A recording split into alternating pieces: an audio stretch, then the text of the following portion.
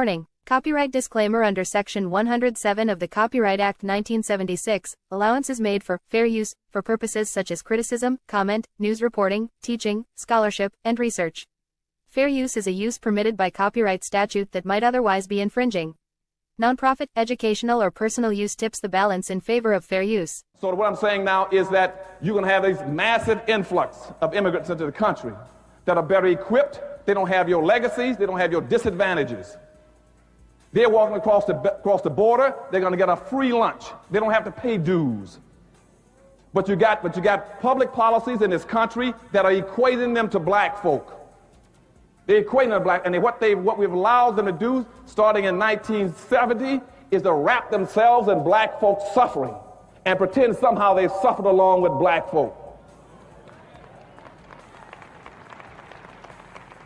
And therefore, whatever program is created under this misguided label called minority, that they are equal to you and over you. And we're going to deal with that whole concept of minority in a few minutes too.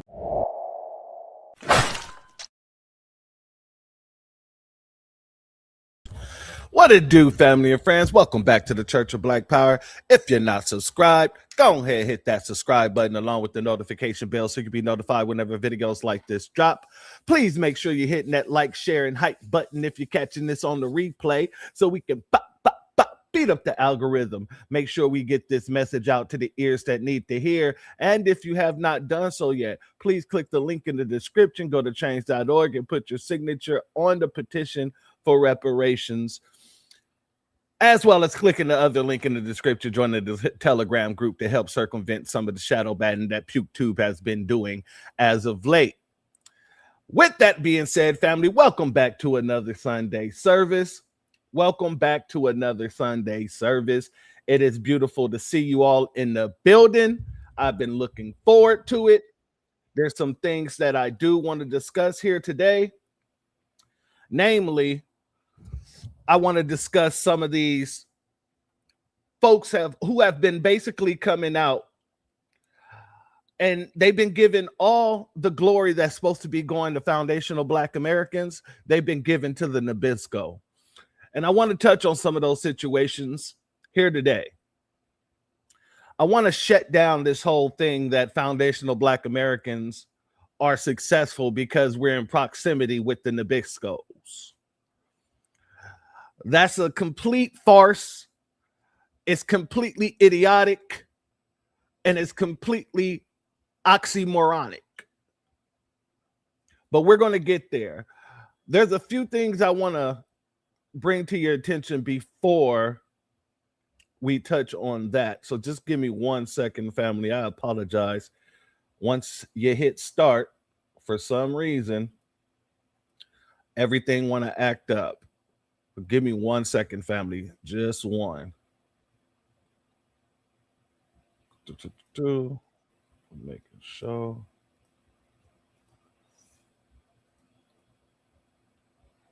All right. 1 minute, family. 1 minute. Like I said, as soon as I hit start, all of a sudden, all my screens just go back to craptation. All right. Before we do that, let me go ahead and scroll up.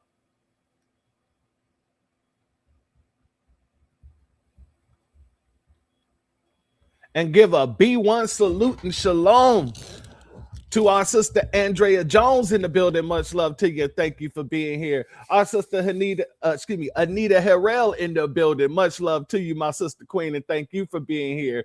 Shout out to our sister Miss TT. Thank you for being here, my sister Queen, and thank you for your super chat. Your donation is blessed tenfold, and I appreciate your contribution as always, family. Much love to you. Our sister Thelma Ramsey is in the building. Much love to you and good day to you, my good sister. Thank you for being here. Or good evening. And thank you for your super chat. Your donation is blessed tenfold, and I appreciate your contributions as well, my warrior sister. Our sister Aquarian Minded is in the building. Much love to you, my sister Queen, and thank you for being here. As well as our sister Shalonda is in the building. Much love, much love. Thank you for being here, my sister Queen. as well as Rondex is in the building. Shout out to you, my sister, as well as our good brother A. Jones is in the building. Shout out to you, as well as our good brother Mr. A.O. is in the building. Much love to you, my warrior brother, and thank you for being here as well. Our good brother Jesse Paris is in the building. Shout out to you, my warrior brother, and thank you for being here. Uncle Nigolo is in the building. Shout out to you, and thank you for being here as well. I am 6'9", 63. Shout out to you, and thank you for being here. Our sister Honey Brown Sugar is in the building. Shout out to you, and thank you for being here. Our good brother Breeze Omega is in the place to be. Shout out to you, my warrior brother, and thank you for being here as well.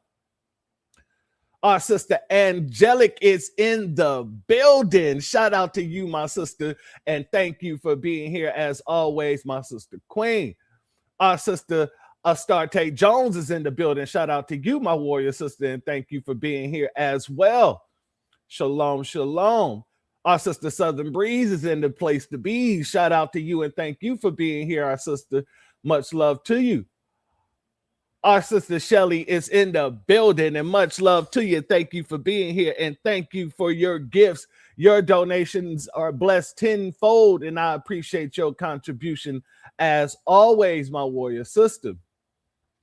Our sister Cassandra is in the building. Much love to you, and thank you for being here, my sister. Shalom to you, as well as our sister Val Hawkins is in the building. Shout out to you, my sister Queen. Shalom, shalom.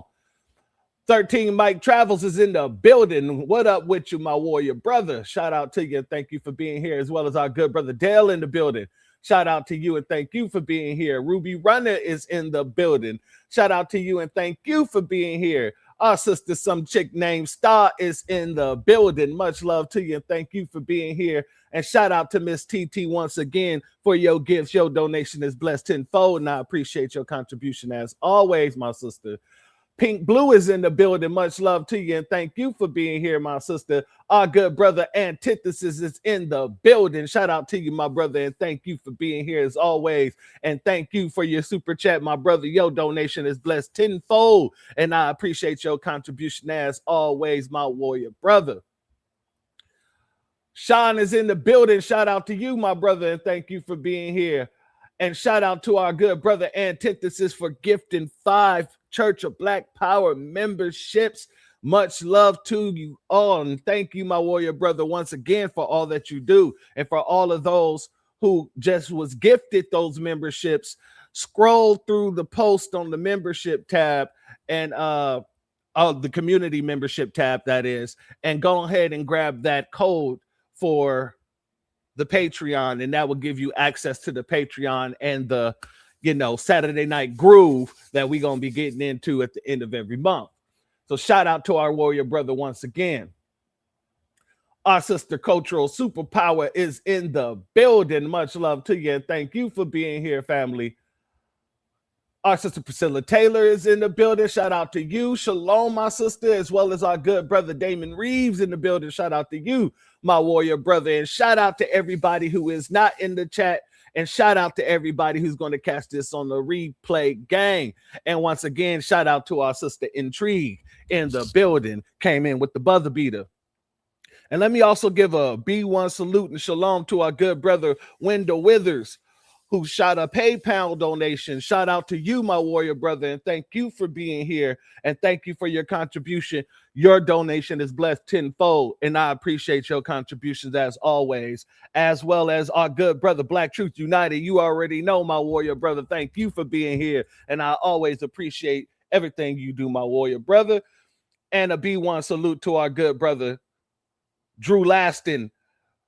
Thank you for your Cashapp. Your donation is blessed tenfold, and I appreciate your contribution as well, my warrior brother, listening from the road. And you know what I'm going to say, brother.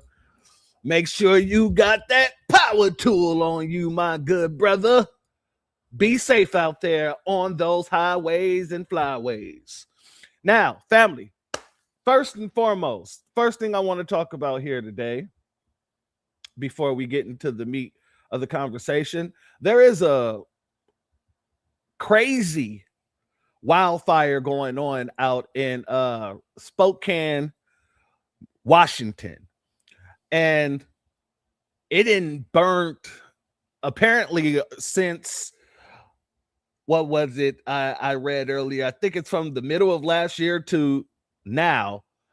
There's been over 350,000 houses that's been burned down out there in Washington. And I find that to be crazy as hell. But right now, there's a whole goddamn neighborhood on fire, just like the Palisade fires out in California a little while ago. But I want to show you this here because it just makes me believe that once again, folks are out there setting these fires. Now, that's my opinion. I think, I believe, I assume, but I don't believe that this is natural by no means. Let's go here. Championship Sunday for Spike and Dig. You can see there's a lot of deserted tents because people had to leave in quite the hurry. I'm here with Justin DeRider from Spokane Fire. Now, I think the biggest pressing question on people's minds is when can they get back in? When can they assess the damage to their home? When can they maybe pick up some of this stuff from Dwight Merkel? What are evacuations looking like at this point? Well, we should have a better answer for people, but they're probably not going to like it's going to be a while. There's a lot of hazards in there. There's still a lot of fire on the ground, lots of uncontained fire. There's still concern today. There could be some winds that get fire moving in areas that haven't burned yet. So that's an issue. Power lines are down. We've got trees down. We've got gas lines still flowing. We've got water lines still flowing. We've got, hazards, other trees that limbs, all sorts of stuff in there. So it's not a good time to get in there. We still got a lot of work to do. We need that room to get in there. A lot of these neighborhoods are limited access now because of the debris and just some of the damage. And there's also, we've got a lot more firefighters coming in. The incident management team that's taken over this is bringing in a lot of resources. So we're going to stack those streets up pretty quickly. And then law enforcement as well, they've got an interest in keeping people out of homes they shouldn't be in. So it's going to be a while. Don't have a timeline on that, but sit tight and we're doing our best. I know you were mentioning before, this is a very coordinated effort with lots of different agencies coming in to help. Take me through kind of what yesterday looked like once you guys realized, with the conditions and everything, this is something that's going to be pretty devastating. Well, we've been talking a lot of the last 4 years, about fuel reduction projects, and we've been doing that. Thousands of acres now that have been managed in the county, but obviously we've got a lot more to go. This fire is exactly one we've been talking about for the last 4 years. It's going to be a fire on the west side of the river on a wind-driven day that the embers get on the established end of the city and it takes a run, and that's exactly what happened. So coordinated efforts, just an amazing efforts yesterday. This was, I'm here representing the city fire, but this impacted everyone in the county jurisdictions. This started District 10, DNR, City, District 9, Stevens County, Spokane. It's huge. So at the firefighter level, a lot of good coordination. Hats off to law enforcement as well. The evacuations that took place here yesterday were unprecedented. And from my observation, that seemed to go, there's always issues with that, but it seemed to go as much chaos as we had here fairly well. So lots of good work yesterday. We had some losses. We've lost, homes will be in the hundreds in the city alone. That's unfortunate. I think it's just one of those days that we could have had all the firefighters and all the fire engines from the state here, and we still would have had very big losses. So it's just those wind-driven, embers, and we had that main fire front moving through neighborhoods as well. So lots of saves, lots of good things, and I think like I said, with that evacuations, that was critical to saving a lot of people as well. So losses, but yeah, lots of saves too. There was a video that went kind of viral yesterday of parts of Dwight Merkel Sports Complex, I believe, back in this direction that were on fire. Do you know anything about just the status of the park or the level of damage or anything like that? No, and that's what it's going to be, a few days just to get damage assessments in there. That's a whole big process on top of fighting this fire, the evacuations, managing all the people, all the, donate. They got to go there and they got to do damage assessments. And so hard to say, but damage is extensive. Some neighborhoods are completely gone, and then it's spotty in other neighborhoods. So yeah, it was just a long day, and most of our firefighters are out there now. They've been out there since yesterday all night, so we're looking forward to getting them back home, showered, rested, and getting some other folks in here to help us out. Perfect. Well, thank you so much. I appreciate your time. We'll, of course, continue to keep you updated all through today and, however long it takes to make sure to assess the damage and hopefully get people back into their homes. At Dwight Merkle Sports Complex, Caitlin Galloway, Crump 2 News. Family, let me put it like this. I got to put it like this. And this isn't me, saying much, but I'm going to say enough. There's a little anti-Black history out there, out in Spokane, out in Washington, ever since the 50s. I remember my grandpa, he used to drive back and forth up that way for work at a period of time. And he used to come back and tell us how racist it was up there. So I'm not at all surprised that, these type of areas are catching hell, but I'm going to keep it 100% honest with you. I don't believe that it is just natural. I believe that, they're pulling some of the same type of stuff that they tried to pull with the Palestinians. And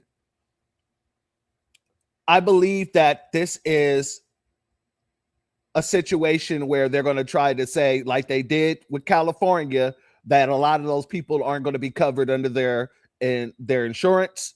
And then all of a sudden, you're going to have all these little quiet groups trying to buy up the land and buy up the property while folks are trying to get their house back in order. And those groups are most likely going to be BlackRock, Blackstone, things like that. But I want to show you what it actually looked like. Let's go here. And oh, dude, this all starts in the houses I called them on. Every one of these houses on fire. Skyline Tiffany. Oh my god. Oh my god, dude. This is a disaster, dude. It's a natural disaster, dude. They can't even stop this house. We're going over neighborhoods. I do there's a lot of bad things going on right now. So like these are people with lives burning up, animals in their houses. Oh my god, dude. Oh my god. Oh my god, look at that across the street. Holy shit, dude. Look at this house. Oh my god, they're all done, dude. Yeah, fight your shit, dude. You gotta fight for your shit, dude. That one house was just like caught on fire, dude. Oh my god. If I was not with Sir right now, I couldn't help it. Dude. Dude, that guy's fighting. Come on, man. You got see that right there. Quick, like I told you earlier. Oh my. What is that? Oh my god, dude. But I know, dude. It is horrible. This is bad. We're going. You need to get out of here. You need to get out of here. Okay, we're going. We're out of here. Yeah, many of you are saying the same thing. These folks aren't really that smart. They're not really realizing what's happening in this country. I said it on the last broadcast. There is cosmic consequences to messing with us. There are cosmic consequences to trying to push us off our own land, try to make sure people just push us to the side when it comes to our political interests and things like that. Yeah, there's consequences to all of it. So I wasn't surprised when I saw it, but I was like, yeah, I wouldn't be surprised if the same thing they tried to do in California, they're going to do to these people right here. And it would be so apropos, especially for a sundown town. Just saying. Just saying. Now, the next thing I want to bring to you, family,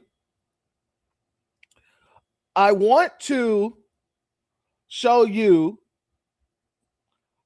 once again the Nabiscos and the little nerds in the little anime community, the gamer anime community, because that's what we need to call it now. They both kind of entangled together. But the Nabiscos and the black nerds in the anime community and the gaming community has gotten together because people are upset about PlayStation saying that they are going to be taking away physical disc by 2028. And so people are highly upset because they feel like, one, they'll be purchasing all digital, which isn't really a purchase, it's just a purchase for a license. And so you'll be spending $70 or $80 or $100 in some cases on a license instead of, you know, the actual physical game where you can actually play it and then you can take it to the store when you're done with it and sell it if you want to. So this is becoming an issue. But what I notice is, once again, here comes the Nabisco trying to take our lingo and use it to benefit them, but use it in the wrong way. They're trying to do the same thing that they did with woke, with our term, the blackout.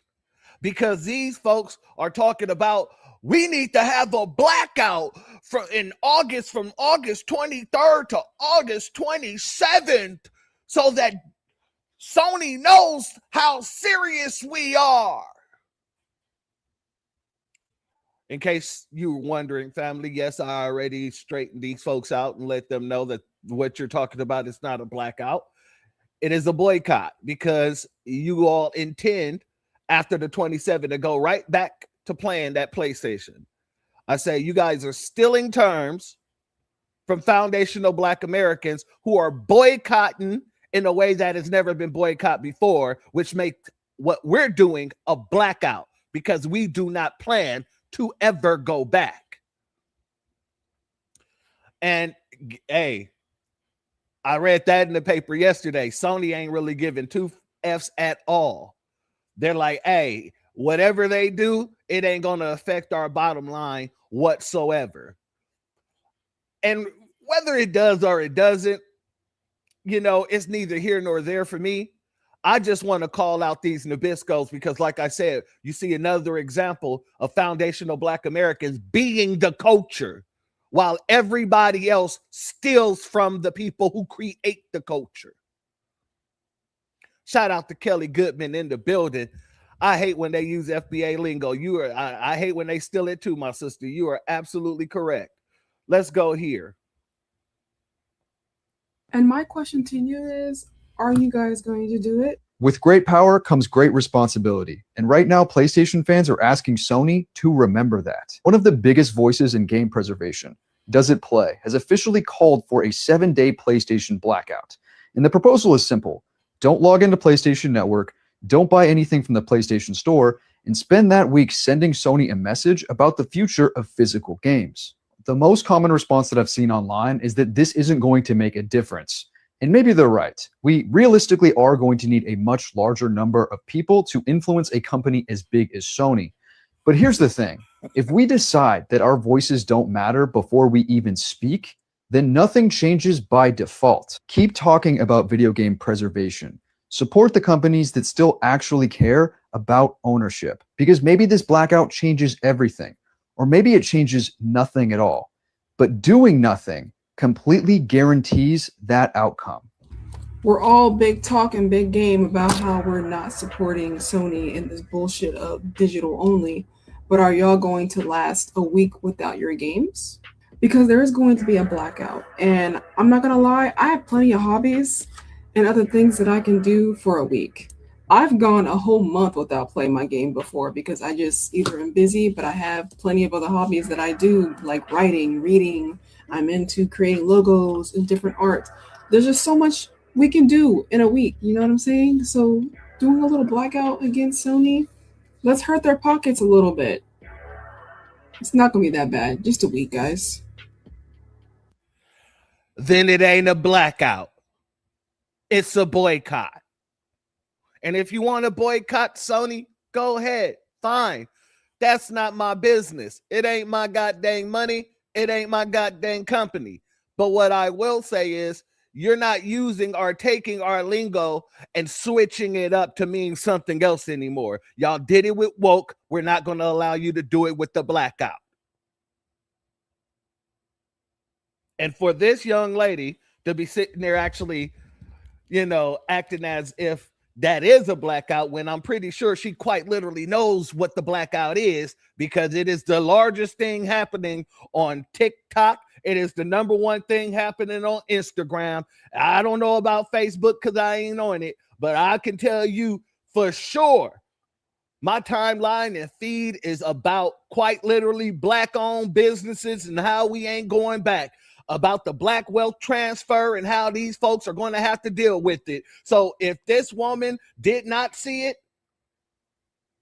when she's a content creator, she's been walking around with her eyes closed. So yeah, we're not allowing the Nabisco, the goddamn tap dancing bootlick, the bed wench, or any one of these folks to take what we doing and then try to turn it upside down to fit the narrative that does not oblige to us. No, no, no, no, no. You want a boycott? Call it what it is, a boycott. With us, it's a blackout, because with us, it's up and it's stuck. They done messed up.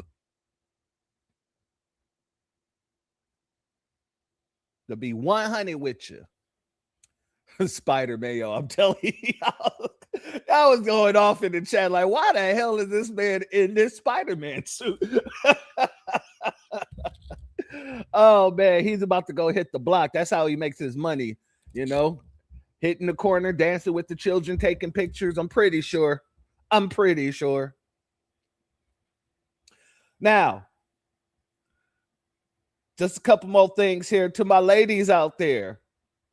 To my ladies, I always say that it is important for our ladies, our sisters, to make sure that they got some sort of brothers, husbands, boyfriends, or somebody who knows about cars or things like that when you go to get things fixed with you. Because people will take advantage of you, and people will act like you don't know what the hell you're talking about. But more so, if a situation arises where somebody is upset about a certain situation, you want somebody to be there to make sure that if need be, they can throw hands on these folks. Especially when these folks are being disrespectful after they did something to you. Now, I'm not saying that every woman needs a man for everything. I'm just saying that there are certain things that you will want a man around for. Whether it's your brother, whether it's, hell, a cousin, boyfriend, husband, a son. Because this next thing I'm about to show you pissed me the hell off. And what pissed me off the most is the way that these people are talking to this woman as if she didn't know what the hell she was talking about.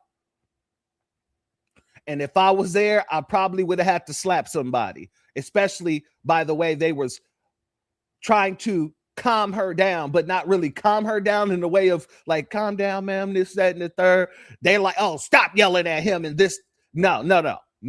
I would have had to slap somebody. So I'm going to go here. This young lady takes her car to a dealership, or actually not a dealership, but to a repair shop. And the repair shop, instead of fixing what the issue was, the repair shop did some weird ass shit I've never seen before. That's curse word number one. Shout out and shalom to our sister Hurricane Nisi in the building. Much love to you, my sister Queen, and thank you for being here. And also our sister Full Armor of Yah in the building. Much love to you, my sister Queen, and thank you for being here as well. As King Youngland in the building, shout out to you and our good brother Nito Swan. And Rye 54 in the building. Much love to each and every one of you, and thank you all for being here, family. Now, let's go here. Now, phone down. I'm listening. No, I'm not being recorded. I'm listening. Nobody. This here, super fix. No, that ain't what I asked you. You said nobody touched it. Nobody touched it. Like nobody touched it. Like what? Explain to me what you mean by touching. Like damaging it. What was wrong with my motor when it came in here? I drove it. What was wrong with my motherfucking motor when I brought it here? I drove it. Ma'am. What's wrong with my motor? Calm Is down. that a motor? Ma'am. Is that a motor, sir? Is that a motor, sir? Can I explain? Are they not working on my car, sir? Can I explain? Is this not working on my car, Can I sir? explain? I'm listening. Can I explain? I'm listening. Only thing we did. Took my fucking motor out. No. Only thing we did was Took my motherfucking motor loose. no. Calm down. Calm No. down. Just calm down. I'm listening. Sir. Come on, talk. Only thing we did was borrow 2 injectors. And we Borrow. got Not 2 injectors. for my car for points. We just borrowed it. It's my motherfucking car for points. Ma'am, calm down. Did I send my car here for you to borrow points? We Did replaced I them. send my car here for you to borrow points? Answer my question, We sir. replaced them. I didn't ask you, are you replacing them, sir? I asked you, did I send my car here for you to borrow points? I'm asking you, sir. Did I send my car here for you to borrow points? No, you didn't, ma'am. But we Thank you. Is that your job, sir? We Was replaced. that your job? We replaced sir? them for free. Was that your job, sir? To borrow points off my motherfucking car, sir? Back up. Back up. At this point in time, I would have knocked that dude out. Talking about back up, back up. Ladies, I mean this to the fullest extent of my heart. Make sure you have a brother around to deal with this type of stuff. These folks quite literally took apart this woman's engine and stripped it for parts.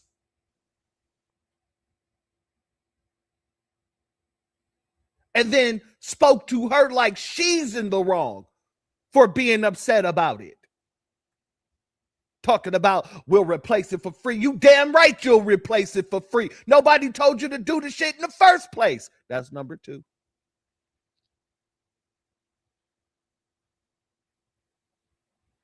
So trust me, if I was there, I'm going to be 100% honest with you. You know, I am a very loving kind of guy, but I'm also not so much. I'm very loving until I'm not.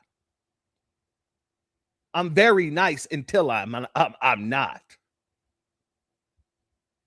I'm very at peace until my peace is disturbed. And that right there disturbed my peace down to the core. How dare you take advantage of that sister like that? And not only would I been put hands and feet and serving them with every 2-piece, 3-piece and a biscuit, I'd have sued they ass afterwards.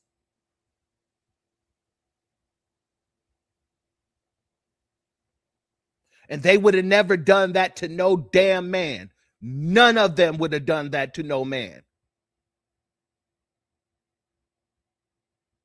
I guarantee you.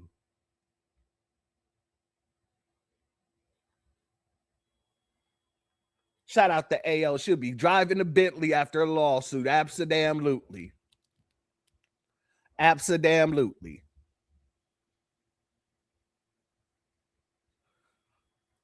Now,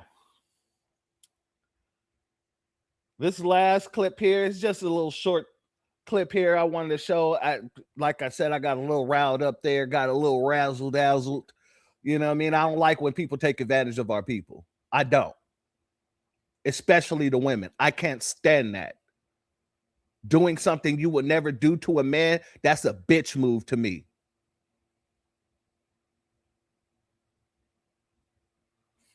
So I have to add another clip in order to bring me back to reality for a second. Family, I want to give a shout out to this young lady who is a teacher. She's a foundational Black American teacher. And I want to give her some love for her outfit, you know, because there's a lot of talk about teachers and how they should dress and things like that. And we know about Teacher Bay, who is actually not from here, who's a foreigner, who thought it was okay in her mind to go around dressing highly provocative. And at the end of the day, I came up a certain way. And I came up in a time where I didn't have any fine ass teachers. All my teachers was probably fine for their age group, but as a, you know, a growing teen, I never looked at any of my teachers like, damn, she fine as hell. Damn, she got cakes. Man, you see the body on Mrs. Sancher? No, I never been around, especially because for the most part, my favorite teachers, my teacher, Mrs. Morrison and Mrs. Wright, and that was my 6th grade teacher, my 5th grade teacher, and these were foundational Black American women who quite literally cared more about making sure I was succeeding than any damn thing. So I gave them that respect. And they never came in dressing provocative or anything like that for me to want to look at them any other kind of way, if that makes any sense. So I want to give a shout out to this young lady who went out there and put on this outfit and showed it off to the world. Let's go here, family. In about 30 seconds. So here's my teacher OOTD for the day. This shirt is from the Goodwill. It's so cutesy, right? And I love a long shirt because it covers my bosom. But anyways, these pants are also from the Goodwill. They're so cutesy, right? Anyways, these shoes are dunks. And then my jewelry check, these are all from Pandora. Apple Watch, of course. One of these are from Pandora as well. And then the rest of them are from the beauty supply store. I told you guys I am a high school teacher, but I do ball on a budget and I keep it cute and I keep it classy. Have a great day. Shout out to that sister right there. Much love to her. Keep it cute, keep it classy. Shout out to Rough Knuckles. He said, I did. You wasn't at the right school. Or maybe I was, because, you know, I took my education pretty serious, you know, by not having one. So maybe I was. Maybe for me, that was a school for me. Maybe for you, it wouldn't be the right school for you. But I would disagree, you know. Shout out to you, though. He said mine would. Now, don't get me wrong. I had other older women I was interested in, but teachers was never that for me, just for me. Shout out to our sister Aquarius. She said that sister looks cute and comfortable. Yeah, she does. She does. And she looks like she's there to actually do a job. She's dressed aged appropriate. Absolutely. Now, family, before we get into the meat and potatoes here, I also want to let y'all know that I have heard and I have come across the information that Tasha K put out about the Haitian Snorlax, Roly Poly Martin. I am going to be talking about it, but we're going to talk about it on Wednesday because we're going to do an audit. We're going to do an audit of all of the different type of bootlicks and shills who may be doing the same thing, you know, laying down, getting pegged in order to be in the party, you know. And I've been saying this for a while. Don't think that it's just the Democrats that's on that little sweet stuff. The Republicans on it too. But I have questions. I have questions, you know, and a lot of people, their questions more, you know, lean towards, you know, all the little LGBT sexuality and all this other stuff. You know what? I expected Ferroli, to be honest with you. I'm not really surprised about him getting Chud the Builder in the bedroom in a leopard thong. I'm not surprised about that at all. But my question is, for how long? How long has this been going on? Is it old? Is it new? Is this something they got tied around their fingertip? And when you ask that question and then start looking at some of the weird things that some of these people say, oh man, you start asking, are they getting pegged too? Do they got you on your knees? So on Wednesday, we're going to go through it. We're going to go through a few people that we have to take a look at, that we have to reevaluate. But with that being said, family, let's move forward. Let's start out by playing this clip here. Uh-oh. There we go. Let's go here. Y'all forgot. Y'all forgot, but I'm about to fucking remind y'all. Before any Irish could come and work on a motherfucking plantation, before any German, Dutch, or Italian could sail to this motherfucker under the bottom of fucking boats through Ellis Island and Castle Garden, before any fucking Chinaman could lay a track on a motherfucking railway, we had to cut down millions of acres of forest.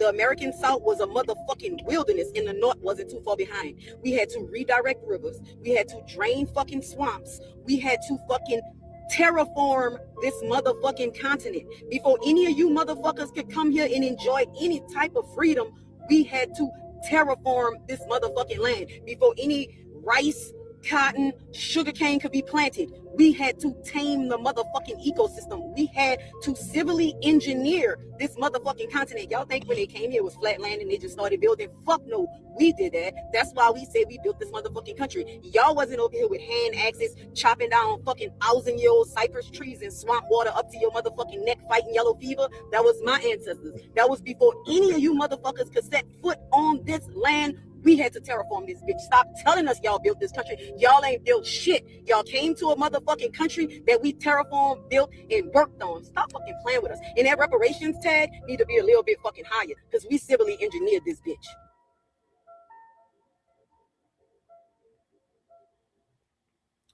Shout out to that sister right there. I know it was a lot of cussing. But the sister, she kept it real. And I understand, when you're frustrated by these goddamn tethers and these people, these immigrants who say that immigrants built America and all this other stuff, and it keeps on, people keep on saying it over and over and over again, and you understand by them saying it is actually pushing erasure of your people. Yeah, you tend to get a little ticked off. You tend to want to cuss a little bit or a lot of it. However, y'all is going to hell off in this chat. Yeah, I know Tasha K is dropping the receipts tomorrow. Like I said, we're gonna wait until Wednesday because boy, if this is factual, actual, there's going to be other receipts I will be dropping, and there will be a bunch of pettiness going on. I'm about to put a whole bowl of petty in the refrigerator so it can marinate for the next 3 days. Understand me how petty we're getting on Wednesday, excuse me. Now, exactly, especially when you're sick of their lies.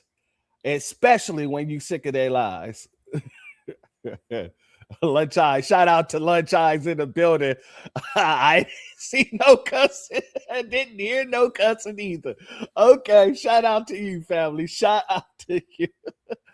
Shout out to our sister Tiffany Jackson in the building. Much love. And shout out to our warrior brother Christopher Ellis in the building. Thank you for being here, my warrior brother. And thank you for your super chat. Your donation is blessed tenfold. And I appreciate your contribution as always, family. Sometimes the cussing is a beautiful exclamation point to what's your statement. Hey, sometimes it is. Sometimes you got to put the extra F word on it just to let people know that is the exclamation point. She wasn't cursing, she was cussing. Hey, she cussing. She had that southern style of cussing on you, you know what I'm saying? Oh, petty spectacular on Wednesday, family. Absolutely. Now, let's get into it, family. I came across this clip of this tether. Well, several tethers. And I gotta break down. We gotta slow roast. What this idiot is saying and basically prove it wrong. Just chop it down, cherry tree type chopping down, because here's the thing. When you talk about foundational Black Americans, we are great in spite of the Nabisco. We're great in spite of the system of white supremacy. As a matter of fact, we're great because we're the only people who wants to fight the system of white supremacy. Everybody else want to love the Nabisco. And I mean, quite literally, love the Nabisco. Fall in love with them, marry them, bend over like Roly-Poly Martin and get pegged by them. This is quite literally what a lot of these immigrants do when they get here. But yet they look at us and then try to tell us that we want to be like the Nabisco, that we're only successful because we're in proximity to the Nabisco. When the fact of the matter is, you folks aren't successful because of your inability to understand who you are and your power in your own damn countries. We're a small population of the United States of America. But even with this small population of the United States of America, we are the largest influence of the world. The largest influence on the world, including your precious Nabiscos. The Nabisco couldn't build nothing. That's why he needed us. Let me say that again for you slow people with low comprehension skills. The Nabisco could not succeed on their own. They were cannibalizing each other. They were cannibalizing each other. It was us who came in and quite literally fed these punks. So when you talk about we're only successful because we're in proximity to the Nabisco, no, the Nabisco was only successful because he was in proximity to us. Exactly. Still can't. Still can't. So let's go here, family.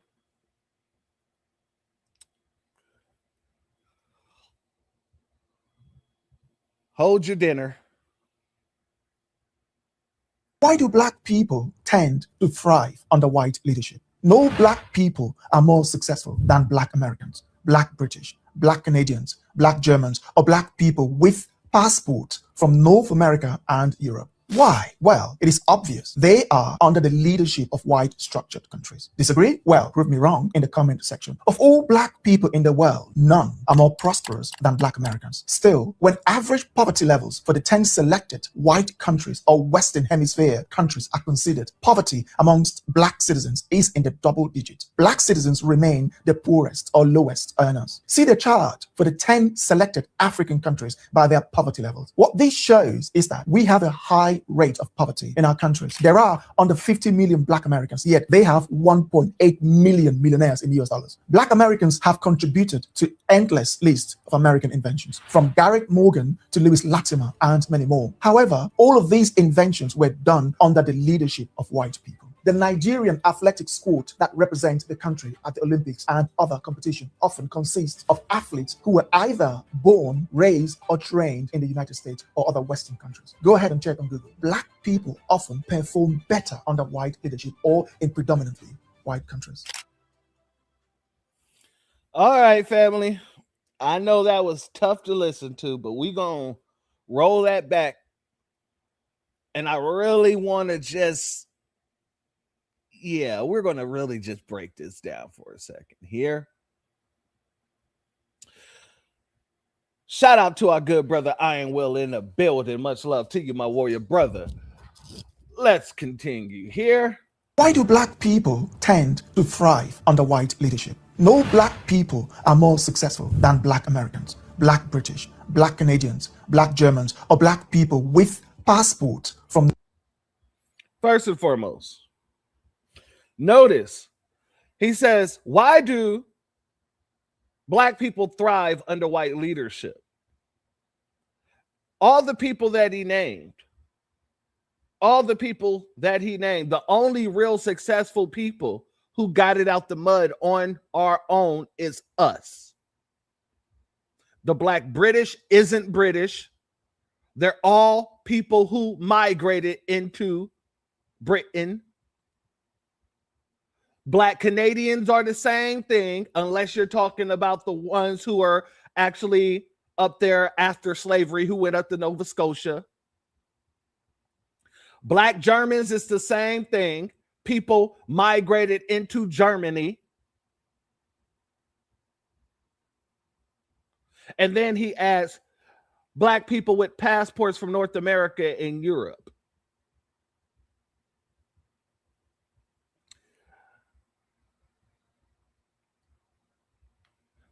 I'm going to save my next point. Let's continue. North America and Europe. Why? Well, it is obvious. They are under the leadership of white structured countries. Disagree? Well, prove me wrong in the...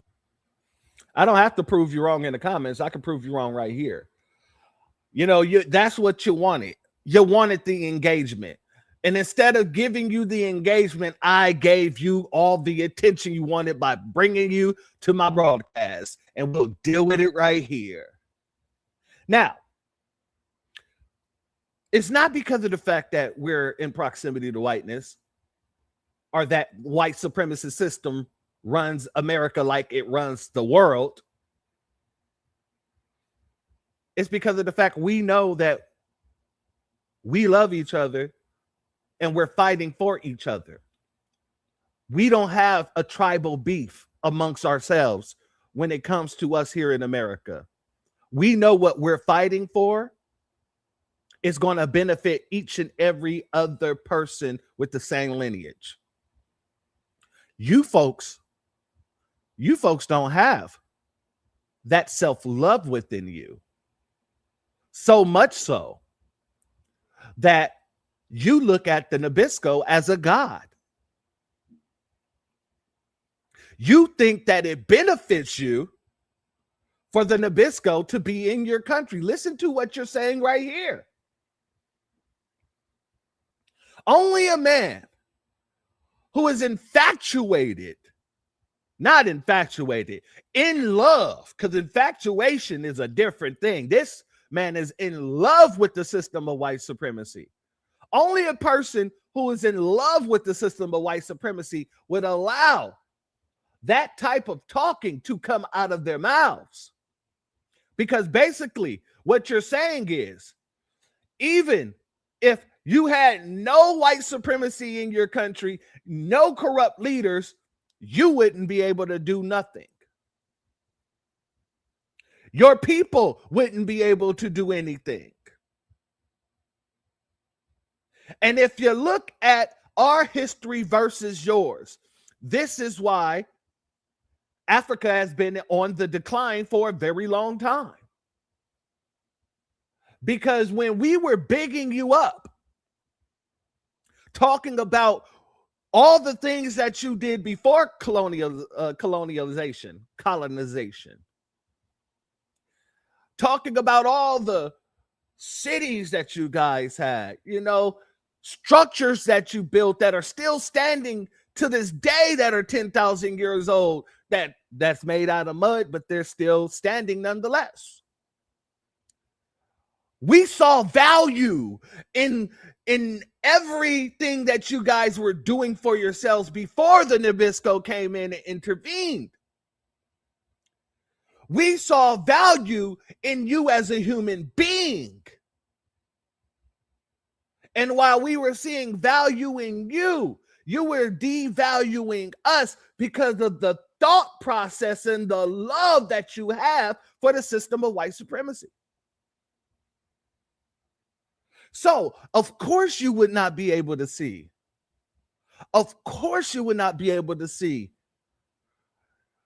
that it's not that we're in proximity, it's in spite of the proximity, because you're too in love with your Nabisco Zaddy. You love your Zaddy. You love Nabiscos. And let me go here. I'm gonna go ahead and play a few clips here, family. This was our thought process and still our thought process when it comes down to these Nabiscos. Shout out to our great late living legend, because he's always living in me and he's living in you too, Dr. Khalid Muhammad. Let's go here. This is how we speak about the Nabisco. You're being very friendly. I don't understand. I don't know. Your media image has led me to suggest, has led me to think you might be more aggressive. No, you always see me in a battle mode. That the white race is absolutely disagreeable to get along with in peace. No other people on the face of the planet Earth have been able to get along with white people since white people have been on our planet. Not to be too blunt about it, do you regard me as a devil? What a cheap little question. Is that a cheap question? It is not only a cheap question, it's really evidence of what I have just said. You are my star witness here at the table. You couldn't resist asking a devilish question. Why is that a devilish question? If indeed there is a mystery devil somewhere, I don't think he has a chance against the white man on top of the ground. Really? Do you think because you seem slightly distracted? Just taking in all of my surroundings. Let's break for a minute. I'd counted on having lunch with Dr. Khalid, but it seemed he had other ideas. So I ate alone. Now I want you to understand what our good brother, this man called him out to be a guest at his dinner table. And then told the man, yeah, you can't eat with us over here. You got to go eat by yourself over there. Go ahead and eat at that table over there. That's the type of power we wield. That's how we look at the Nabisco. That's how we treat anybody who upheld the system of white supremacy. Continue. You didn't bring your plate, though. No, she's going to bring me some dessert. And she, yes. How do you do? I'm Louis. Phyllis Blackford. Very pleased to meet you. Are you in a relationship at the moment? No, I'm not. Would you go out with a white woman? It's never happened in my life. It's never happened in my life. On principle, it just hasn't happened. In theory, no objection. Now notice, the Nabisco asks him. It's a devilish question too, Esau. But the devil asks him, would you ever date a white woman? He said, no, it'll never happen. It's never happened. No, no way, move. I want you to take it all in for a second, family, because we're going to come back to this. There's going to be a pin put in what he said, because I'm going to show you on the opposite how things happen, on the opposite side of the spectrum. I believe that the white race is the devil. The white man is the devil. What would make you think I would make some special place in my heart for the white woman? That's another devilish question. You love those crazy things to a man. Well, I agree. All right. But I prefer for you to ask me about a white woman. It's just really indicative of your nature. I like women of my culture. As a black nationalist, a Pan-Africanist, I'm interested in building the all of my. I believe in that with all of my heart. We need some of this good earth that we can call our own. America. Oh, he asked him that, my sister, because he was trying to catch him up. He thought that, our brother was gonna, say something along the lines of, nah, it's if she comes along, if it's the right person, who knows? No, our brother stood on business. They were already trying to say that he was working with the Ford Foundation and all this other stuff. So they were trying to quite literally put some sort of smut on his name. Let's continue. So what we're proposing is that it would be these states here. So you're talking about down here? Mississippi, Alabama, Georgia. You have the Carolinas here. All right, the sound keep going out, family, but you get my point. You get my drift. This is how we talk about the Nabisco. This is how we talk about the system of white supremacy. This is how we speak of these people. Shout out to Tiffany Jackson and Only Us in the building. Much love to you, and thank you for being here, as well as our sister Rosalind in the building. Shout out to you as well, and thank you for this comment. Van Puric, very much so. Very much so. Now, in comparison, this is how they act when the Nabisco comes around. This is why delineation is a must. And you wanted us to assimilate with Africans so bad. Y'all better get on this. This is secondhand embarrassment. You don't allow nothing like this to happen. FBA, Black American, Freemen, we don't do this. This is not us.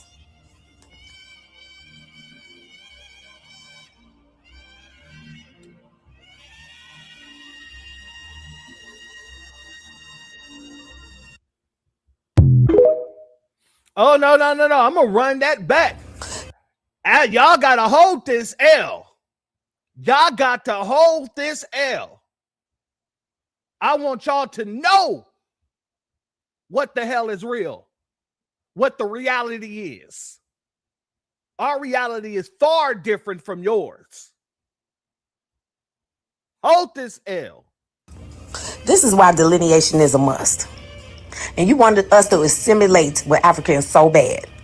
Y'all better get on this. This is secondhand embarrassment. You don't allow nothing like this to happen. FBA, Black American, Freemen, we don't do this. This is not us.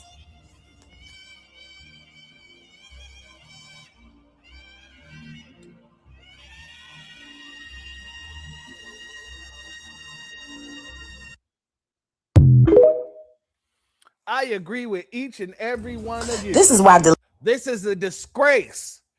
These folks have absolutely no self-worth, absolutely no dignity, but yet they want to sit here and try to have conversations about us. And this is what they do. This is how much they love the Nabisco. Shout out to our good brother Reparations Nation in the building. Much love to you, my warrior brother. Thank you for being here as always. When I say that I want to show you in comparison, let's pull the pen out of the Dr. Khalid question where he said, will you ever date a white woman if she wanted to date you? These folks are fighting and fawning over the ugliest Nabiscos just because they're Nabisco. Let's go here. Leave my apartment. Look at the things I'm presenting to you. I need you to leave my apartment. What's wrong? My problem with my phone is that this man, even when I was coming to you, I wasn't coming to you as his girlfriend. The way it was to me, you can return the incidences that the phone they were to me. Return the African way, the way the phone it was to me, the way you are returned to me. It's time to go to bed. And Mr. African, sir. Huh? I'm white boy. Yes, white boy, sir. Yeah, time to go to bed. Look. Time to go. Peter's waiting for you. Your Uber is downstairs. I got you an Uber. It's waiting for you.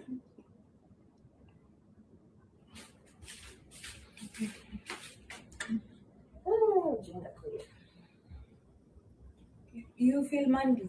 It's time to go. You feel manly. It's time to go to bed. No, you feel manly. It's time to go to bed. The way you are. I ordered you an Uber. He's waiting. He's been waiting for 15 minutes. It's time. Family, this woman will not leave. Look how this man looked. She catches him with another woman. She's upset. And she's like, she refuses to leave the man alone. Now, when it comes to foundational Black American women, here's the difference. Foundational Black American women, yeah, they walk in on you. It's going to be some stuff, but they're going to leave. They might tear some stuff up in the house, but they're going to leave. They're going to get the hell up out of there. This woman is quite literally begging by not leaving. Talking about, does this make you feel manly? Does this make you feel manly? White boy. Yes. White boy, sir. Yeah, time to go to bed. Look. Time to go. Peter's waiting for you. Your Uber is downstairs. I got you an Uber. It's waiting for you.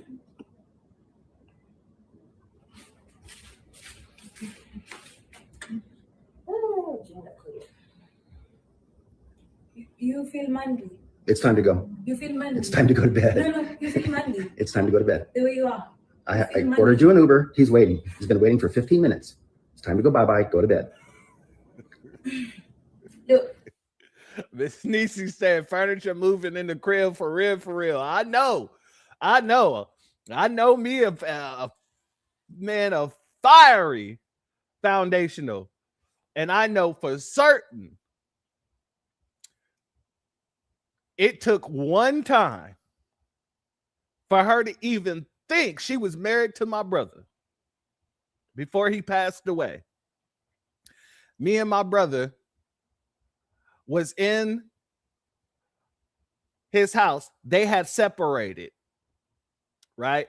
We in the house playing dominoes, and I had one of my little female friends over, and we're just sitting there playing dominoes, and my brother and I, we're just chopping it up, going back to back. When I tell you that my sister-in-law heard this woman in the house, nobody knew, but this woman kicked in the front door like she was G.I. Jane and started going the hell off. And I'm like, sis, she's with me. She's like, I don't believe that shit. And she started throwing stuff all up. Man, when I say it was crazy but hilarious, at the same time, I still tell her about it to this day. God dang it. Like, God dang it. But that's the type of stuff our sister. And then she left. And as quickly as she came, she was gone. And I'm like, what the hell is going on here?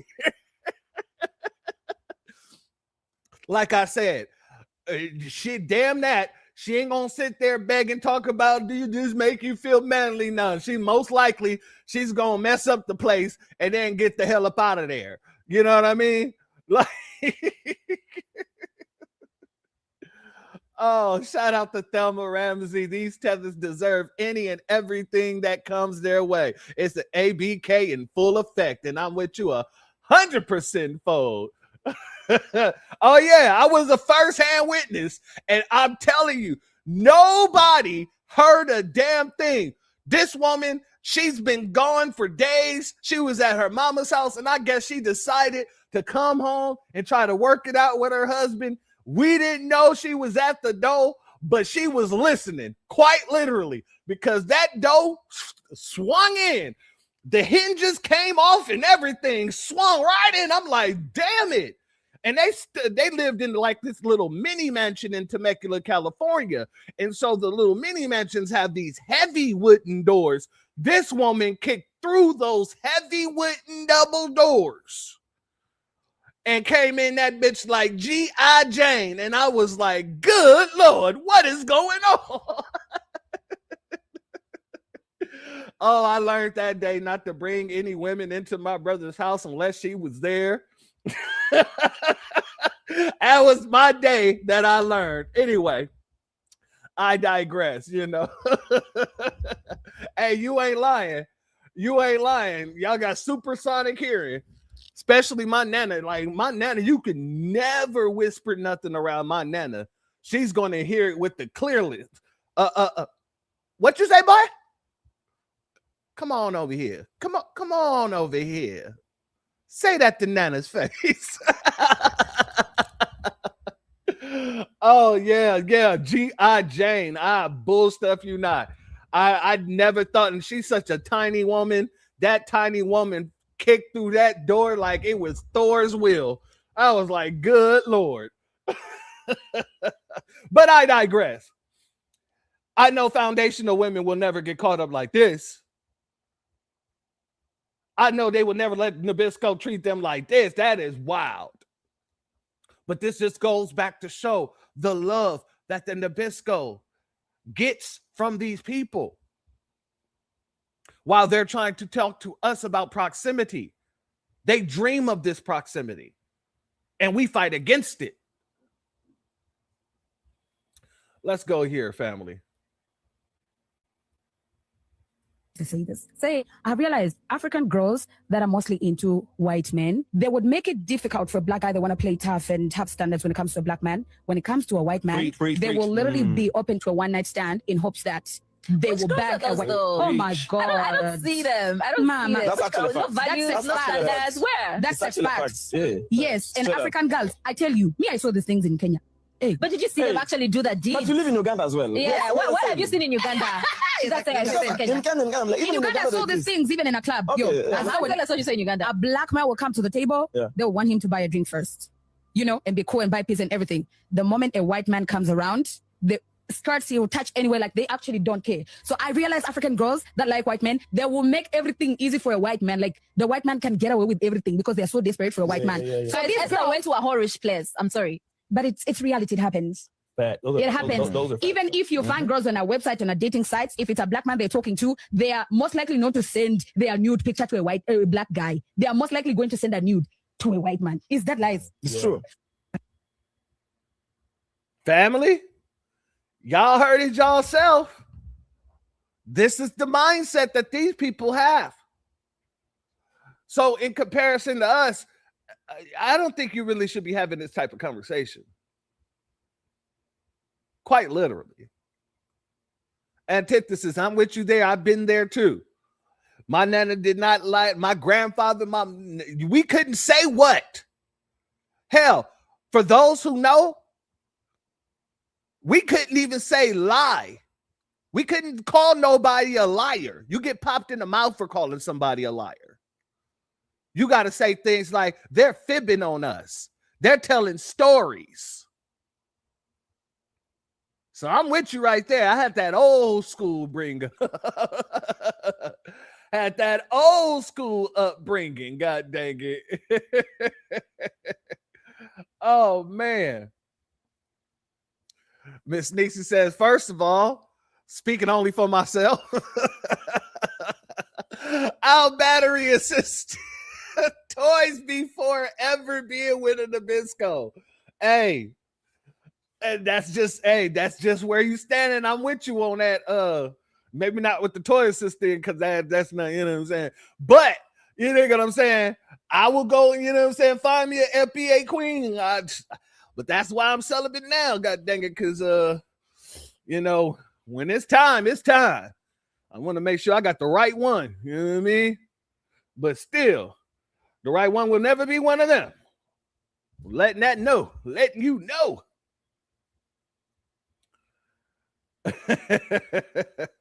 Oh, family. Also, let me go back here for a second and let this man finish. Comment section. Of all black people in the world, none are more prosperous than black Americans. Still, when average poverty levels for the You know why there's no black people around the world that's more prosperous than us? Because we're the only ones, quite literally, who fight against the system that you all love and want to be a part of. And white supremacy might not like us. The white supremacist can hate our guts. But at the end of the day, they respect the hell out of us because they know two things. Number one, they can't do nothing without us. Everything in this country is basically a byproduct of us. And number two, if they leave us to our own devices, America would crumble. We did it so many damn times. Whether it's your Black Wall Streets, whether it's your Black Bottoms, your Seneca Villages, we didn't create it, and we still continue to create. And that's why they cannot leave us unattended. You see, people, they always say you're never alone when you're a foundational Black American because there will always be a white person in your business. But a lot of folks don't understand why they remain in our business. They remain in our business because they understand that if we are left unattended, there could be another Black Wall Street. There could be another Seneca Village. We could take what we do and build each other up in a way that these Nabiscos can never and will never do. When they're left to their own devices, they start going after each other's necks.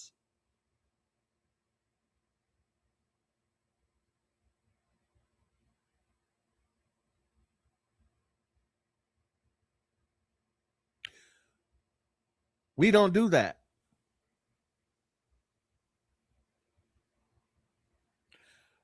That's the problem that you guys do not pick up on.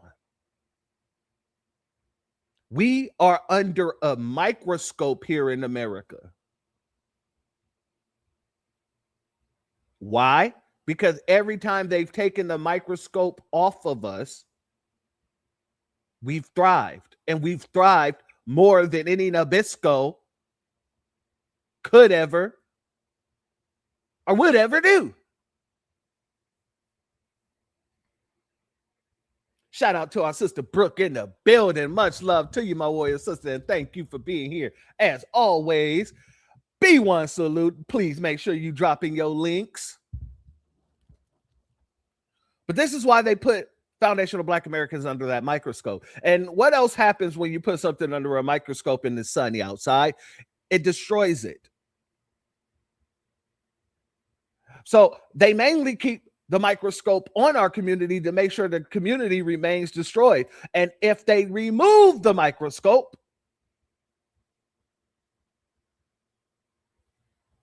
they know that'll be the causation of us actually thriving more than they ever can. See, they used to lie about Black folks being lynched because they're whistling at white women and things like that. Come to find out, they were being lynched because we were more successful. The Black man was more successful. The Black woman was more successful. She didn't have to go to work. She didn't have to do nothing. Black women was sitting at home taking care of their children and their children's children and being able to thrive without even having to leave the house because the man got it. The man had it, and the man took care of the business. And then here come all these Nabisco white women who had to go to work, who had to get out there and get it how they live, and then realize that they could not get it how they live because they didn't have any type of skills to get it how they live. And so what ended up happening? The American government said, well, you know what? Okay, white women, yeah, we're going to go ahead and we're going to put together some programs for you so that you can stay home too, and you can get it how you live off of the government.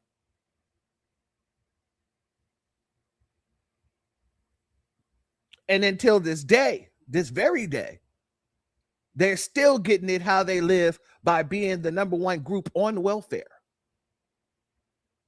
while we to this very day have to still work 5-10 times harder than they ever have to, and are still more successful than the most of them.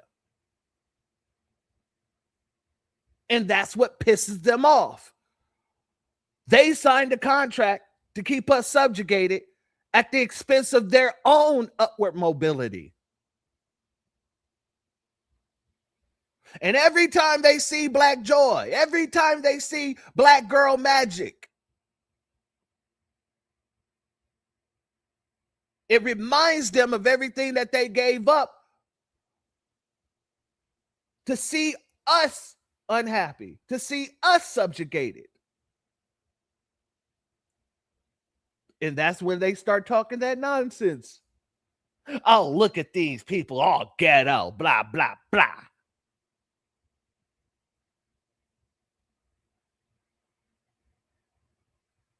None of you can see America in the way we see America because we built America.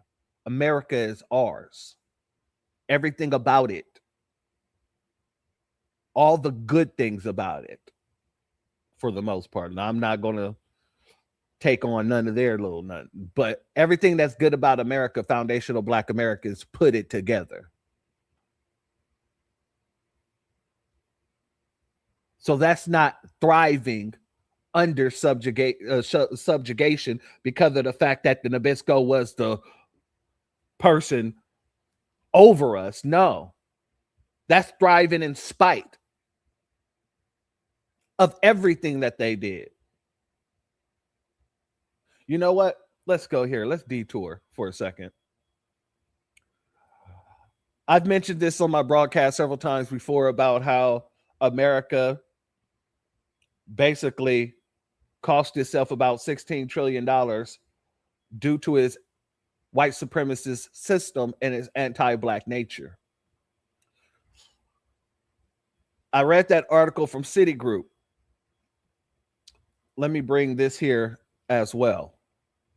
Report says 16 trillion. Can you sort of break that down into its parts? What are the different sort of buckets or arenas that make up the 16 trillion? Sure. The 16 trillion is the sum of estimated economic losses from home ownership, education, income, and business investment gaps between Black and white households and firms. The largest share of the gap is $13 trillion less in business revenues. Accompanying that figure are potentially 6 million fewer jobs created per year. The next largest share is 2.7 trillion in wages not earned by Black workers.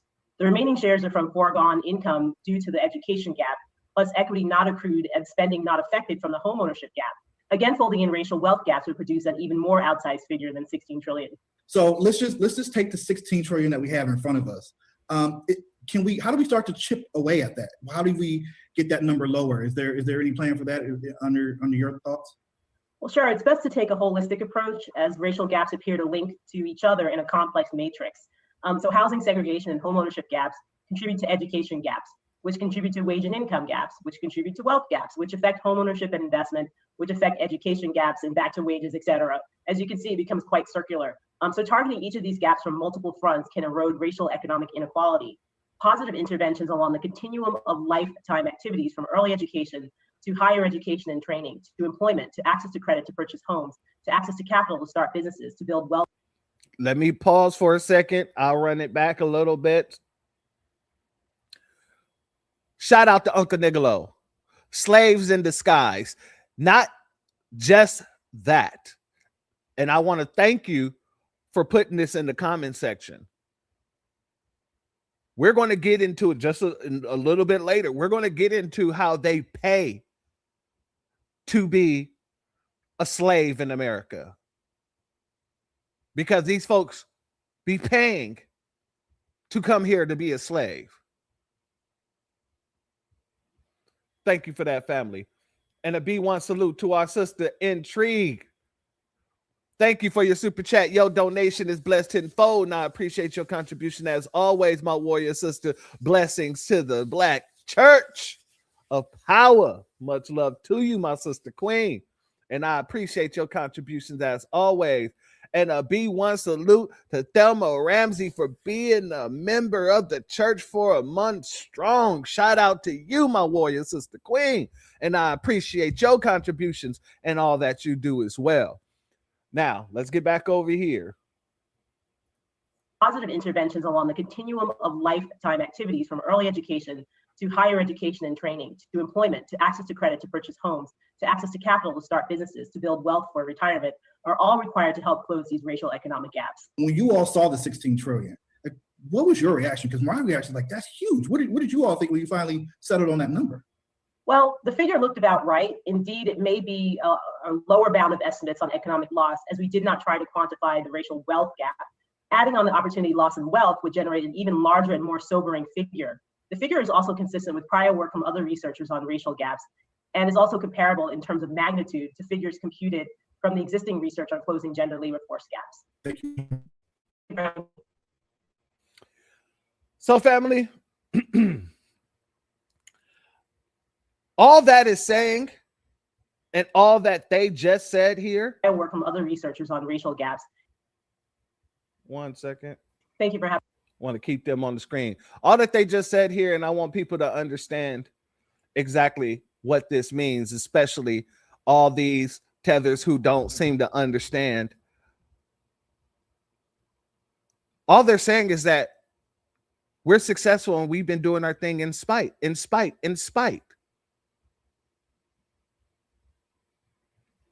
For America to be up in the air to lose at least $16 trillion, all due to their racism and their decision to continue the system of white supremacy. Once again, it just shows in spite, because the research shows if they pay reparations, it would add $5 trillion to the GDP in the first year.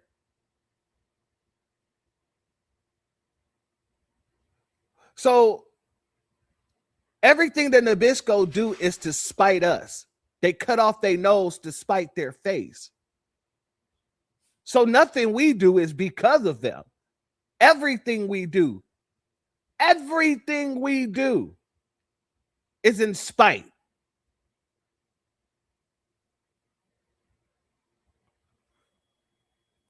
Shout out to our good brother David Boyd in the building. Thank you for your gifts, both your gifts, family. Your donations blessed tenfold, and I appreciate your contributions as always, my warrior brother.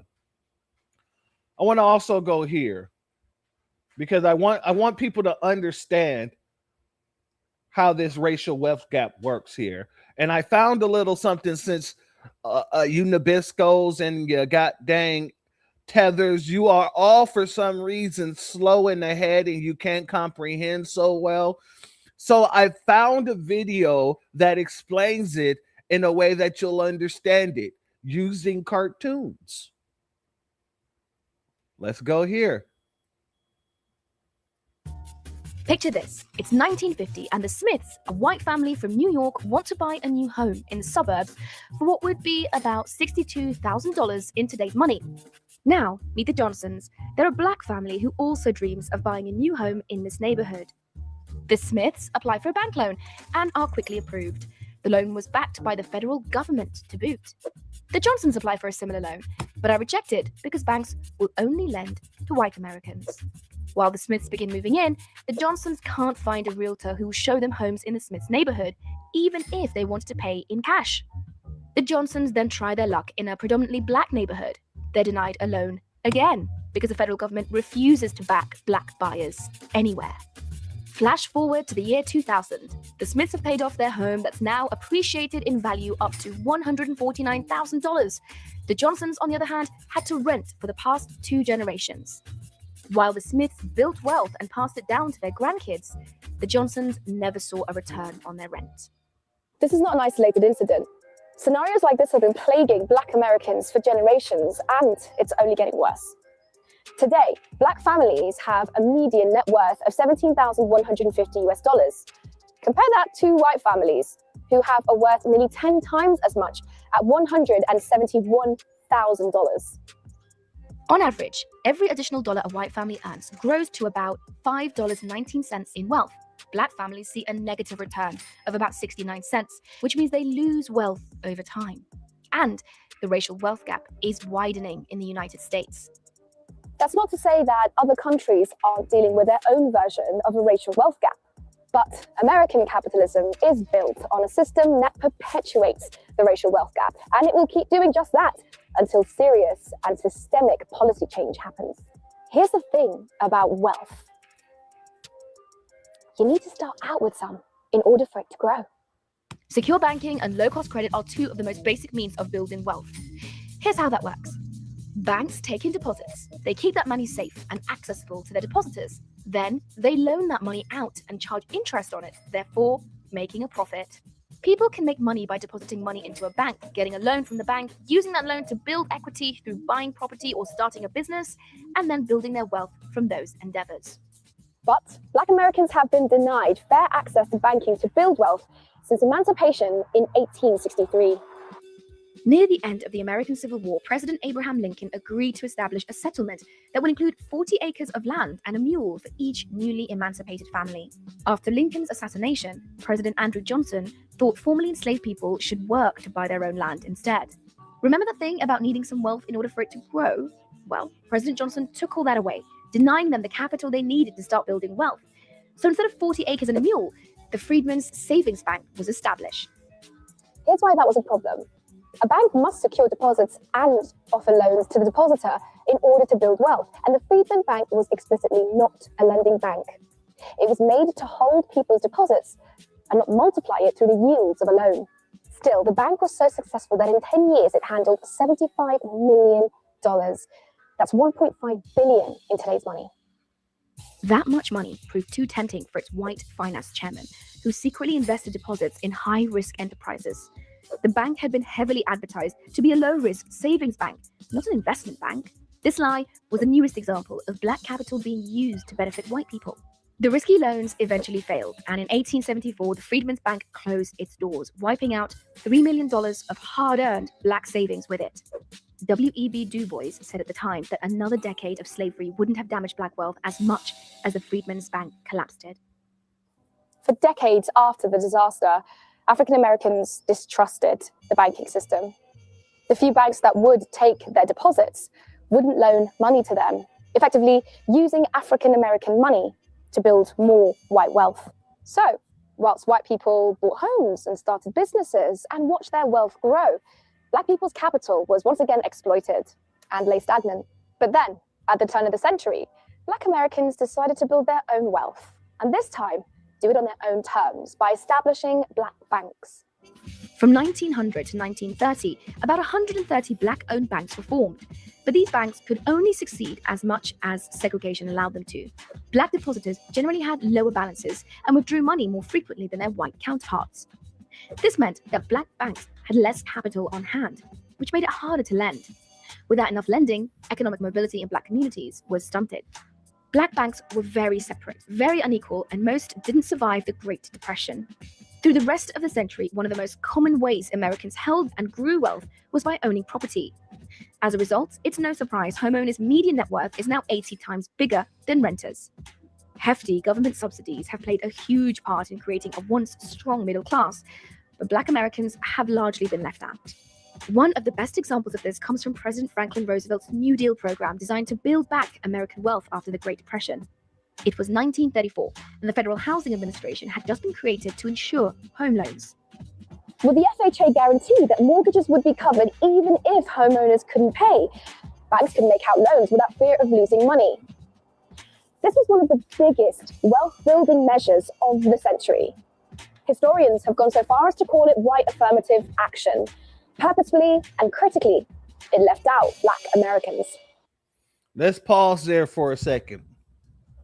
And I let this cook for a minute because there was a lot of great information being put out, especially some of the things that's still happening here today. Foundational black Americans going into the banks trying to get home loans and being refused home loans in certain areas. And really being refused home loans in general. And so instead of being able to, Instead of being able to purchase a home and start generating wealth off of the, ownership of that and the equity of the houses and the homes, they have to rent, which is basically throwing your money into a black hole. While we're dealing with that situation, the Nabiscos aren't just benefiting off of it by being able to get home loans, but so are tethers. So are immigrants. Y'all get over here, and we just saw with the TPS situation, we're going to get a little bit into that in a little bit as well, that with the TPS situation, that there are people out here that was given home loans by banks, and they don't even have social security numbers. They were given home loans by banks, and they wasn't even supposed to be staying here temporary, but yet all of you folks are able to come over here and suck off the bosom of the white supremacist system, while we're quite literally still the only people fighting against it, and still the only people that is being pushed out by it.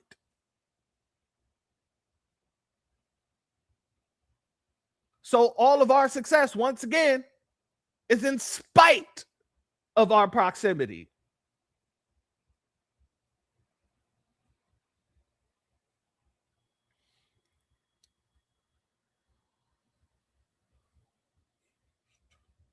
Let me give a B1 salute and shalom to our sister Thelma Ramsey once again. Much love to you, my sister Queen. Thank you for your donation. Your donation is blessed tenfold, and I appreciate your contributions as always, my warrior sister, as well as the Killer Cam in the building. Shout out to you, and thank you for your super chat. Your donation is blessed tenfold, and I appreciate your contribution as always, my warrior brother. Obama's father was Minister of Economics in Kenya. Yep. And then his stepfather, Mr. Soto Santos, or whatever the hell. He was an oil oligarch who worked with Bush, Obama's quote unquote cousin. Married Obama's quote unquote mother, the honeypot. Yeah, we can go deep into the Obama situation. We could go deep. Shout out to you, family. Shout out to our sister, Mrs. TT. Thank you for your super chat. Your gift. Your gift is blessed tenfold, and I appreciate your contribution as always, my sister. And thank you once again to our good brother, David Boyd. Much love to you. Thank you for your donation. Your donation is blessed tenfold, and I appreciate your contribution as always, my good brother. Love and salute and shalom to Brother Church, mods in chat. I wish I could be here more often. My brother, no worries. You always come back. That's what the replay gang is for. You dig me? And let me also give a B1 salute and shalom to our sister, Faith Speaks Life in the building. Thank you for your super chat. Your donation is blessed tenfold, and I appreciate your contribution as always, my warrior sister. And shout out once again to our good brother Antithesis. Thank you for your Cash App. Your donation is blessed tenfold, my warrior brother, and I appreciate your contribution and all that you do as well. Family, let's let her continue. The federal government didn't just insure mortgages anywhere. They published risk maps where the least desirable, riskiest areas were colored in red. Risk was completely determined by race. The more black residents in a neighborhood, the more risky. This practice, called redlining, meant that residents of mostly black neighborhoods were denied housing loans and therefore the opportunity to buy property. Black families like the Johnsons were also shut out of mostly white neighborhoods for fear that their purchase would flip the neighborhood to risky. Even though housing discrimination was outlawed by the Fair Housing Act of 1968, black people today still face unequal barriers to housing by way of denied home loans and undervalued properties. Black Americans still face exploitative financial conditions, whereas white Americans have a better chance to build wealth. In the system, reasonable loans and low-cost credit options are made available to white communities, whereas predatory and higher-risk loans and credit is offered to black communities. Take the subprime mortgage loans of the 1990s. Subprime loans were intended for borrowers who had less than prime credit assets or income. These loans had high interest rates that got very expensive very fast. They were also discriminately being sold to black borrowers. even though many qualified for prime loans. Between 1993 and 1998, high-cost subprime loans were 5 times more likely in black neighborhoods than white ones. And when the housing market crashed in 2008, black Americans lost more than half of their wealth. Because of yo Democratic hoe-ass nigga named Barack Obama. Now, he wasn't the reason that the crash happened, but Bill Clinton and Larry Summers was. And then after Obama got into office, who did he bring in? He brought in, once again, Larry Summers, the man who abolished the Glass-Steagall Act that would have prevented this from happening. And then when it happened, Obama bailed out the banks, bailed out the motor industry, but said, F foundational black Americans, stuck a straight middle finger up to us. I will never forget that, nor will I ever forgive it. Barry Santoro or whatever the hell. Shout out to my good brother Leonardo Yuta in the building. Much love to you, and thank you for being here, as well as Gorgeous in the building. Much love to you, my sister, and thank you for being here as well. Let's continue. And shout out to Mr. Philosophy in the building as well. Sound familiar? A home in a mostly black neighborhood is still undervalued by $48,000 on average, compared to an almost identical home in a mostly white neighborhood. That's $156 billion in lost equity across all black-owned homes in the US. When it comes to banking, expensive penalties for having low balances or withdrawing frequently means that nearly half of the black population is unbanked or underbanked, leaving them prime targets for check cashers and payday lenders. As it turns out, it's really expensive being poor. Exploitation of black capital, breaching contracts, redlining, Jim Crow laws have undoubtedly created a racial wealth gap. But these tactics have done much worse than impact black wallets. A pattern of poverty and violence emerges when you look at the history of the places where recent police killings and uprisings have happened. The Minneapolis neighborhood where George Floyd was killed. The Staten Island neighborhood where Eric Garner was killed. The Baltimore neighborhood where Freddie Gray was killed. All these areas were once deemed hazardous and redlined in risk assessment maps. The federal government intended to keep these redlined neighborhoods poor and heavily policed, widening the wealth gap even further. So where do we go from here? Let's start by thinking about equality under the law as a legal contract. And then let's acknowledge that that contract has been breached. When contracts are breached, settlements need to be made. Academics, activists, and even some politicians agree and are calling for reparation. Beginning in 1989, Democrats started introducing bills to study reparations, which would include a formal apology from the government and compensation to descendants. Reparations are not unheard of to Americans, and they can come in many forms. In 1988, the government paid $20,000 to every living survivor of the Japanese internment camps, and Native Americans have seen reparations, albeit to a much lesser extent as well. Reparations for descendants of slavery could look like compensations for wages lost or discriminatory practice. It could be a more holistic approach that would see a bolstering of community growth. Since so much discrimination has occurred around housing, one solution could be creating a down payment assistance fund, real money that could appreciate through. All right, we don't need to go through that because we already know what our reparations is and what it needs to be.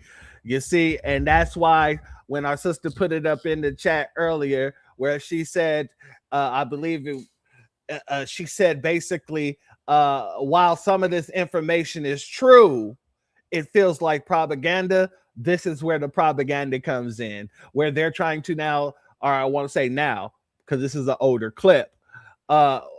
They go through all the issues and then they try to tell you, instead of giving you exactly what everybody else got, which is what we deserve and what's owed to us by way of the same things that were supposed to be given to us that the natives got. We're supposed to get land. We're supposed to get wealth. We're supposed to get protections. We're supposed to get things like a hate crime bill. These are all things that comes with reparations. We're supposed to be a protected class. All of this is all the things that we're supposed to receive. So when they say, oh, well, here's what we think it can look like. Damn, we don't give a damn about what you think it can look like whatsoever. So back to what this tether was saying.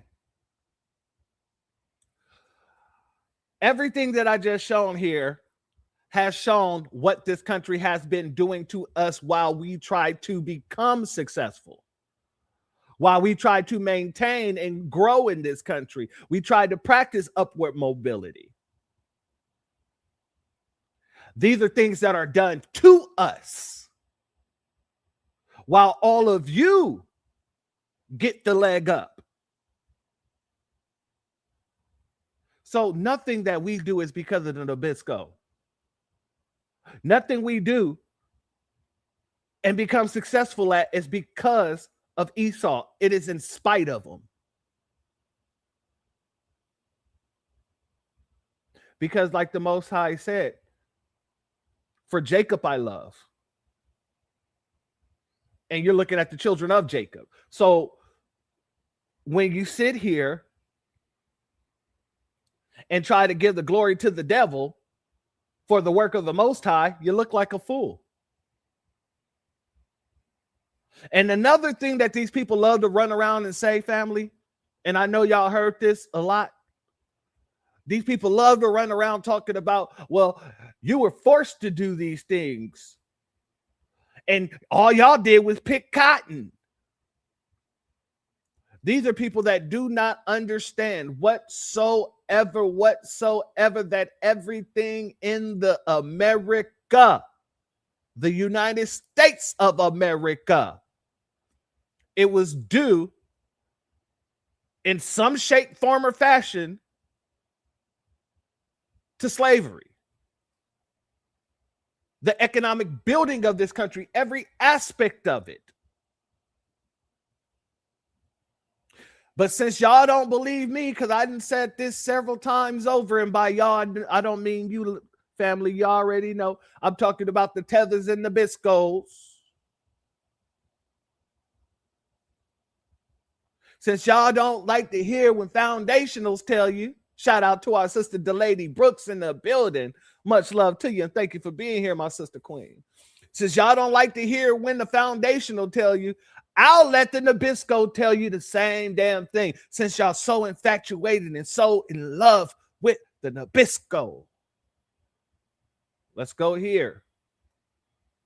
When people think about slavery, they think in terms of forced labor, right? Or at most, they think in terms of people as property. What they don't think about is there's a difference between property and a capital asset. Those people were also a capital asset. All capital assets are property, but not all property is a capital asset. Okay, a capital asset means it creates revenue. Your car, if you don't use it for work, is just a piece of property that you own. But if you are an Uber driver or a taxi driver, then that car is a capital asset. It is creating revenue for you. So all of these enslaved people, they weren't just property, they were also capital assets. They were generating revenue for their slave owners to the tune of $3.5 billion in 1860s money. So if we roll that forward to today, it's like $23 trillion today. To put that in perspective, those human beings collectively were more valuable than all the railroads, all the factories, and all the banks combined. And speaking of banks, the banks actually, JP Morgan admitted that they actually took human beings as collateral. Did you get that, Nabisco? Did you catch that, tether? We were more valuable than all the banking, railroads, and insurance companies combined. Run it back. $1 trillion today. To put that in perspective, those human beings collectively were more valuable than all the railroads. All right, y'all need me to slow it down? I'll slow it down. We can run it back. We could put it on the one. We could put it on the one. I don't think I'll get stricken for this one. Let's go. When people think about slavery, they think in terms of forced labor, right? Or at most, they think in terms of people as property. What they don't think about is there's a difference between property and a capital asset. those people were also a capital asset. All capital assets are property, but not all property is a capital asset. Okay, a capital asset means it creates revenue. Your car, if you don't use it for work, is just a piece of property that you own. But if you are an Uber driver or a taxi driver, then that car is a capital asset. It is creating revenue for you. So all of these enslaved people, they weren't just property, they were also capital assets. They were generating revenue for their slave owners to the tune of $3.5 billion in 1860s money. So if we roll that forward to today, it's like $23 trillion today. To put that in perspective, those human beings collectively were more valuable than all the railroads, all the factories, and all the banks combined. And speaking of banks, the banks actually, JP Morgan admitted that they actually took human beings as collateral. In fact, their records show that they took like 14,000 human beings as collateral for loans. And if the farmers didn't pay the loans, the banks actually seized those human beings. So the banks, JP Morgan, these banks were owning enslaved people.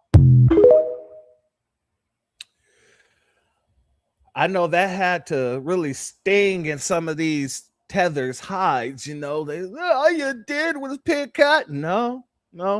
The Nabisco knows. The Nabisco knows what we did and what they never did, what they could never do. Y'all just don't listen. They don't go around saying this all the time, but guess what? They know. They know. Shout out to our sister Cooking with Miss D in the building. White folks are going to lose their minds when we get reparations, and you better believe it. And guess what? It ain't going to matter not one bit. They're going to be screaming into the, what is it called? Screaming into the void. Because once reparations come about, I'm going to be 100% honest with you. I don't believe that foundationals would even recognize, realize, or analyze the fact that Nabiscos even exist anymore. Whatever happens to y'all, do what you do. We're going to be too concentrated on doing what we do. We're going to be too concentrated on building not just wealth for ourselves, but building institutions for the next generations. So while they're screaming into the void, they'll be also watching us, you know, build a foundation on top of the foundation. That's what's going to kill them off, except this foundation will be ran and led by us, for us, and protected. It ain't going to be none of that 1950, 1940 crap. And that's why they're scared to cut the check. That's why they don't want to cut the check, because they know what you can do with the check, and they know what you most likely will do with the check. Look at the goddamn blackout. Look at all the folks who started a business or just started doing nails, cutting hair, because a lot of the goddamn, in case y'all don't know, a lot of the barbershops, they're struggling right now because people are tired of paying $100 for a fade. So you got foundational Black American brothers out here with mobile services pulling up, cutting hair, $50. And that's for the full service. You get your beard done, you line up, your hair cut. People are taking advantage of this. And if we had millions of dollars of funding drop it in our pockets, the very next day, you will see what America has always hated us for. You'll see Black-owned, foundational Black-owned gyms popping up all over the place. You'll see foundational Black-owned restaurants popping up all over the place. You'll see foundational Black-owned schools, private schools popping up all over the place. You'll see foundational Black-owned parks, private living property institutions and stuff. You'll see black-owned grocery stores, black-owned movie theaters, black-owned god dang airlines. If we want to do it, we done did it before. That's why. And I will never, ever let these people think that the only reason why they haven't given it to us because they think we're going to go and spend it on rims, spend it on Jordans. Trust me, if they thought that that was it, oh, the economy would have already been stimulated because they would have already gave us the checks.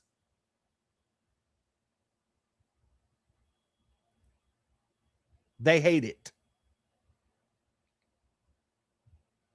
They also hate it because they can't do the same thing. They're the ones sitting majority on the welfare. They're the ones sitting in these trailer parks that's worse than some of these slums I've been seeing outside of the country. Understand this. I want to also go here. That Freeman's bank represented to the depositors beyond money. It was proof of economic freedom. So it was basically proof of freedom. You know, when you had a black bank for the people, the black Civil War soldiers, the farmers, the business people, and the teachers, it was a symbol of freedom for them. When the depositors would show up to the banks, they would dress up. And you know, suits and their Sunday best, because it was such a big deal that they could actually have money, and not only have money but invest and save their money.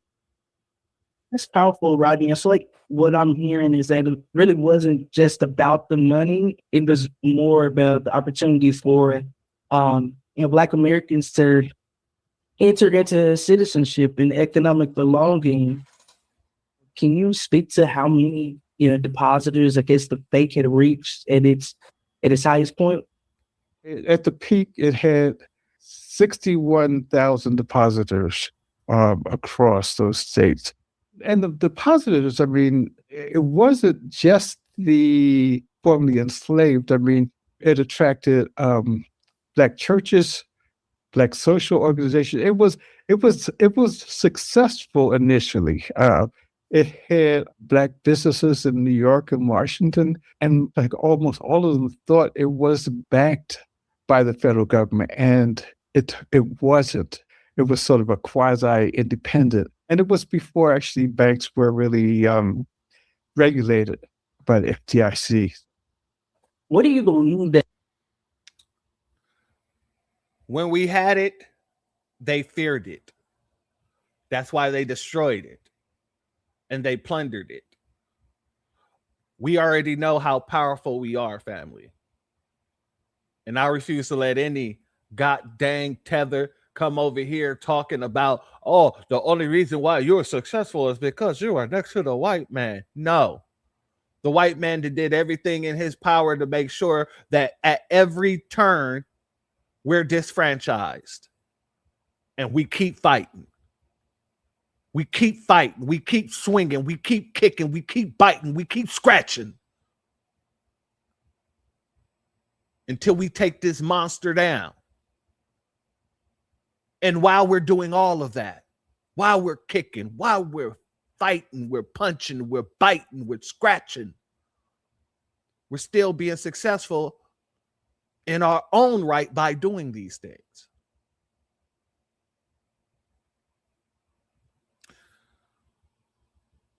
I think we're done with the tether.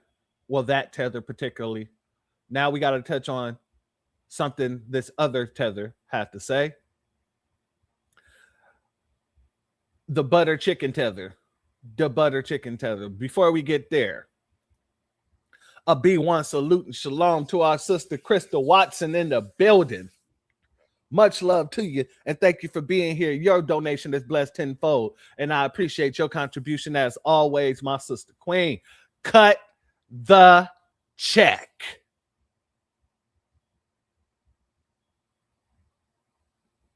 And at the end of the day, that's the reality for foundational Black Americans. Ain't nothing else to say. It's cut the damn check.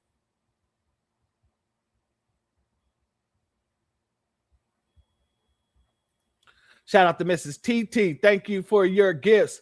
Your gifts are blessed tenfold, and I appreciate your contributions as always, my sister Queen. And also, a B1 salute and shalom to our sister Andrea Jones. Thank you for your Cash App donation. Your donation is blessed tenfold, and I appreciate your contributions as always, my sister. Bring that fire. Oh, you know we got more to go. You know we got more to go. Shout out to you, my sister. And shout out to our sister, the ears that hear the truth.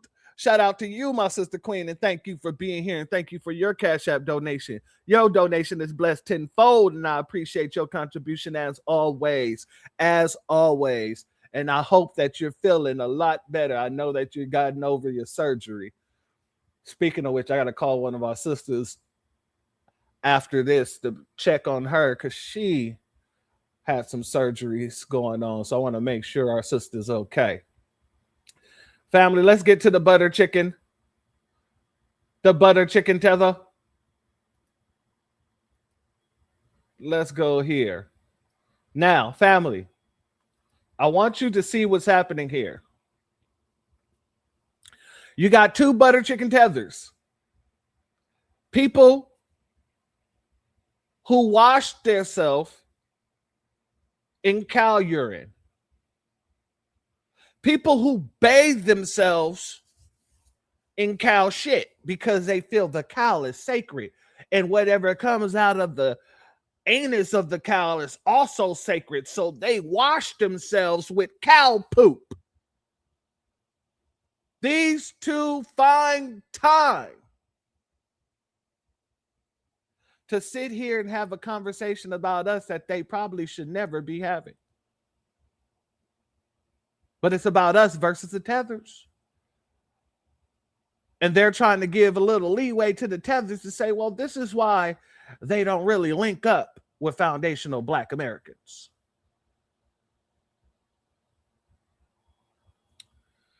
Shout out to our brother Payroll in the building. Much love to you. And thank you for being here, family, as well as Eunice. Shout out to you and thank you for being here, as well as Katrina Watson in the building. Shout out to you, my sister, and thank you for being here too. Let me take a sip of this water. I'm over here getting tongue-tied.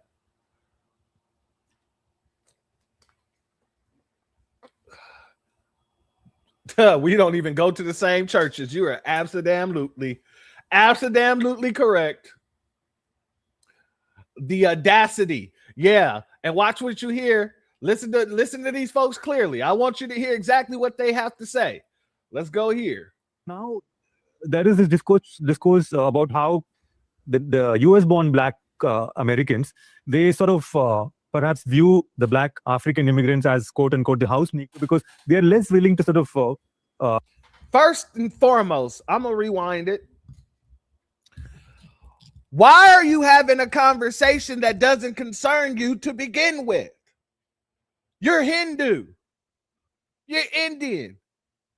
You're butter chicken red dot. Why do you care how foundational Black Americans look at other melanated immigrants if it's not you? Why do you care how we look at Africans or Caribbeans when you're not an African or a Caribbean? That is weird to me. But once again, when people say we think we're the main character, we don't have to think it. Y'all show us every damn day. Every single day of the week, you show us that not only are we the main characters, but there are no side characters worth talking about.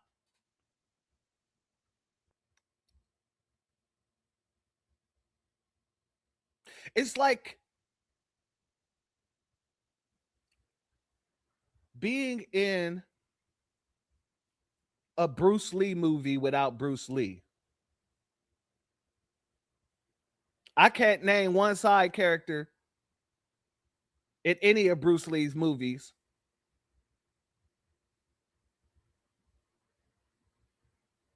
I'm pretty sure I could if I think back hard enough, but you get what I'm saying.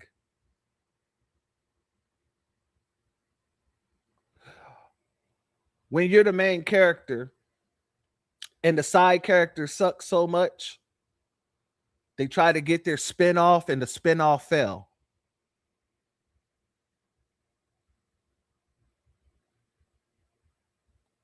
These are failed spinoffs. And I agree with you. It's called jealousy. But I would also pair that with envy. Envy is more of what these people feel for us. They're jealous, but they're more envious of our position here in America.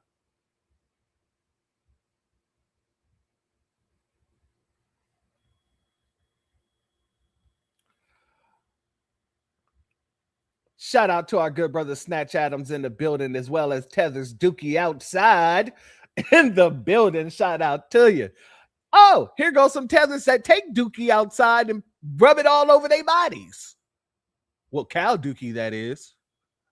Let's continue. But now there is this discourse about how the US-born black Americans, they sort of perhaps view the black African immigrants as quote-unquote the house Negro, because they are less willing to sort of confront race issues and racial tensions directly, and they would rather work around it because they are already better educated, they're more confident. They don't have the baggage, quote-unquote, which the native black population has. So they, because of their avoidance of race relations head on, and they'd rather get on with whatever they are here in the country to do, they are viewed differently. Is there any validity to that point of view? Again, this is a very nuanced thing. On the one hand, part of what you're saying may be right.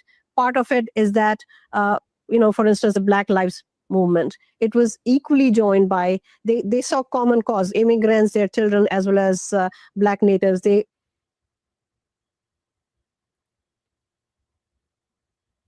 Nigga, please. Did you take a stupid pill with your breakfast this morning, Admiral? Immigrants did not link up with foundational Black Americans during Black Lives Matter or anything else, because we're not Black Lives Matter. We're not an organization. We were people with boots to the ground for our people. And then all these other people came out changing the narrative to fit themselves. Trans lives matter. Black LGBTQ lives matter. Immigrant lives matter. Brown lives matter. All lives matter. There were so many Africans talking about all lives should matter. And some Caribbeans too. I'm not going to say all of them, because there was some Caribbeans that wasn't rocking with that, but there was some Caribbeans out there quite literally talking about all lives matter. One of them being Candace Owens. Another being Stephen A. Smith.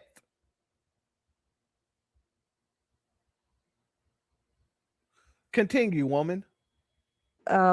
They saw common cause in this. So they were all involved in the Black Lives Movement. Similarly, in the Civil Rights Movement or other such initiatives, they have joined together.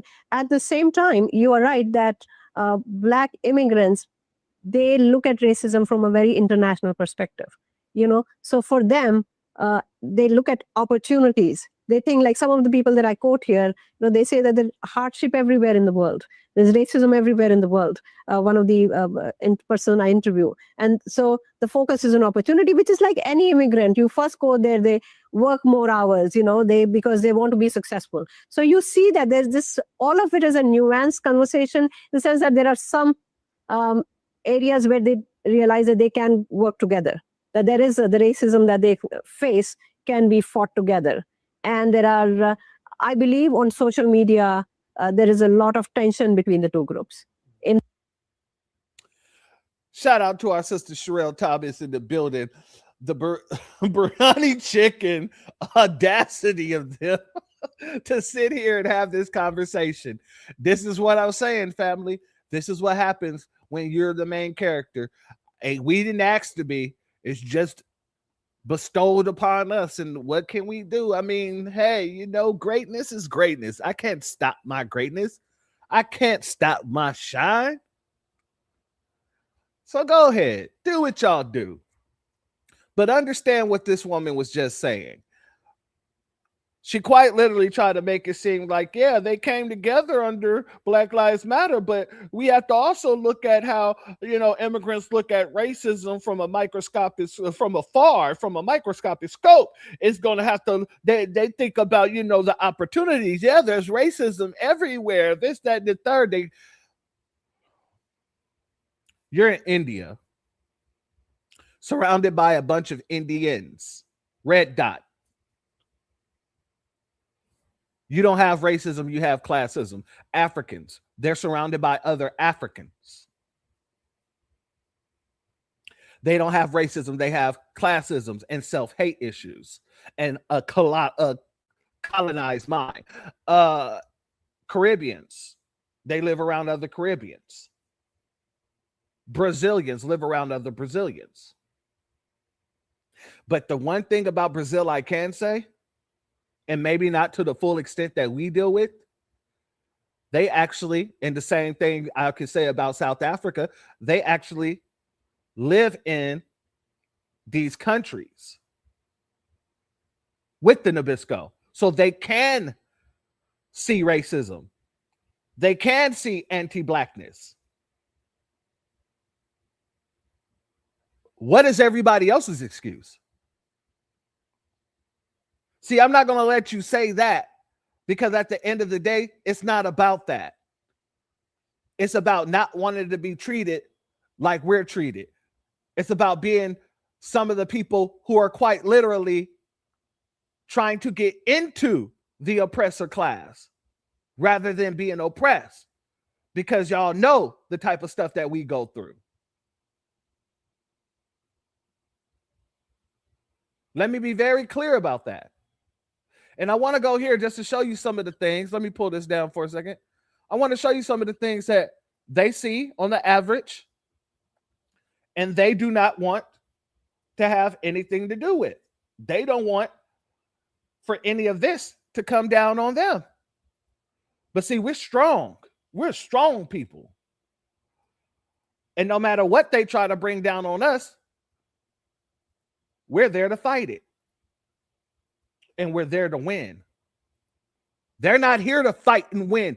No matter what we fight for, we're out on them streets fighting to win. These people aren't even coming here to fight. Let's go here, family. Let's go here. And shout out to our good brother, Christopher Ellis. Thank you for this statement, my warrior brother. They truly believe that their intellects, they can't comprehend the soap, water, wash, rag protocol.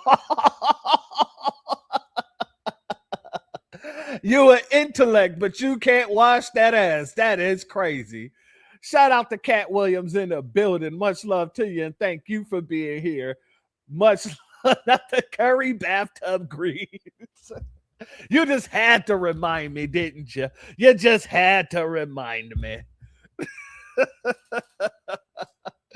Oh, let's continue. Let's go here, family. Like I said, they see these things on the average and they don't want no parts of it. Put the camera down. Put the camera down. Put the camera down. See that cop right up there? I just called the cops. Keep your distance. Keep your distance. I'm gonna ask you to put the camera. I'm asking you to keep your distance. Mister, I'm gonna ask you why you're filming me. I do videos. So you're gonna go show your gun now? No. You showing your gun now? You gonna shoot me? I know. I'm gonna say Mary. Why you? No. You took your gun now, so use it. I'm putting. He said he was going to shoot me. He said, no, I'm putting it back. He said, you going to shoot me? He said, no, I'm here to say Merry Christmas. Oh my God, that was hilarious. Let's go back a little bit, just a little bit. Let's go. Video. So you're gonna go show your gun now? No. You showing your gun now? You gonna shoot me? I know. I won't say Merry Why you? No. You took your gun out, so use it. I'm putting it out. Use the fucking gun, nigga. What the fuck is wrong with you, man? I'm saying Merry Christmas. You say Merry Christmas to me now? Huh? Yes. Oh yeah, you call the cops. You pulling the gun out on me? Are you gonna shoot me? I know. Are you gonna shoot me? Here he is. So where you going now? What's wrong with you, Nick? Hey, yo, my please. What's wrong with this guy, man? He pulls his gun out. He's blocking the road right now. He's the one blocking the road. He took out a gun on me. He took a gun out on me. You can't be in the road. He took a gun out on me. You worried about me being on the road, sir? I just told you he took a gun out on me. Stand over here. That's legal. You can do that. No, If y'all leave me alone, I'm gonna deal with it. leave you alone where? Leave you alone? He pulled a gun on me? What? 1262. You come. I'm trying to get another officer here. Hold on. Gonna let a truck pull a gun on somebody and run away. Hey, go to this F-150 to your right. Go there and stop that F-150 behind you. Go there and stop him for a minute. You guys got ID with you? ID for what? You want to be a complaint? Yeah. They give me your ID? Okay. What we doing? What we doing? What type of complaint we making? You said somebody pulled a gun on you. Yes, he did. Then out here, a white F-150 had a like American flag on it. On the back. Who called you? You did. I didn't call you. They called you. You come running up to me. Yeah. Saying he pulled a gun on you. But you don't want to do anything? I never said I didn't want to do anything. You're the one who said I can't do nothing about it. You're the one who wants to do something about it. I mean, You're good? Excuse me? You're good? I'm alive. Thank God. What do you mean? Where you going? Yo, where you going? Where you going? Sir, you're not going nowhere. I'm not going to let you leave. I'm going to stand right here. You going to run me over? Where you going? I'm pressing charges. Where you going, bro? I'm pressing charges. What are you doing? Where you going? Now you're pressing charges. Why are you doing this? Yes, of course. You never asked. So give me your ID. Give me your ID. This is no. What is your name? Name? Keen. Badge number. 1223.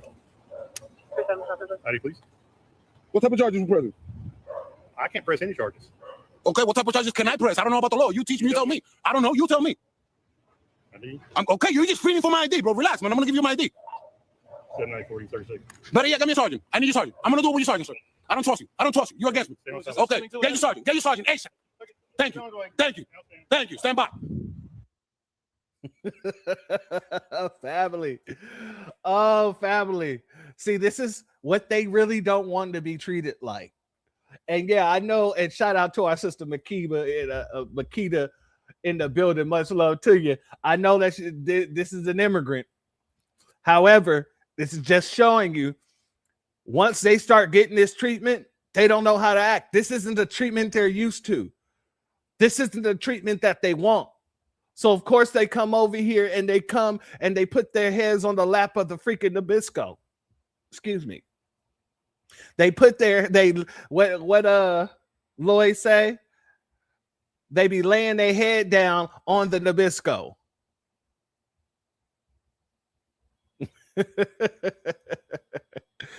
He said, what kind of charges can you press? He said, I can't press no charges. He said, well, I don't know the law. You teach me the law. What kind of charges can I press? Oh, man, that was too funny. Too funny. Oh, to file a complaint, you need an ID. That's true. That's true. Oh, family. Let me give you another example of what they don't want to have to deal with or contend with. I want to give a shout out to this sister here who's out here in Texas who is speaking out for her son who worked for Wingstop out here. And the young boy basically has only been paid 5 hours and they're withholding the rest of his pay. Let's go here, family. So I don't normally do this, but I feel like I need to shed some light about a situation. So my son is 17 years old. He's been working at Wingstop located in Spring, Texas on Rayford Road for about a month. Since he has worked, my son has worked about 135 hours and has only been paid for 5 hours. Went to his manager after his first check didn't come, and it should have been about $200 and something. He got $64 and some change a week after he was supposed to get his first paycheck. They said nothing about when the rest of the money was going to come.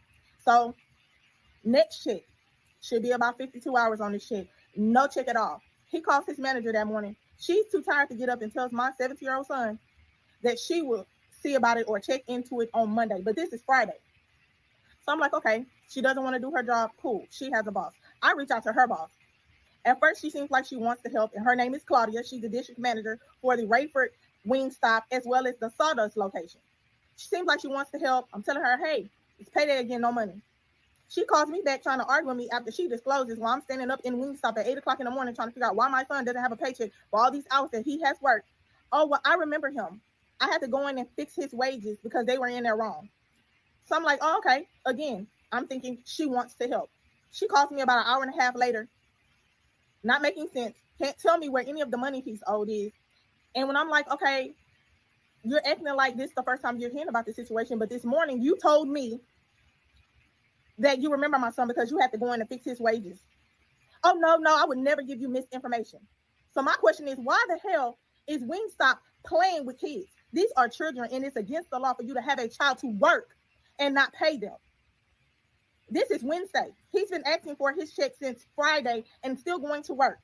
Except for last night when he told them, hey, I can't come back until I'm paid. Claudia has had the current manager draw up severance papers. So instead of you trying to pay my son, Wingstop, who is 17 years old and underage, you would rather fire him than to pay him. So I'm trying to understand what kind of company, what kind of values, and what kind of integrity does Wingstop have as a company? Or is it your director, or district manager, Claudia, who's pulling the strings? Because I have gotten excuse after excuse after excuse. Oh, it's not on us. It's HR. I sent the message to HR, a message, not a call, a message. And now you want to fire my son for refusing to continuing to work for free. Claudia.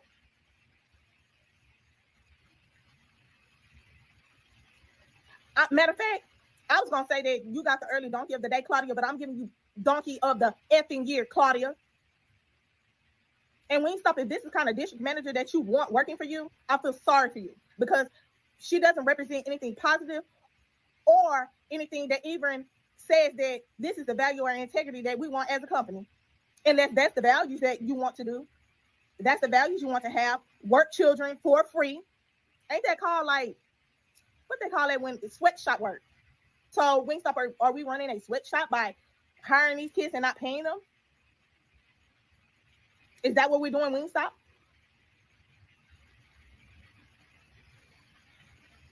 So if everybody could share this, repost this, I'm trying to have as many people see this as possible because it's not right. It is not fair. He has not missed a day. He has not been late. He has even stayed late almost every day. It has been times where he's gotten no break. And this is the thanks that a 17-year-old child who's trying to be responsible wanted to take initiative to say, hey, mom, I want to get a job. I want to help out. This is what you do to children trying to be responsible and not be out there running in the streets and getting into trouble. Now, shout out to this sister for making sure that she got all the receipts and things like this. Now, family, let me give some solutions to this real quick because I'm seeing family put it in the chat. Sue, contact the Better Business Bureau. Well, the Better Business Bureau really doesn't handle those type of situations. The Better Business Bureau, basically, you can leave a comment about the company and their rating will go down within the Better Business Bureau, but they don't force the companies to do anything. But here is a legal option for you. Now, I don't know what it is out here, but in California, and I've had to do it, in California, if they withhold your pay or they fire you and they don't pay you, you contact the labor board. You contact the labor board in your state and you put in a labor complaint for unpaid wages. When that goes through, they will contact your company, whoever it is that owes you the money, and they will let them know that you have two ways to take care of this. Either you pay them or you're going to go to court and then you pay them. Now in California, every day that they withhold that money from you, you can actually, the penalty of it is double pay per day. So if you make $100 a day in California, for that day, it would be $200. And if it's a week and you make $1,700 a week, then that'd be $3,400. Do you see what I'm saying? I don't know about Texas, and this happened in Texas, in Spring, Texas. I do know that they have labor board complaints. I don't know if they have the same stipulation to where every day that they don't pay you, they give you double pay. So I'm hoping that this gets out to the sister because, like I said, it's Spring, Texas, and that's not too far from where I am. But you do have a remedy.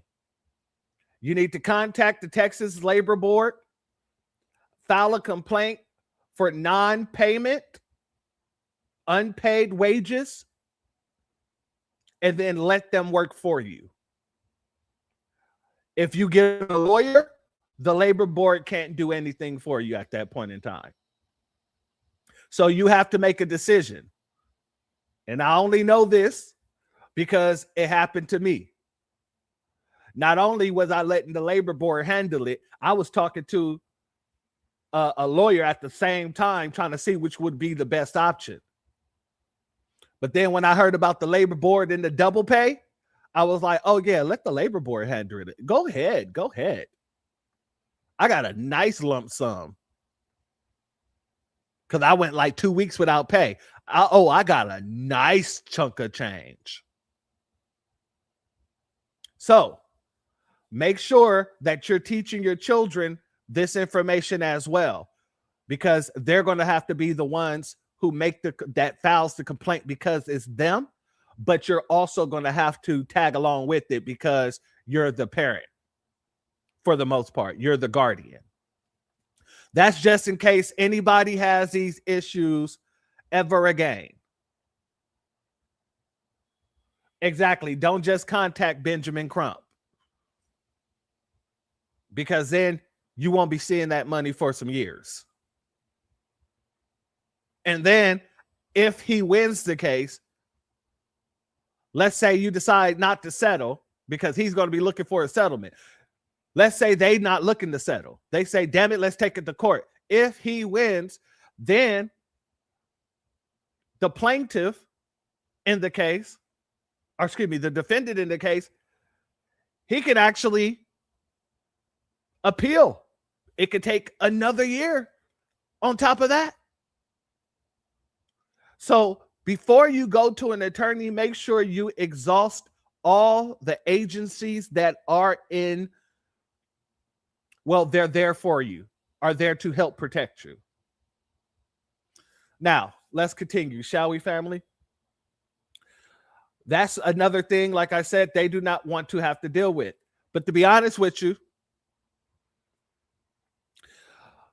these immigrants most likely don't come over here and contend with that either way. If their dollars is snatched from them, I'm pretty sure they stay quiet because they don't want to rock the boat. They don't want to work the middle. Or maybe they want to work the middle and change positions. Roland. Anyhow, I digress. Let's also show what they don't want their neighborhoods looking like, because when you're a foundational Black American, they divest in our neighborhoods. Oh, they give these Asians, they give these butter chicken Indians, they give these Mexicans, they give them all kind of funding to build their neighborhoods up. When it's us, oh yeah, they withhold and then they steal. So I got to give a shout out to Danielle out there in Chicago who's running for mayor out there. And whether I agree with her all the time or not, I agree with her putting her good foot forward and saying it's time to get people like Brandon Johnson up out of there and actually work for the community. Let's go here. King Drive, we have Vernon right here. Look at this. Look at all this. I want to show you, walk with me, because I want to show you while we're out here doing the work, showing what's happening, fighting for this. We're not going to allow anybody to keep playing in our faces. Nobody. Look at this. Abandoned. Abandoned. I'm going to take you around and see what our community looks like. Now, family, let me also say this. Notice she's taking you around the community to show you the abandoned properties. The fact of the matter is, many of these properties aren't abandoned. Many of these properties are owned and taxes are being paid on these properties. It's just that the developers are the people who purchased these properties. They're purposely keeping them vacant. They're purposely keeping them vacant because they're trying to drive down all the prices around the city, well, in the Black communities, so that some big realtor developer can come in, purchase it from them, and gentrify you out of your communities.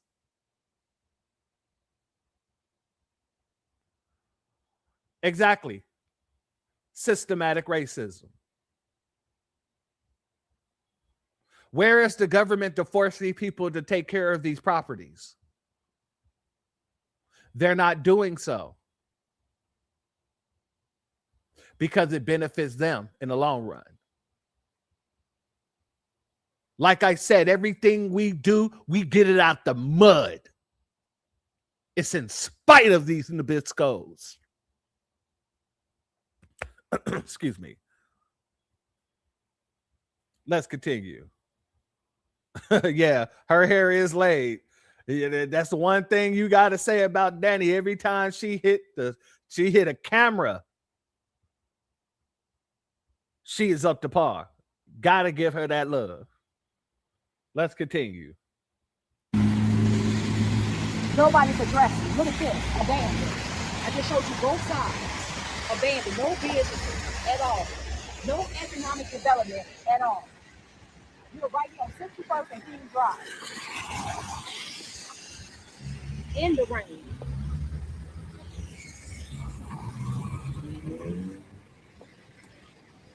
All over here. Abandoned. But you got that sign. What is that sign? What's that? Deidre. But you got that sign. Vote for me. Vote for more. They're gonna keep a corner store open that's non-Black owned. Yep, look. Yep. Abandoned. Vote for Anthony Driver though. Yeah, look at this. Look at this, guys. Look at this. All abandoned, but she's sitting on the bus stop. Look at this.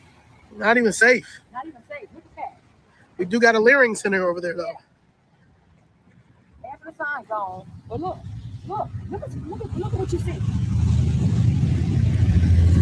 You think we're going to keep voting for the same thing for people who don't even live in the community or even live in the city? You crazy. You're crazy. Enough is enough. Look at all of this up there. Look at that up there.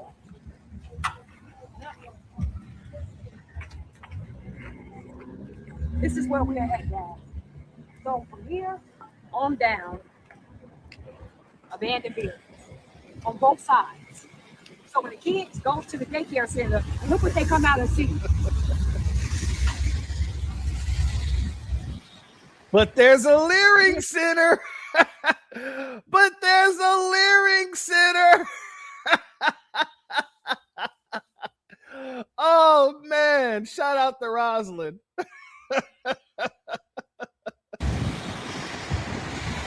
they normalize, look at they normalize their communities looking like this. When the kids go to the daycare, look what they see when they come out, and this is what's normal to us. What to them that you want us to normalize. Look, another sign. I want to give a shout out to Thema Ramsey once again. Flipping red is not the answer, and I would agree with you, but I also understand the political machine that Chicago is. So if they're using the Republican Party in order to counteract some of that machine, I can understand that. I just don't want them to fall into, and let me knock on wood, the Republican, conservative mindset, right? And I don't mean conservative as of, I just want to protect my people and, this, I don't like LGBT and all that. No, I mean the pipeline like Brandon Tatum tops, which we'll be talking about on Wednesday as well, because he might just be one of those people who got pegged. I'm just saying the way they send him out there, you know what I'm saying? Like I said, this Roly-Poly Martin thing is about to open up a whole can of worms on Wednesday, so I want y'all all to make sure that you're here. But that is my critique. My critique is I don't want, knock on wood once again, I don't like when anybody sit there and glorify any party, one over the other. But if you are running and you understand that you're going to be using this party because, an independent can't take out that machine. It's the same thing with California. California is ran, all aspects of California is a Democratic machine. So while I agree with you 100% voting red is not or flipping red is not the answer, it might just be for Chicago. Now, it might not be for very long, but, if you have a level-headed person in office, maybe it could work out as long as she don't get too sucked in or pulled in. Now, that's just my opinion. I don't want anybody thinking that I'm for or against it. I just have to look at it from a political aspect as well. Let's continue. And shout out to you once again, my sister. I appreciate your comment, because I actually 100% agree. I don't agree with running from one plantation to the next. However, when you're running in politics, there are certain things that you have to account for, and there are certain things that you have to, quite literally, you have to contend and work with or work against. My thing is that no matter whether or not you're on the Democratic or Republican plantation, if you're speaking up for your people, then that's fine. But if you're just being used in those areas as a face, then you're just useless. And that's for any party. That's for the left, that's for the right, that's for independents. And when I say independents, I'm talking about Green Party, third parties, and things like that. I'm not talking about foundational Black Americans who are independent. Let's continue.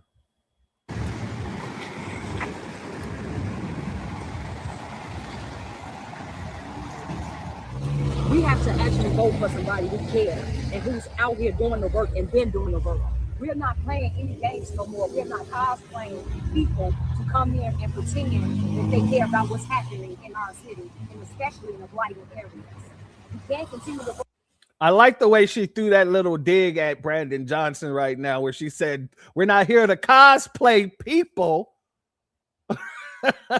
and pretend that we care, because we'll be talking about that on Wednesday too.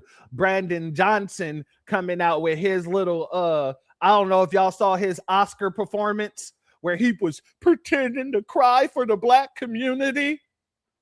Yeah, we'll be talking about that on Wednesday too. He might be getting pegged. There might be a lot of pegging going on, family. That's what I'm trying to explain to you. Let's continue. We have to vote people in who's from the community, who know the community, who care about the community. And they're showing you they care. Chicago is at a point of no return.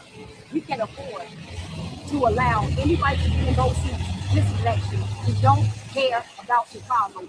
If we do, it's over for Chicago. All right. Shout out to Danny for at least taking us down that walk, down that stroll, down that foundational Black American neighborhood. Now, for me, I listen to all these different politicians, and I listen to all the people who wants to run, and I help those who want to be helped. I try as much as I can to do whatever I can in order to help those who want to run for office, information wise or otherwise. But I look for something. I look for a type of candidate. I look for someone real. I say that to say this: with all the things that has been done to us, there is no reason why, as a candidate, you're not speaking about us. I get that there are other people in these districts that you will have to help, and you have to have a platform for them too. Understandable. But for the most part, if you're not speaking for foundational Black Americans, using your platform to do so as someone who's running, I don't trust you. I don't trust you. And this is why we can't have those butter chicken Indians out there trying to represent us. We can't have the Latinos out there trying to represent us. We can't have none of the goddamn Nabiscos, natives, nobody, if they do not show that they have foundational Black American interests on their platform. Regardless, period, point, black.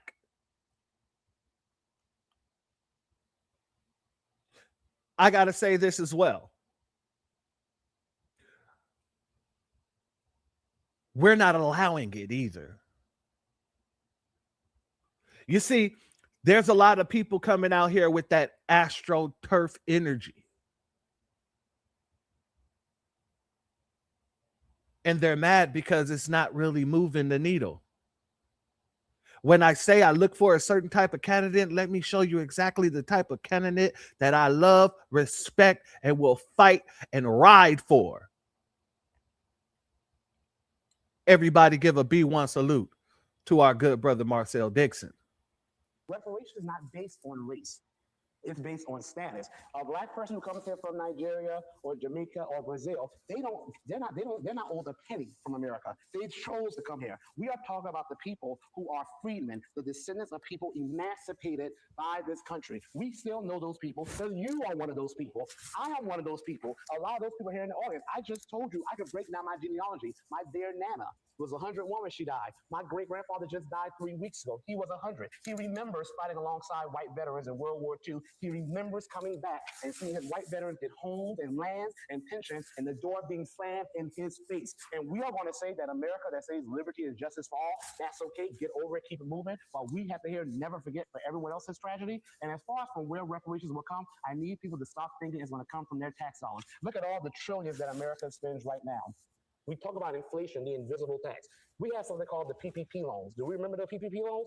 America spent $6 trillion on PPP loans. You know what they just did? They canceled all of it. And we didn't even know. America gave the corporations, the banks alone, $29 trillion. You know what they did with that? They canceled all of it. So let's stop acting as if America is as hamstrung by debt as they want to pretend. Because when America wants to pay for something, they find a way to do it. And truth be told, the corporations, again, aren't hurting. The defense manufacturers aren't hurting. It's only Americans who are hurting. And that is a choice. We all know it's a choice. That's why we're running for office, because we know this country can do better. So I refuse to accept that this country can't do right by a people they've wronged for centuries. And I refuse to accept that any justice-minded person thinks that's the right thing to do.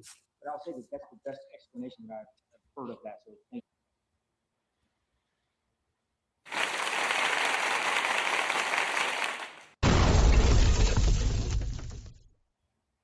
That's what I'm looking for in a representative. That's what I'm looking for at someone who's going to Congress. My grandfather was born in 1935.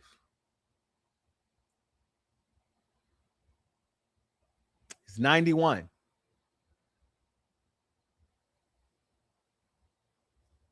He remembers. His mother was born in 1870, and she remembers.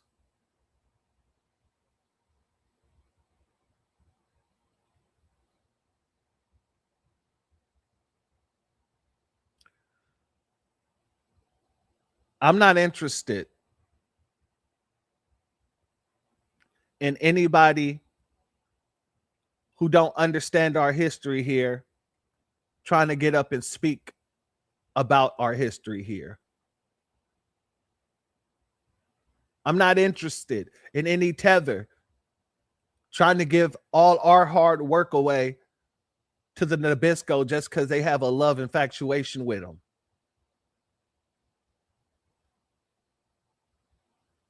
I'm not interested in any of that. I'm interested in my people getting what's owed to my people.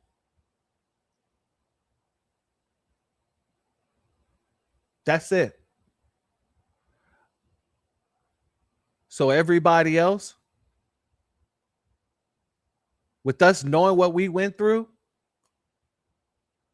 with us always explaining how this country has screwed us over, everybody else who comes to this country, who disrespects us in this country, they deserve every bit of ABK that swings around their way. Every bit of it. And we're going to continue to get to this money and make sure none of these folks who don't have our lineage is speaking out on our lineage. And make sure all these folks know that if you ain't speaking up for our lineage in your platform, there will be no votes for you. And I want you to understand this. This is the Black grassroots saying this, not the AstroTurf. And I want to give you some examples of some more AstroTurf. We've been speaking about the Tallarico situation.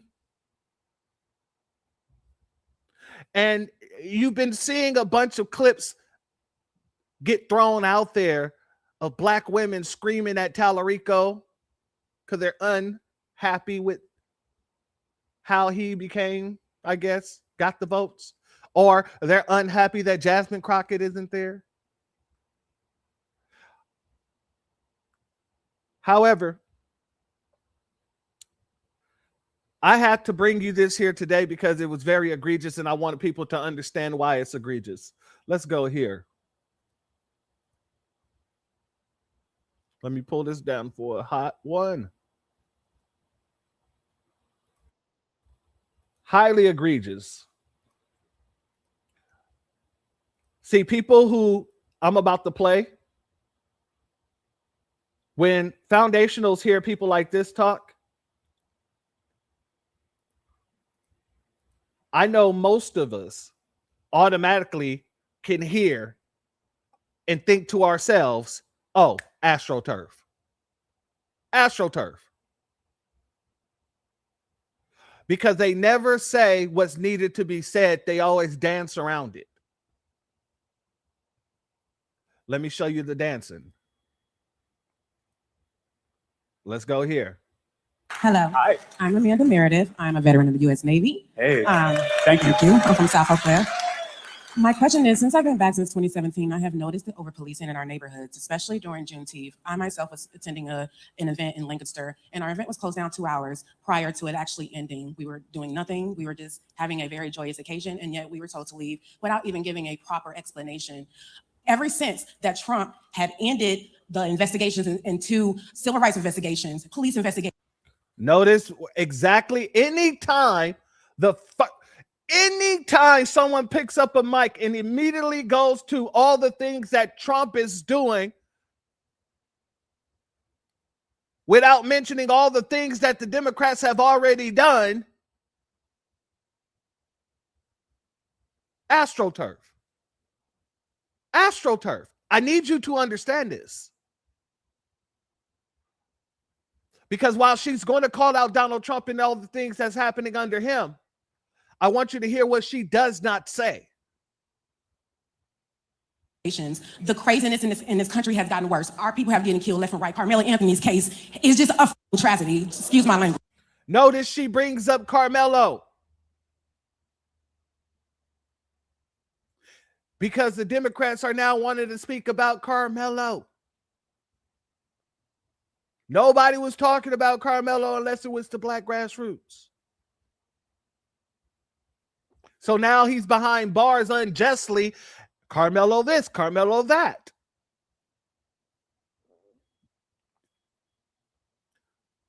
But once again, watch what she doesn't say. But it is. So what are we going to do to fix those harms? There should be no reason why I can't go to a cookout and enjoy myself amongst my people. I have more trauma from living here, coming back here, than I did when I was in Bahrain, Kuwait, Afghanistan. Family, do any of you guys smell tether? I smell tether in the room. I smell a tether in the room. She said she quite literally, she's more traumatized by coming back here than any place that she went and fought in an active war. Are you serious?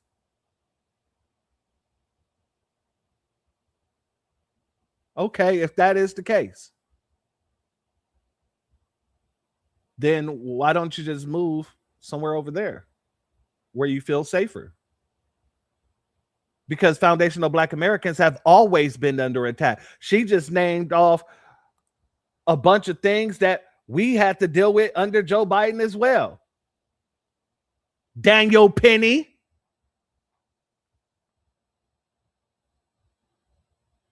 That happened under Joe Biden.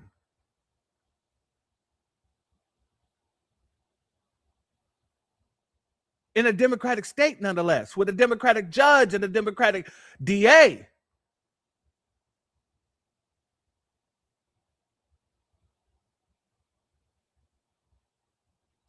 All right, continue.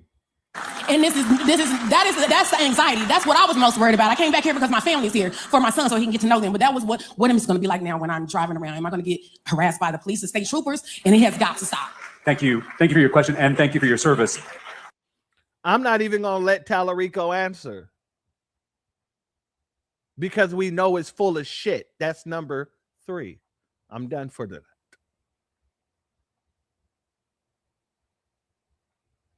I want to highlight and concentrate on this woman. Family, with all the stuff this woman just said, can anybody put it in the chat what she didn't say? I'm sure we're all thinking it.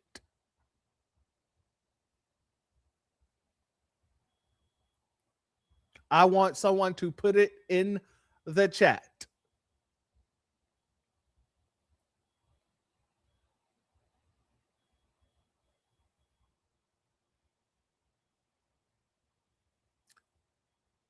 She sounds a little like Jasmine Crockett.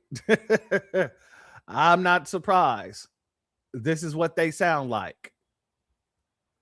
Reparations, she didn't say that. That's facts. But there's one more thing that she did not say. And it would tie in. There we go. Shout out to David in the building. Much love to you, my brother, and thank you for being here. And thank you for bringing this statement.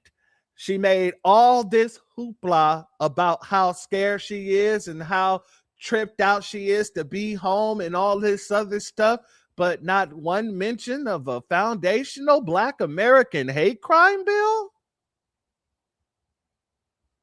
Now, I played the clip before where the brother stood up and the first thing he asked for was reparations and a hate crime bill. This woman sat here and said under Donald Trump and them removing all the justice investigations, America has become crazy, and she's only been back since 2017. You didn't see how crazy America was from 2020 to 2024?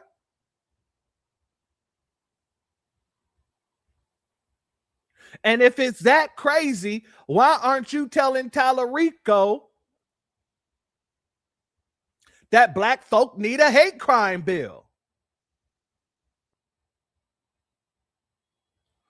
I think so, Miss Nisi. I'm pretty sure she was. And this is my point.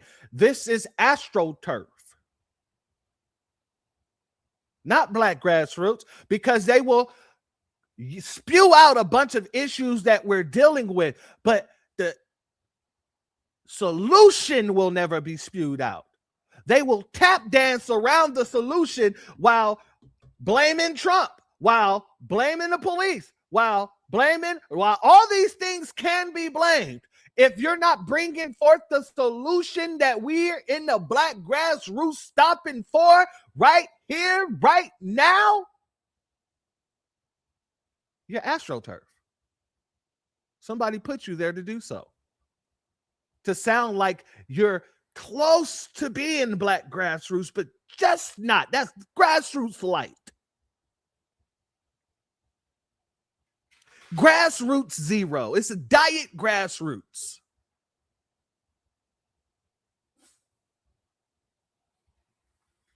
Shout out to Otch in the building. Shout out to you, my warrior brother. Thank you for being here.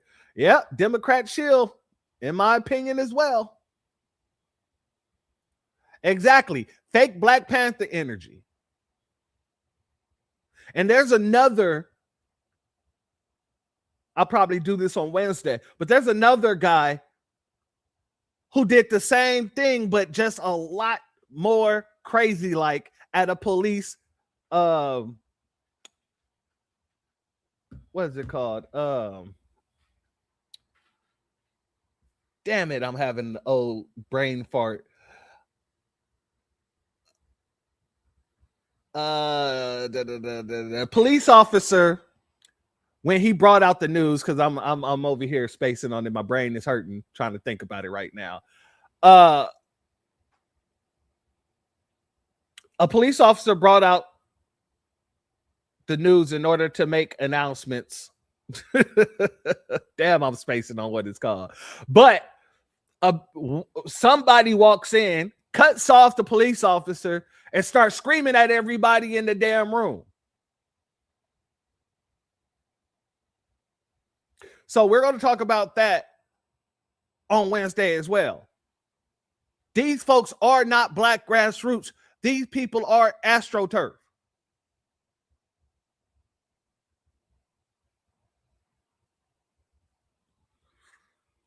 Now,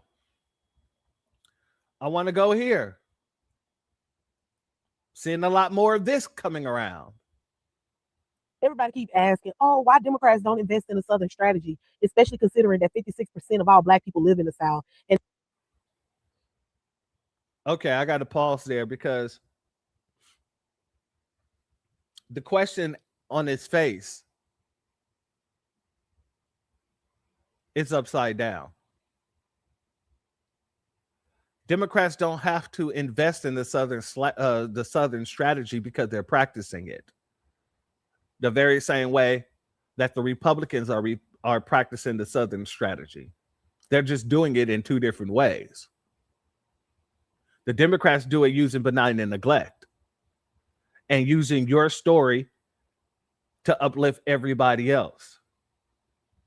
The Republicans doing it, they do it by just completely not trying to give you anything. Most of the stuff that they pass targets us.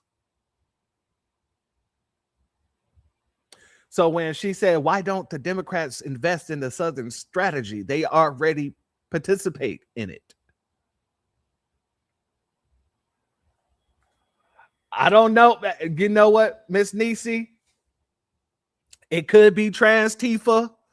I don't know.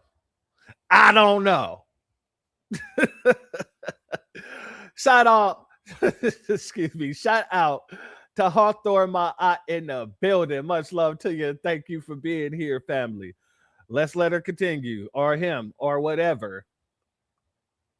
That Black people are the Democratic Party's most loyal voting bloc. And what I tell people is Democrats aren't afraid of investing in the South. Democrats are afraid of investing in and funding true Black leadership, funding our media outlets, funding our Black strategists, funding our Black organizations, funding our Black operatives, funding our candidates at the rates that they need to be funded at. Democrats aren't afraid of the South. They are afraid of Black power and what that would do for their agenda.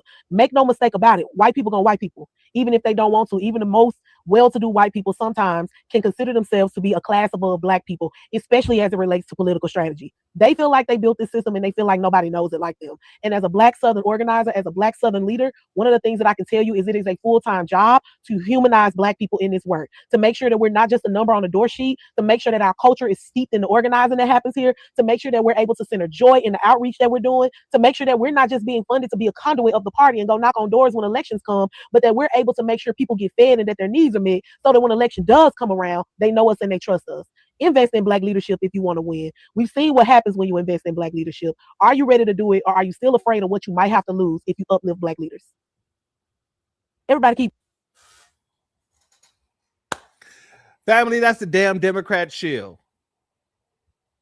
And what she's trying to do is tell people that you should have been funding people like Jasmine Crockett. She said that they're afraid to fund. No, they've been funding y'all for a while. Y'all haven't been doing nothing with that funding, but pocketing it for yourselves. Let's be very clear about that. Most of the people in Congress become millionaires before they leave. But Black folks in Congress, the tethers in Congress, yeah, they're used, they're paid, they're funded. They just don't use the funding for us. And because they don't use the funding for us, when people like you come out, you can't talk to us. No matter how much the Democrats give Roly-Poly Martin, he will never be able to galvanize us. He'll do better galvanizing all the dildos in the pegger's closet. Too much? All right, let me lay off a little bit until Wednesday. No matter how much you give Cory Booker, who might also be getting pegged, by the way. Oh, Wednesday, it's going to be on, family, just so you know. You can give Cory Booker $3 billion. He won't be able to galvanize us. I will, my brother. All right, I'll calm it down till Wednesday. Let me put the cap on it, you know. Y'all saw what happened with Kamala Harris. She had what, upwards to almost $2 billion. How much did that help her, lady?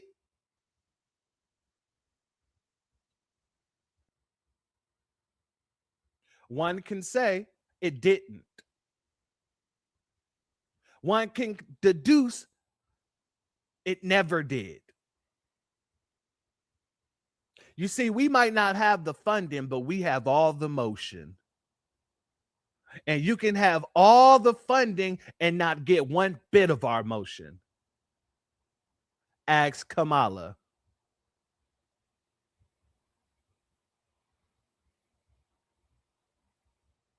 Family, the only real situation that's happening in politics is foundational Black Americans standing up for our political stance, our political interests, our reparations, our hate crime bill, and transformative agendas.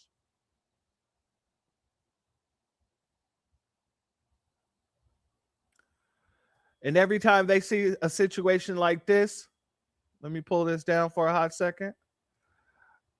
Every time they see a situation like California getting all the way to the floor only to be stifled by Black Democrats,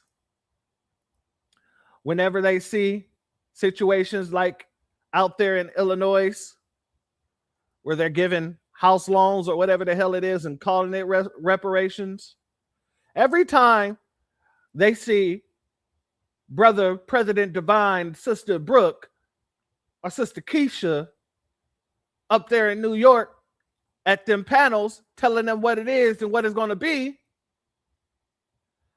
they also start to cringe. They start to hurt. They start to lose their damn minds. Let's go here. Every time they see something like this, they know that we are one step closer and they can't stop it. The Charleston Reparations Task Force, many who are direct descendants of slaves in Charleston, are demanding the transfer of more than 7,000 acres of former plantation land in the area. Those descendants are calling for that land from 3 of the Lowcountry's most notable plantations to help establish land to be held in permanent stewardship. But it's opened up a bigger conversation of the balance of cultural preservation and tourism. Live 5's Maya Brown spoke with the leaders behind the reparations request and has more on what this moment means for them. Charleston was the #1 in slavery. We should be the #1 in reparations. Reparations. The NAACP defines it as a financial recompense for African Americans whose ancestors were slaves and lived through the Jim Crow era. But it's not a new concept. Communities across the country have been pushing for them for years. Now the question is in Charleston's lap. But why now? Over the last 50 years, there's been a decrease, or there's begun a decrease of Black folks in Charleston. And we had to choose this moment, if any, because we just keep getting erased from the peninsula. We're just going to keep losing land and losing our peoples. With tourism booming, developments on the rise, and historic Black settlement communities fighting to keep their culture alive, advocates with the Charleston Reparations Task Force say the window is closing and the time is now. They're demanding the transfer of more than 7,000 acres of former plantation land tied by deed to slavery. Boone Hall Plantation and Gardens, Magnolia Plantations and Gardens, and Middleton Place. Descendants are fighting to reclaim what they say was stolen from their families: land, labor, and legacy. My descendants helped make that place the most beautiful place. We adapted to any times they brought against us, but we still helped them. We still provided. We just didn't have the right to claim anything. And if this land becomes theirs, they say it can't just be a title. It has to become a lifeline. Community-controlled growth, affordable housing, knowledge passed down, culture protected, and even food grown for families who are running out of options. They say they're not asking for the impossible, just a chance to build what was denied. It is not extreme because when our ancestors are on that land, they were killed, beaten, and so much more. So it wasn't extreme when that was happening to them. So it shouldn't be extreme, and we're requesting that back. Instead of tour scripts written by strangers and weddings and events filling the space, they say it's time their family controls their own story and the land. Descendants say the money made here should finally benefit the people who built and cared for the plantation. There's communities outside of these plantations that are begging for resources. And then around the block, y'all are making tens of thousands, hundreds of thousands, and millions of dollars a year off of these plantations, off of some of the events. And that's unacceptable. Settlement communities who still aren't catching up to modern day infrastructure, whether it's sidewalks for solid grade or sewage for 10 Mile. Descendants say if it was in their hands, the priority would be giving back. When the plantation doesn't give back to communities or isn't prioritizing having land ownership to the Gullah Geechee communities, it can be, kind of unsettling to know that they do events and weddings or different things like that without speaking to communities around them that were affected by it. And they're not alone. White descendants like Charlotte Drayden are also joining the fight, saying the moment is long overdue. I have always felt guilt because of my name. I've always known. was one of those things you have to live with, and it's hard. It's not hard, but it's just to know where you came from and what your ancestors did to people when you know that is just tragic. Drayden says Charleston's Southern charm shouldn't come with selective memory. She wants that to stop. No more looking past the pain that built this place, and no more celebrating the beauty without acknowledging the cost. It's the right thing to do. My soul feels like it's being cleansed. And because we pay for the sins of our ancestors, it's a real thing. The Reparations Task Force has given the plantation owners an ultimatum of 40 days to enter into a formal dialogue toward land transfer and reparative justice. They have all denied a request for an on-camera interview, but have sent written statements all echoing the words of awareness, respect, and commitment. But for the descendants, those words fall on deaf ears. I feel like there should be action-oriented movement from them versus just saying that we support it. And with the 40-day deadline running out and still no word on opening a conversation, descendants remain hopeful, determined to see this demand for reparations through. It's just knowing all these things, raising up on the plantation, it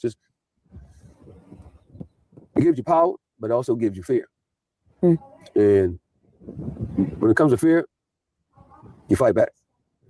Never let fear overcome you. That's when you get that power from your ancestors to say, hey, we made it this far, not them.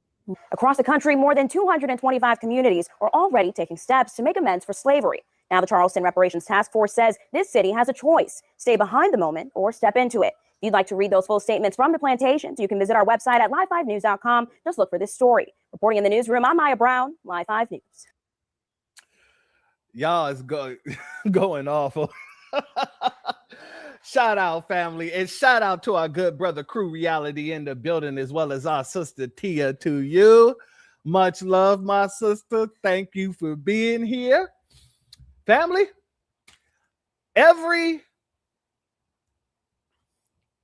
let me make sure I say this so it can sting in their craw a little bit. Every time they turn around, they see us leading the charge on another form of reparations.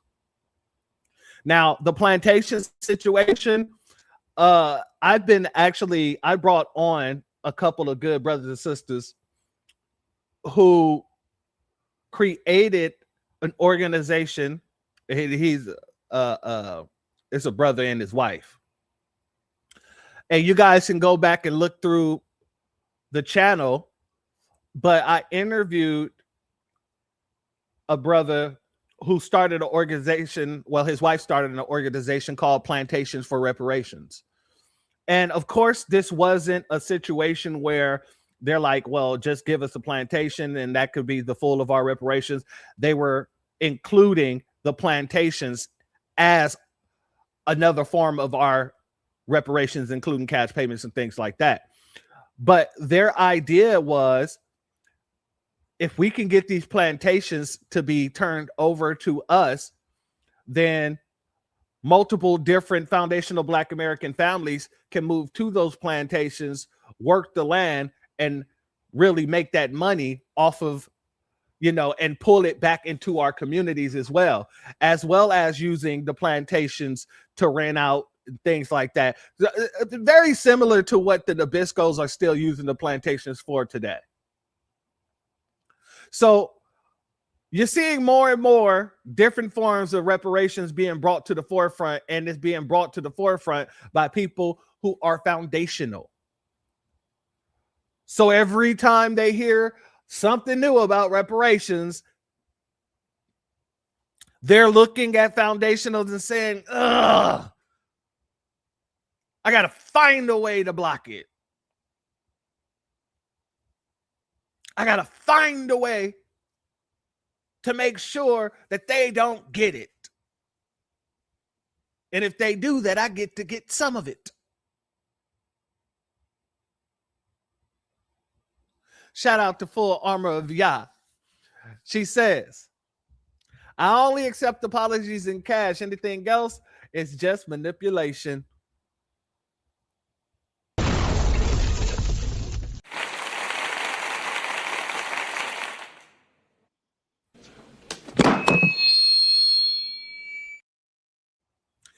That part. Shout out to our sister, our brother, Harthor Ma'at. Much love to you, and thank you for your super chat. Your donation is blessed tenfold, and I appreciate your contribution as always, family. Oh, family, we ain't done yet. hold on, because I got to show you this. Because another thing that they're hating right now is that we're not letting anybody come to us with excuses. We're only allowing people to talk if they're bringing that solution. And what's the solution? It's reparations. It's an anti-Black hate crime bill. It's transformative policies for the Black communities. If you're not saying nothing,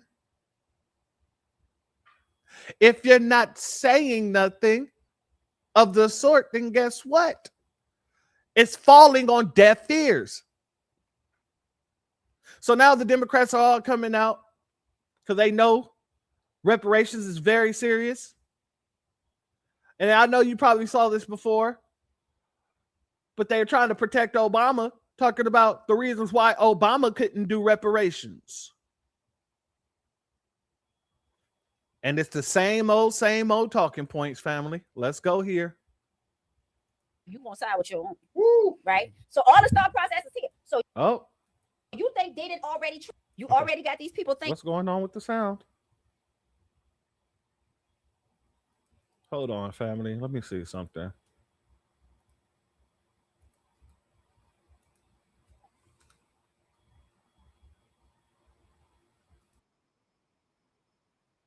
All right, there we go. Give me 1 second, family. Of course, it wants to do some foul stuff, but let's go here instead. There we go. So all the thought process is here. So you think they didn't already try that? Those are ways they tried to get Obama unelected or not even reelected. It was like, he gonna try reparations. They literally was pushing it. Then they tried it with Kamala, even with all the work she did in California to get Black men literally out of jail, start a program.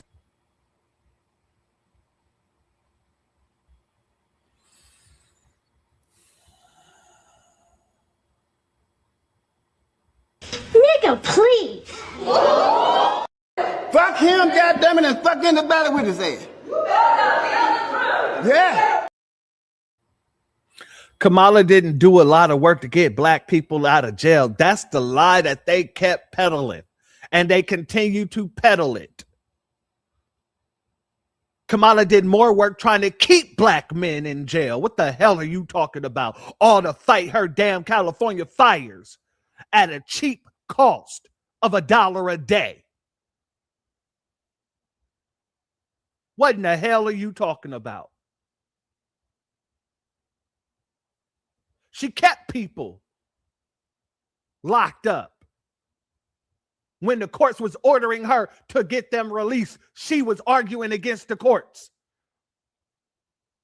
that it would mess with their labor force.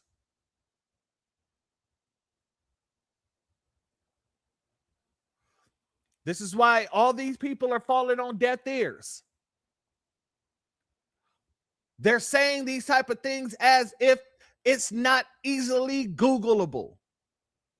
You can Google these things.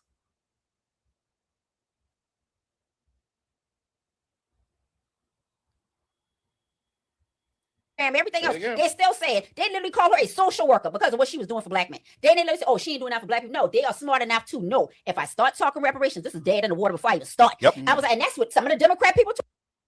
They're smart enough to know if they start talking about reparations, then it's dead in the water before it starts. Well, they should be smart enough to know that they're dead in the water when they come to talk to us and they're not bringing up reparations. It's dead in the water. No hate crime bill, it's dead in the water. No policies, it's dead in the water.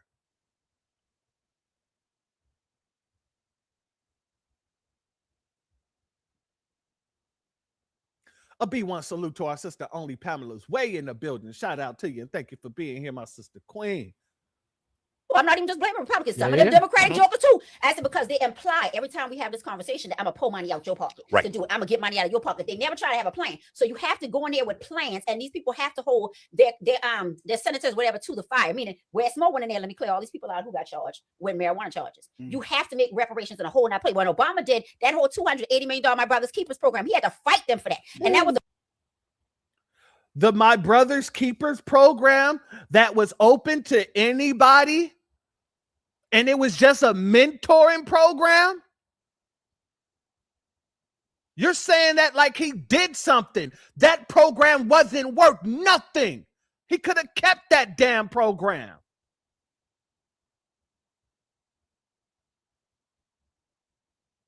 He brought millions, hundreds of millions of dollars to the goddamn quote unquote so-called Nabisco Tonto American Indian. Well, no, not American Indian, Native American. Hundreds of millions. He gave millions to a bunch of Jewish people who was living under the poverty line here in America, and that had nothing to do with us. They already got their reparations, and they already got their own country, and yet he felt need to give $12 million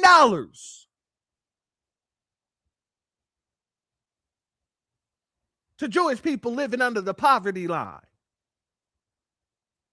He gave hundreds of millions of dollars to LGBTQ organizations. None of these things are popular. None of these things are actual, will give you a benefit. These things are all non-starters, but yet he did it. But yet he did it.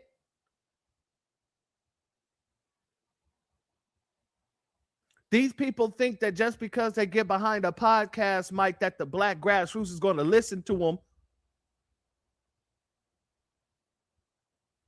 But the grassroots know the difference between real grassroots and AstroTurf. And every time we turn around, they're sending out some more AstroTurf.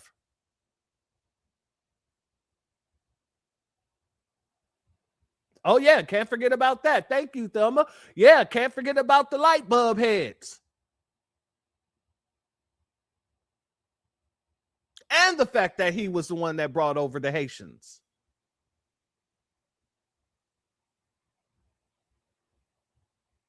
And that's just a small reason why people don't like Obama. I ain't even getting to the disdain that I have for him for removing the Negro classification, because you know damn well if you follow the Negro and the reclassification of the Negro, it's going to lead you back to the Indian.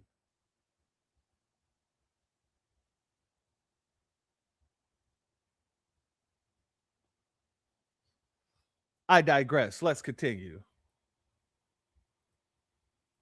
Close the wealth gap with black men. Yes. You have to find the reparations in the way that you know you're gonna get them to say, yeah, that's politics. Because you couldn't even say you wanted to defund the police. Right? You already got No, you utilize the power that you have in the very same way that he utilized the judgment fund to give that hundreds of millions of dollars to those goddamn tontos. He could have utilized the same fund to put money into our communities in order to redress the situations that we've been dealing with systemically under this white supremacist system.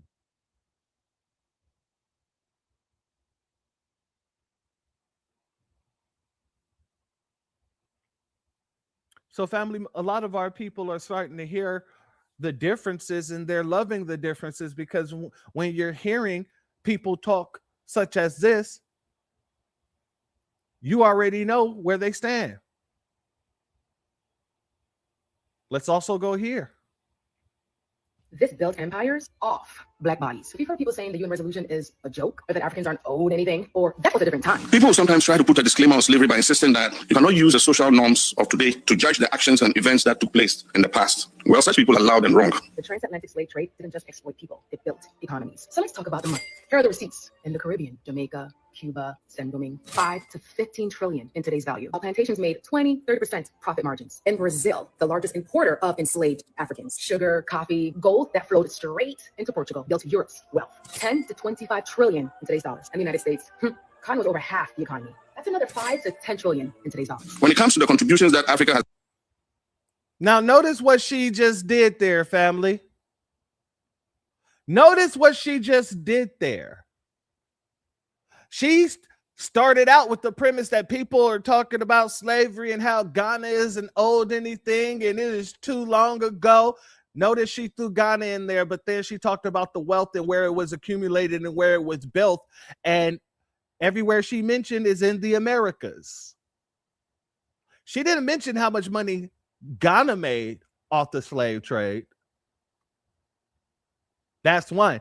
Nor did she neglect to mention that all the wealth that was accumulated had nothing to do with Ghana.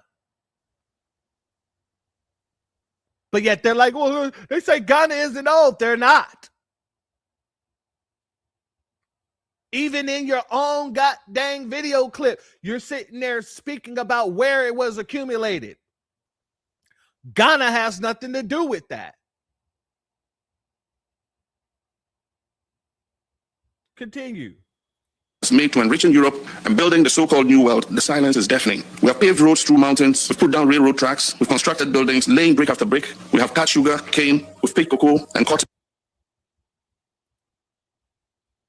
We? We.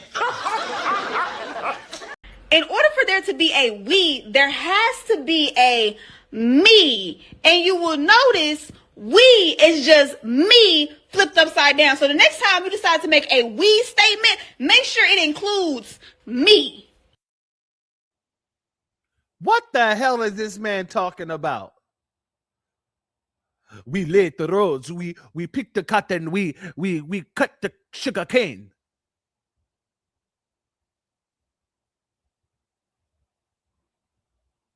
Who the hell is we? That is a history that you have nothing to do with.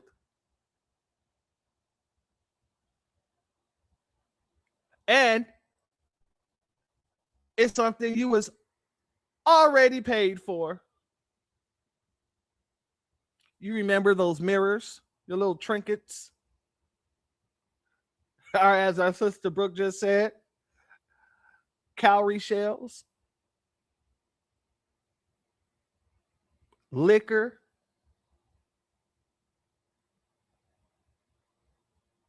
Oh, you also got paid for those, castles, and you got paid for the use of the land. Why are we even here? Oh, because a tether wants to come in and try to insert these tethers into our mix once again.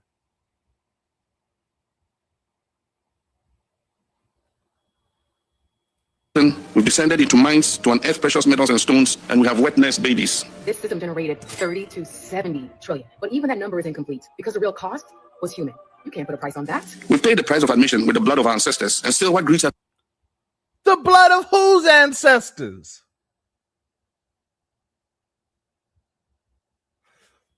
Family, I'm glad that this has been happening because there's been so many people who wanted me to touch on this. Somebody sent me this as well. And I'm glad that this is happening because people are seeing this randomly. And they're seeing it and it's pissing them off because they understand the nonsense within the rhetoric, the disrespect within the rhetoric.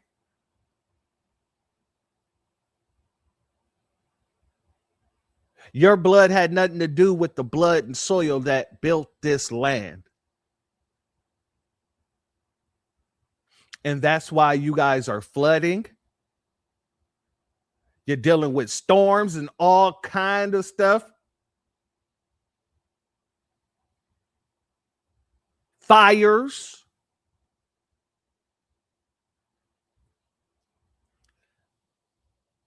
And this is why.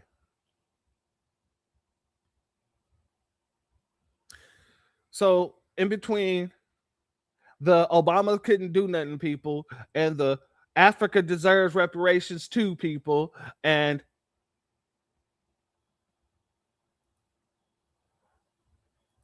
the tethers out here teaching their children, I don't believe that he's a Black American, teaching their children that We don't need reparations because it's just a tool being used. They dangle it in front of us. And, you know, that when it's us fighting for it, they're not offering it. We're the ones fighting for it. We're the ones who brought it to the forefront. So by him telling his children this, and if he's a tether, all he's doing is reinforcing a lie with these tethers to make them think that they should get reparations if reparations is given. But you shouldn't concentrate on reparations because all they do is dangle that over your head to get your vote.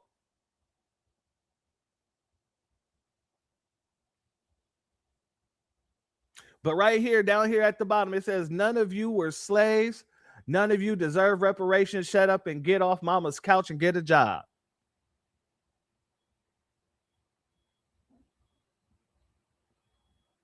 Let's go here. Shout out to our brother Zavon Scott in the building, as well as First Class Citizen. Shout out to the both of you. Much love and thank you all for being here. And the whole idea about that check and reparations, this is one of the biggest lies. They've been talking about giving folk reparations since slavery ended. And if people haven't picked up on it by now, it's just a little thing dangling in front of the black community. Oh, okay, I'll vote what you say, Rosa Mark, because maybe we'll get reparations this time. What are you doing asking for reparations? For what? For what did you go through to where you need reparations? You loser? Like what, you just suck in high school? You suck now, you don't want to go get a job, so you need reparations so somebody can take care of you? No. People went through hard times. They sacrificed for you already. You're supposed to take advantage of their sacrifice and do something with your life. Not sit here with your hand out begging for money because somebody else went through something. It is. I look at these children as he says this, and the look on their face, and family tell me if I'm wrong, but it seems like the children are looking down at the table and they're looking confused, and they're trying to figure out, does daddy sound like a tap dancer? Daddy sounds like a coon. Why does daddy sound like a coon? Look at their faces, family. They're not looking at him. They're looking down at the table. They're like, what the hell is this dude talking about?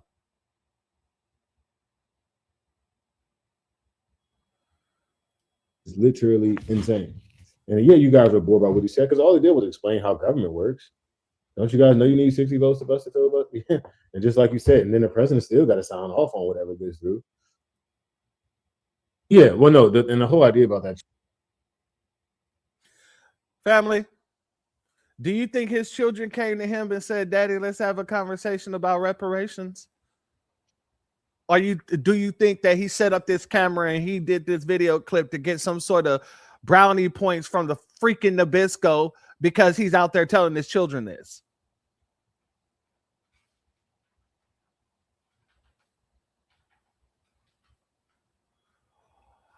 Oh, I'm pretty sure it's a tether. I don't even have to ask his lineage. You can hear it in his speech.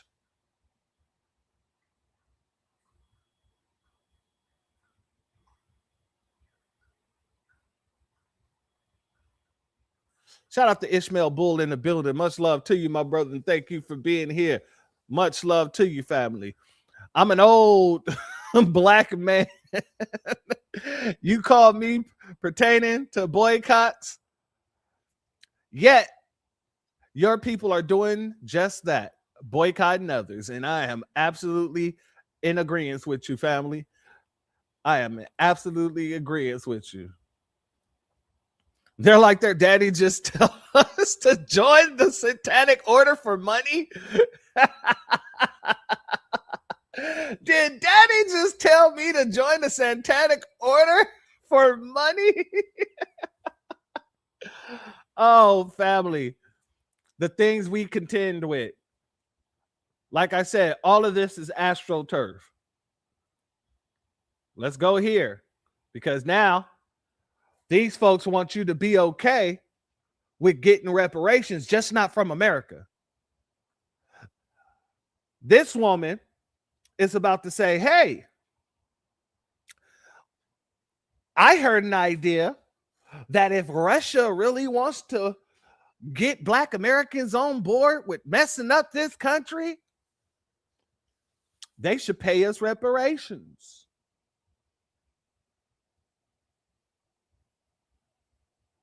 Let's go here. Hey y'all, don't scroll. Listen. I was just listening to Mr. Evolutionary. If y'all don't follow him because he had an excellent plan for us, our people. He said if Russia, Iran, Japan, China, and all of them want to really take over the United States and win, they only got to do one thing. And it's brilliant. Brilliant, you hear me? Pay black people reparations. You heard me? They got the money to do it. We get tired of waiting on the United States. They keep on denying us. Y'all wonder why they keep denying to pay us reparations? Because they know what we gonna do. They know how it's going down if they give us reparations. So everybody that has a platform, a large platform at that, because we need to get these videos out to the right people. They hearing us based on the Lego videos that they putting out. Pay. Didn't I tell you all not to pay too much attention to those Lego videos because it ain't shit but propaganda? Now this woman is sitting there trying to convince you to side against your own damn country, your own damn land. We are not turncoats, nor are we fleers. So this type of idea doesn't even entice us.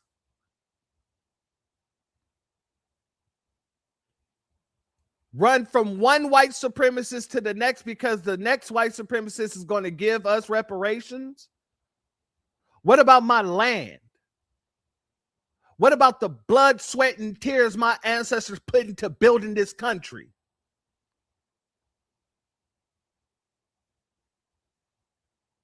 So I'm supposed to give up my birthright for the love of the money. Yeah, the root of all evil ain't enough to get me to put on a cape for Russia or anywhere else, no matter how much I dislike what America is doing. That's a Jasmine Crockett thing. That's a Democratic Party thing. That's a Democratic Shield thing.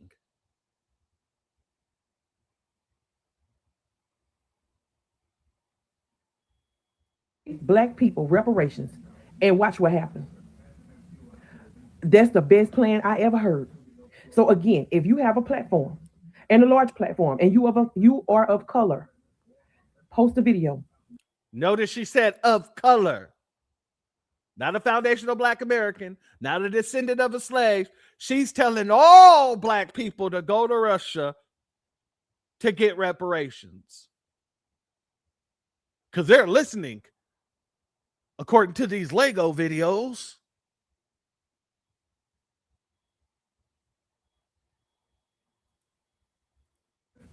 And let's urge those other countries to pay Black people reparations. And let's see what happens. Nothing beat a fail but a try. Y'all, let me tell you something. Them people put money in our accounts. It's game over. Game over. We're going to have Black Wall Street back, our own banks, our own hospitals, everything. And what they going to have? This is an ignorant statement. That money comes into our accounts. First and foremost, they control the banks.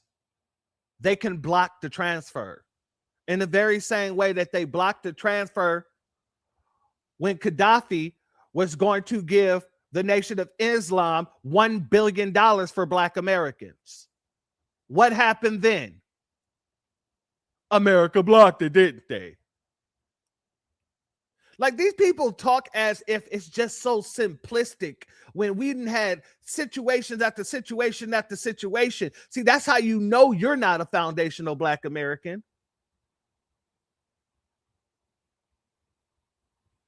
Because you just think that people can flop money into your bank account and the banks ain't got no power to stop it. The government ain't got no power to stop it. Well, go tell that to the NOI.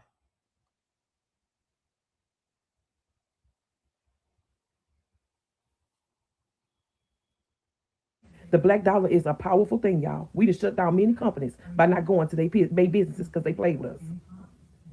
Pay Black people reparations and watch what happens. Now let's go, y'all. This is something anybody can do. If you have a TikTok platform, Instagram, Facebook, make a video and let it get to the right people and let them think about it. Let them ponder on that. And let's see how this thing turn around. I'm happy about it. I'm excited. Pay Black people reparations and watch how we do this. Let us handle this. Okay? Family, I'm not interested in listening to anybody who's trying to find another form of reparations outside of the cash payments that the government owes us and the policies that the government owes us. I am not interested whatsoever. And in the words of my sister Delaney Brooks, shout out to you. I denounced this message. Well, her message, not mine.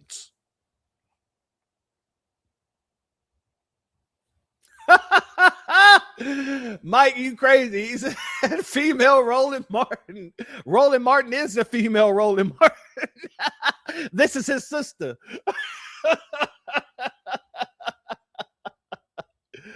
Oh. Oh, shout out. Ignorance and deceptive. Exactly. Starte said she really trying to get us deported. Trying their hardest. It ain't gonna work. They can't deport us, but they trying their hardest to put us in a group where we can be consumed by deportees.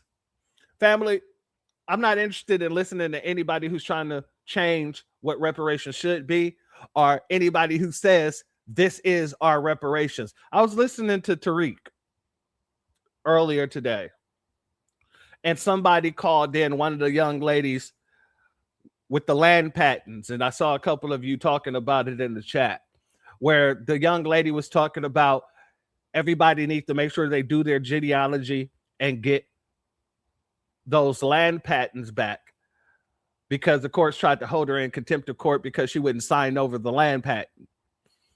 And I'm with her 100% there. I'm with her 100% there. If you do your genealogy and you find that your family has some land patents, you go and get them mother-loving land patents. You hear what I'm saying? But then she went along to say something that I cannot and will not agree with. And this is what a lot of these people do. Not saying that she is doing that or was doing what I'm about to bring up. But anytime I hear someone says this next statement that I'm about to say, I automatically think about either an agent or somebody who's incredibly ignorant. Because in the next sentence, she said, we need to do this because this will be our reparations. No, it isn't. You going to get your land patent, something that you own, is far different from the country paying you what it owes you.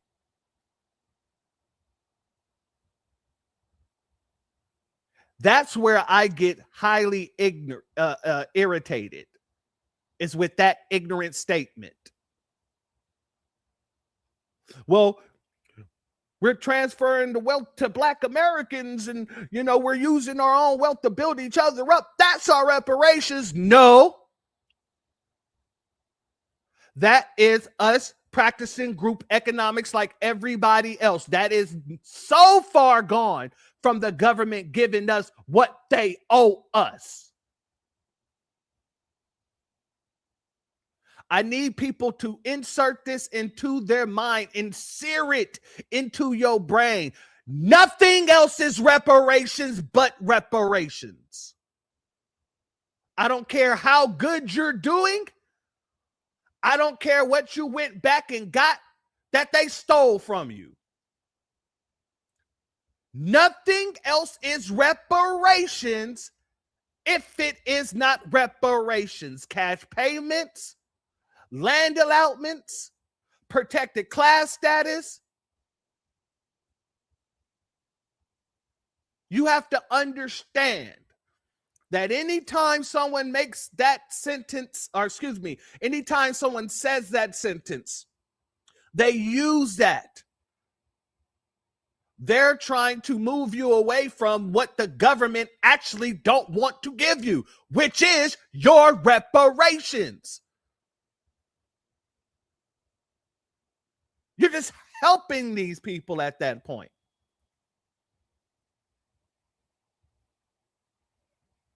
And I say that because I'm tired of hearing it.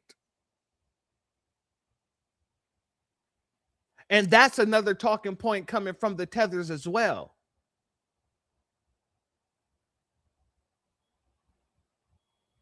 Let's go here.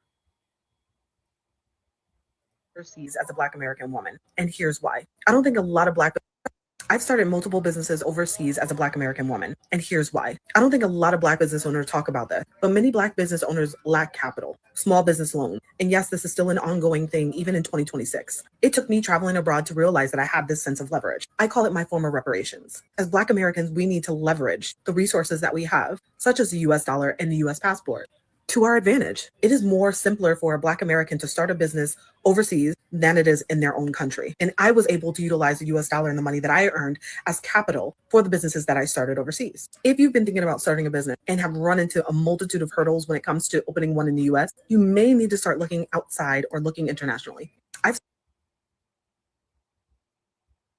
Starting a business outside of the country because it's favorable to you is not reparations. It's a smart business move.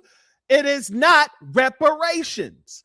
Reparations, and I'm going to say this again for the ignorant, stupid people in the back of the damn classroom, reparations is cash, land allotments, protective class status, tax-free status.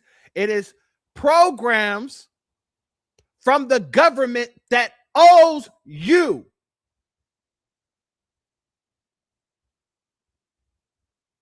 You don't have to work for what's owed to you. So you going outside of the country and starting all these businesses, kudos, good for you. It's still not reparations. And don't bring it to me and try to say that it's a form of reparations. It is not. Anything you have to do for yourself isn't a form of reparations. It is you getting up and putting your greatness to the test.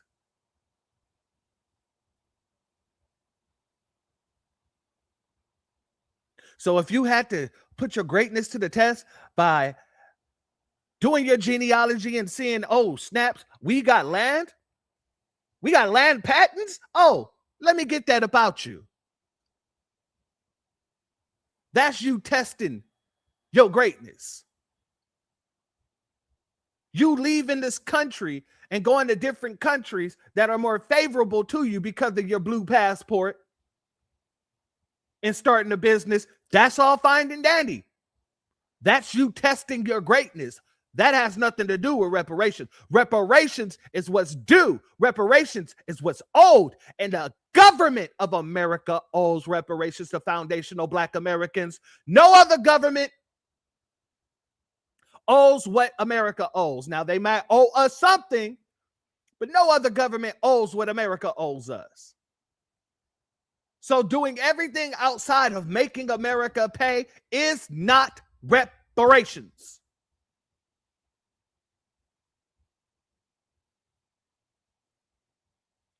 You ain't right. You ain't right, my sister. That chin, Lord have mercy. Oh, man. That chin is a chinny in. Split and it's lumpy. I don't know what to say. That's crazy. That is crazy. Oh, I gotta play it just because. We can't keep doing this shit, man. All right. Shout out to my good brother, Iron Will. Thank you for your super chat. Your donation is blessed tenfold, and I appreciate your contribution as always, my warrior brother. Before I forget, a little something for the collection plate. Salute to you, my brother, my foundational brother, my warrior brother, my brother who ain't accepting nothing else but cash damn payments.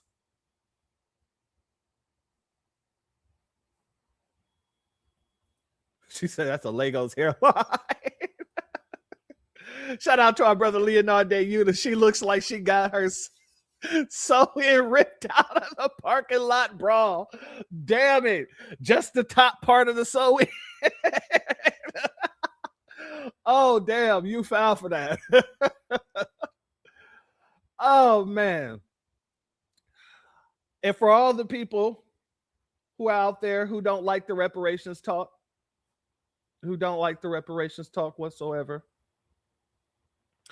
I want to tell you, for all the people who said, well, I'm foundational and I don't think we need reparations, or I'm Black American, my family goes back generations and I think we don't need reparations. All I got to say to you is just shut the hell up. If you don't want your reparations, I guarantee you, when they announce it, I will have a website up for all those who said they do not want reparations. As a matter of fact, I'm going to start working on that website as soon as possible. Because for everybody who say we don't need no reparations, I'm foundational too, I'm Black American too, we don't need no reparations, I'm going to have this website up pretty soon. You can go over to the website. Hell, I might even just put it on the Freedmen's reparations merch site. I might just have to do that. I'm going to put up a goddamn pledge that says that you pledge every cent of your reparations to the Freedmen Fund. If you don't want it, cool. Go ahead and pledge that money right on over to the foundationals and we'll take care of it. No worries. And since you'll be pledging it to the Freedmen Fund, I mean the political fund, you'll be doing a lot more good than you would if you had it in your pocket. Oh, we need that. All right, I'll give y'all that for this one, for her. Send in the clowns. Now, I'm going to bring in this sister to talk her talk as well. Let's go here. Talk your talk, my sister. You know what I will never understand? What's going on? Oh, see, they keep trying to play with me. All right. I stay ready. Stay ready so you ain't got to get ready.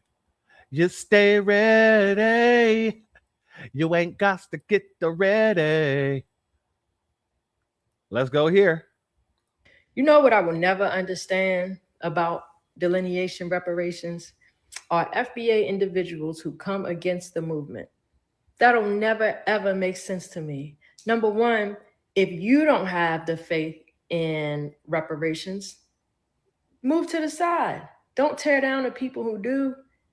If you think it's a waste of time, if you think whatever about it, okay, but don't come against it. Number one, ultimately, you're going to benefit from it. If you are genuinely FBA, you are going to benefit from reparations. What are you mad about? How are you tearing down people who are on the front lines, really making a difference, really making our voices heard? Like, we are in civil rights 2.0. What are you not getting? You know what, Sister Brooke? We might just have to have a bunch of different organizations that they can select from. You know, not that fund per se, but you know, the U.S. Freedmen Project, they can donate to that. They can donate to the Freedmen's Reparations Party. They can donate to, you know, the CCLC out there. So I'm thinking that's what I'll end up doing. I'll just have a bunch of different boxes. Who do you want to donate your reparations to, since you say you don't need it? So I'm glad you said that, because that gave me that idea. That's what we'll do.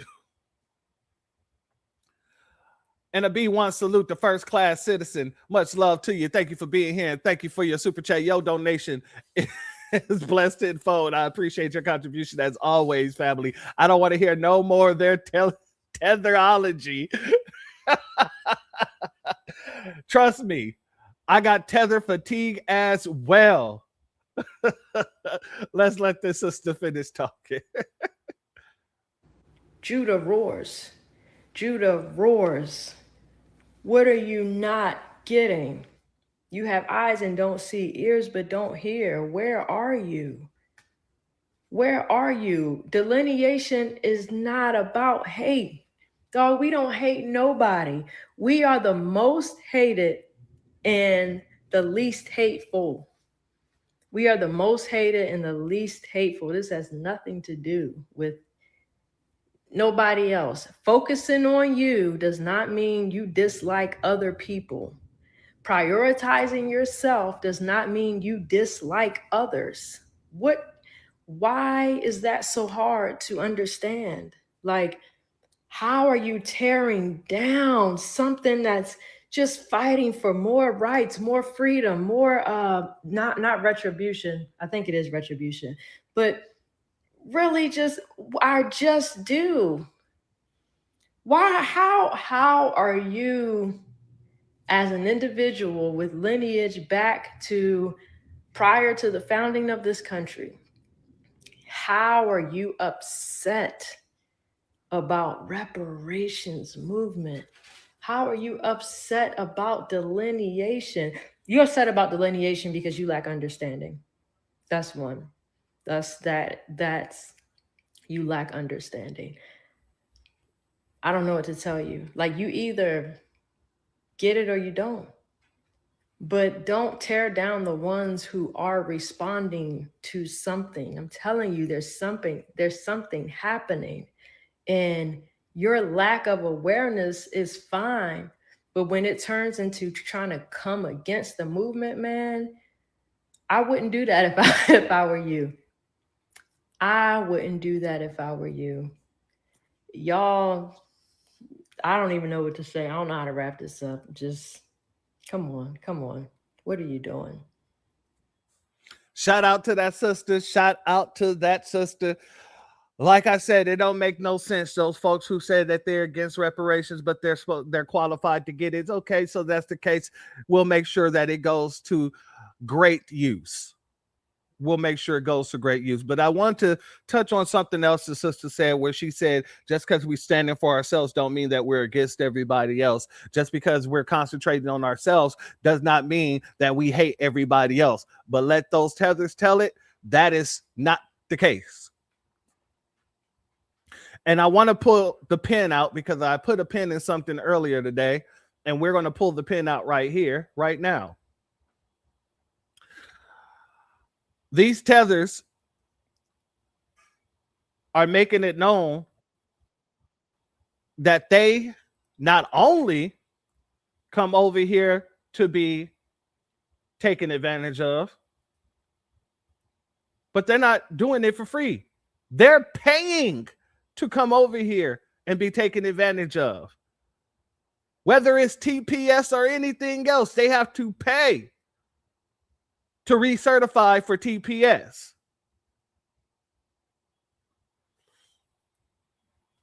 Give me 1 second here. We're going to pull it up. I want to give a shout out to Tariq because the information comes from one of his broadcasts where the tether comes in and he just says it with his chest. We're not going to play this full thing, but we're going to play the part that I need to play. Hey, good morning, man. How are you, sir? I'm doing fine. I've been in here, listening for the last 45 minutes or so. Yes, sir. Listen, man. From immigrant descendant. I've been in this place since 1980. Okay. Where's your family? Where you from? Where you from? My family, my mother and my father were from Haiti. Got it. Okay. Now, a lot of this stuff that you all are doing, FBA, whatever, y'all may have a legit complaint about all this.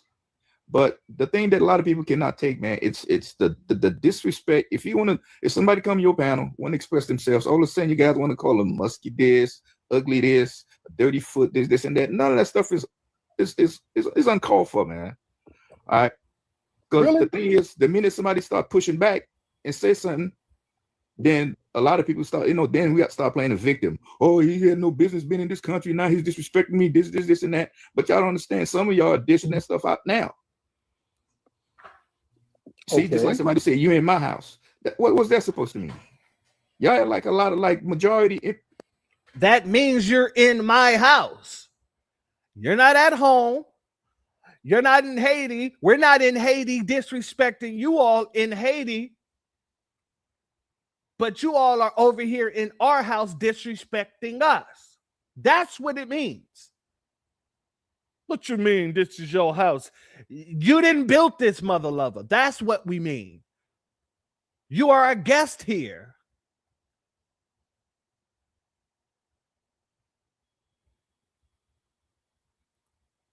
Continue. Immigrants that's in this country, they're not here for free. Even the TPS people, did y'all know those people have to pay every year to get that stuff renewed? And that's all we need, family. And I love Tariq's response to it. Do you know that the Haitians have to pay to get TPS renewed? It was the perfect response. And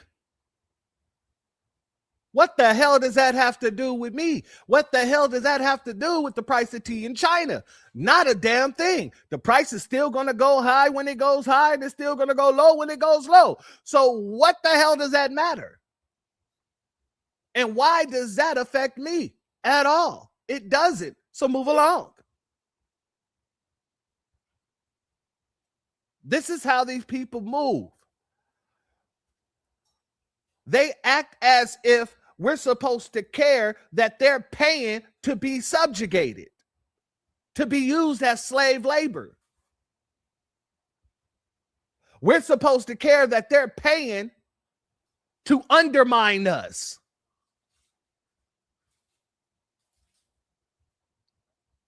This is the thinking of these tethers. We're supposed to feel some sort of way because they're pulling out of their pockets to pay to be here and undermine us.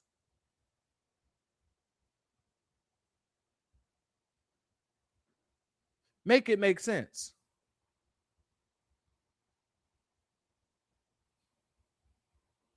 Make it make sense.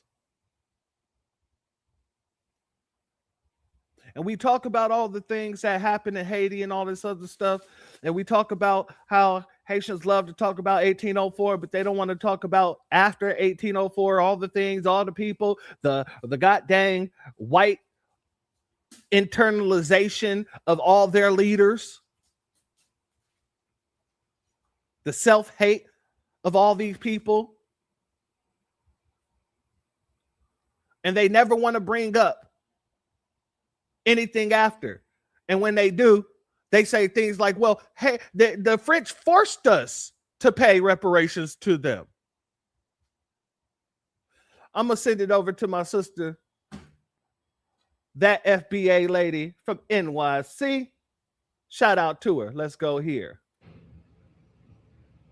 They were forced to pay. See, this is the part that I don't get, because y'all keep getting on here talking about how y'all whipped the French ass. Y'all won y'all freedom. Y'all whipped ass. So why y'all just ain't say no? If they forced y'all to pay, why not just say no and keep fighting? What was it? If y'all was so ill, y'all fought them, y'all won the first time, why not just fight again? What was it that changed? See, some of us actually know y'all history, and we know that y'all won that war. Now, again, y'all took advantage of a great strategy. I would never take that away from y'all. But Napoleon was fighting with other nations. See, when y'all made that deal, they weren't fighting with anybody else. See, y'all was scared of the one-on-one. That's why y'all made that deal. So you can't get up here talking about how y'all whooped somebody's ass and at the same time tell people that y'all were forced to pay. Which one was it? They were forced to pay. See, this is the part that I don't get.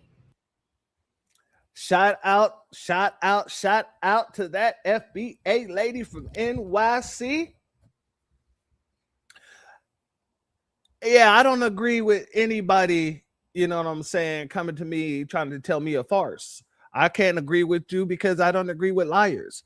And you guys are quite literally showing yourself to be habitual liars. I mean, you lie so much that the next lie isn't even finished before the next lie begins.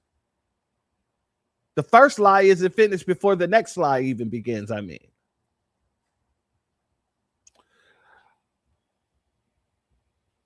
However, these folks they feeling the pressure. They feeling the pressure. And you know they feeling the pressure, family, because they're out here. They're out here making nonsensical, and I gotta call it nonsensical because it's very nonsensical. They're out here making these nonsensical videos trying to rewrite the history of not just America, not just Haiti, but foundational Black Americans. Family, they got these folks out here crashing the hell out. And I want to show you something. These folks are trying to say not only did they have something to do with the building of America, but they had something to do with the building of you. Because, you know, when you look at the Black American flag, they said the Black American flag quite literally was made to mimic the Haitian flag. I bull stuff you not, family. Let's go here. Let's go here. Notice what it says. Black represented the formerly enslaved Black majority and the strength, dignity, and independence of the new nation. Red represented the bloodshed during the revolution and the fight for freedom.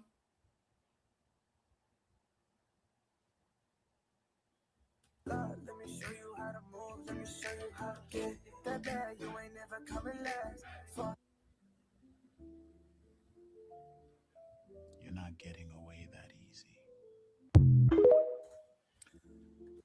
Notice, family, this is AI.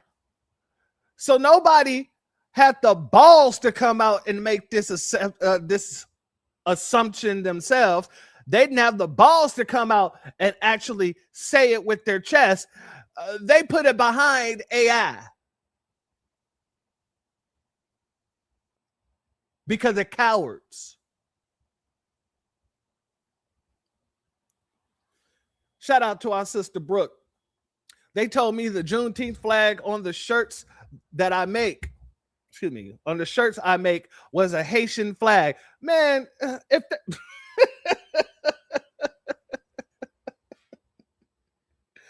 oh, family, these people are just delusional as hell. If y'all go to our sister Brooks and go ahead and purchase your foundational Black American shirts. You know, she got many of them. She has the Juneteenth, as she just said. She has the Black American. She has the Black American blunted sword. I've been seeing all of them. They all look fire as hell. As a matter of fact, I'm gonna be placing my order a little bit later as well, because yeah, it's that day to do so. But anyway, shout out to our sister. Y'all make sure y'all go support her t-shirts as well. Family, these people are quite literally upside down delusional. As the Bible say, they will make up down and make down up, and that's exactly what you're looking at. Left, right, right, left, in, out, in.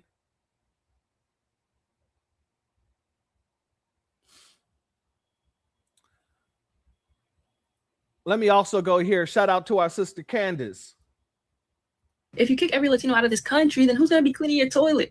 Kelly Osbourne said this in 2015, and today people are asking a very similar version of that question, just in a more respectable fashion. Hundreds of thousands of Haitians are being stripped of their legal protections through TPS, and all people have to say is, who's going to do the jobs that Americans don't want to do, or warning that there's going to be a caregiving crisis because so many Haitians work in healthcare. And yes, losing thousands of these healthcare workers will create a crisis, but immigrants should not have to take care of your grandma or staff your hospitals for you to recognize their humanity, their dignity, and their right to build a life. And this is especially disturbing in the case of Haiti because the U.S. is not some innocent bystander in what we casually call Haitian instability. The U.S. has a long history of occupation, supporting violent dictatorships in Haiti for the benefit of American interests, economic extraction, and just widespread abandonment.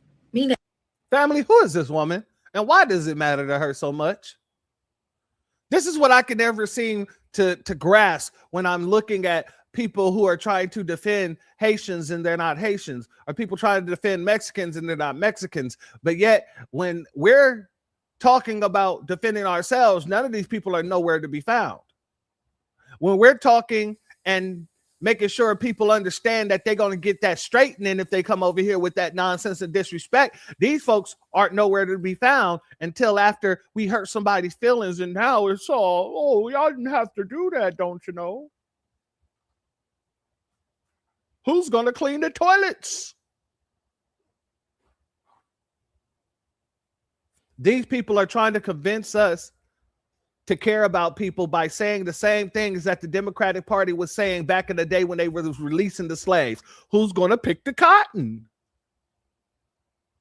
So you think you can use a white supremacist talking point to a foundational Black American who actually went through the slave trade here in America?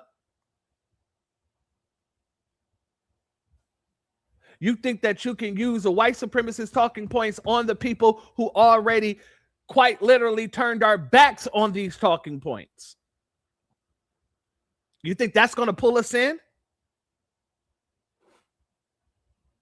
And that's how ignorant most of these people are.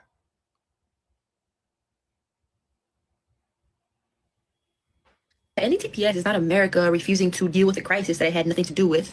It's actually America repeatedly punishing people from a country that they helped destabilize. Okay, so this Harvard-educated Brazilian, I guess, American background, because she has the flag, the Brazilian flag there, had something to say about the TPS status, and started in with a very stereotypical quote that they minimize people to, immigrants to, which is, who's going to clean your toilets? Kelly Osbourne made that statement, but she asked it in a more delicate way. Same thing. Who's going to do the jobs that Americans don't want to do? And that is a deflection, right? It's a deflection from TPS, which is policy, immigration policy, and respecting borders, right? We have. I got to pause for this one. Shout out to Och. Tethers have jobs that they don't want to do in their homelands, but they will come here and tell us that they came to work hard. We're the hottest working people in showbiz. To be more specific, they're the hottest working people in coonery. Shout out to Ott for that. To enforce our borders. And again, TPS was something that was intended to be temporary, not forever. She makes a guilt trip out of it, or tries to. They're stripping away from all of these Haitians their TPS status. Do they not have the right to live, the right to, build a life? No, they don't. No, they don't. That's not a civil right. It's just immigration policy, darling. I think she's Harvard educated too. So I don't understand the angle there with the guilt trip. Maybe go guilt trip the Supreme Court. They upheld it, right? But the right to build a life is not a guarantee, right? It's not a guarantee for an immigrant coming into our nation, right? The issue I have with arguments like this is that it has no Haitian accountability. It has no accountability on the nation in which folks are fleeing from, as if to say they are infantilized and left to the mercy. Their governments are left to the mercy of the world, I guess, or just corruption. In every video that I'm seeing like this, people are finding reasons to blame. Right? It talks about the economic extraction and the destabilization that came from America. First of all, economic extraction, I think they're talking about the gold removal, which was a loan that Haiti borrowed, right, from us, and we had to secure our loan as a nation. Let's talk about why they had to take a loan. Because they owed France, because they paid France with their freedom tax. So 1804 was kind of like, they overthrew it, and then they assassinated the guy in 1805 that helped to lead it. I don't remember the guy's name, but drop it in the chat. I really don't care, right? But they assassinated it, and then it became very unstable. Then they eventually signed a deal with their oppressors, and then they had to go borrow money to pay it from us in Germany. and France too. Isn't that wild? And then when we see the calamity going on, 6 presidents in 4 years, you know, a destable economy, a destable environment, people unaliving each other, we're going to secure our asset, right? Which was backed by the gold. So if she's talking about that, you know, that extraction, that was a financial safeguard, and that has nothing to do with the destabilization that was happening to lead to that, right? Haiti still, up to this day, up to now, and the time that we live in now, are still going through that. People are still falling out of the country, like, you know, spilling out of the country into the other Caribbean nations, encroaching on their cultures, encroaching on their lands. The Bahamas it's overrun. It's overrun in the Bahamas, right? Jamaicans don't want them, right? So you focus your attention on this country. Sovereign nations have a right to protect their borders. I don't like the fact that we are looked at as the parent. Like, we're punishing them. My question to Haitians is, where's y'all's accountability? Who's going to pick up and take arms? Where's that spirit of 1804? Find that within yourself to do it, at least for the women and children, okay? Find it inside. Dig deep. Be honest. Not offended.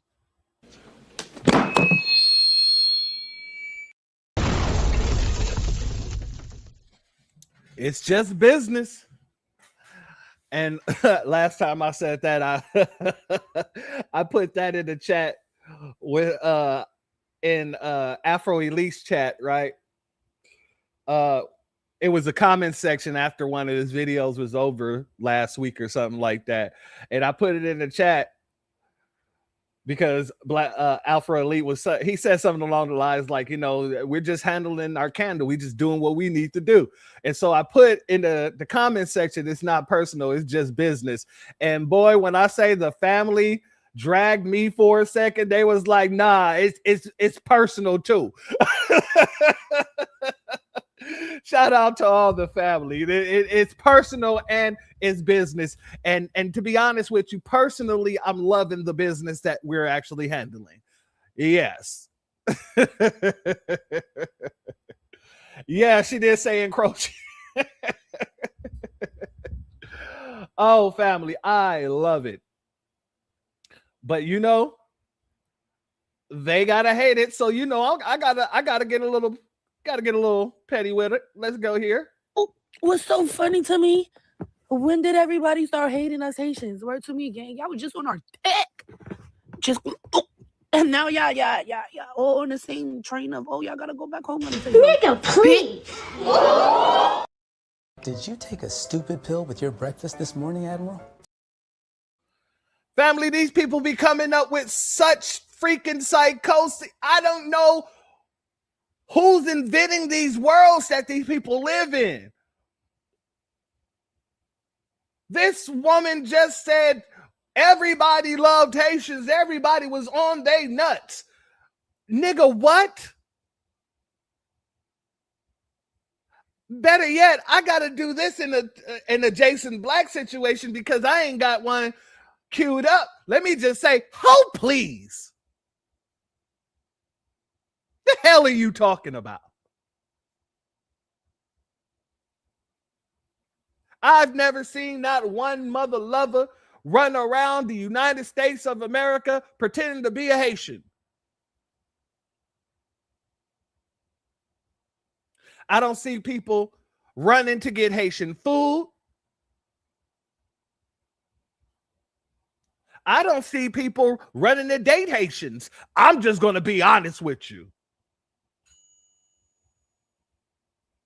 I have never, not once, looked at a Haitian woman and said, damn, that's a beautiful Haitian woman. At least me.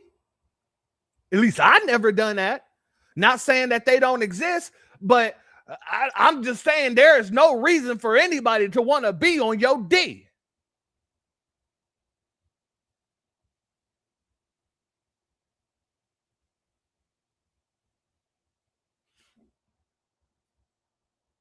Peachy Yellow Rose, shout out to you.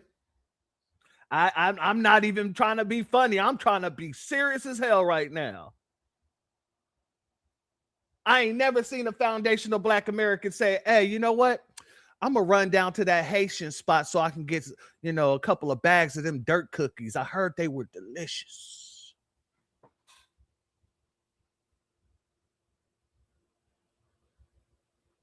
You know what? I want to run down to that Haitian spot down the street because Trump said they were eating the dogs and eating the cats and eating the ducks. I hope that they just got duck over there because I've always wanted to try duck. But, you know, the dogs and the cats they can keep for themselves. I ain't never heard it.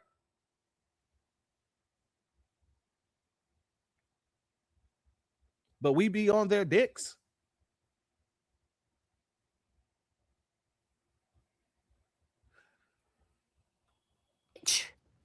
You ain't gonna send us nowhere if you ain't gonna send them European white motherfuckers somewhere too. See, this is how stupid you people are.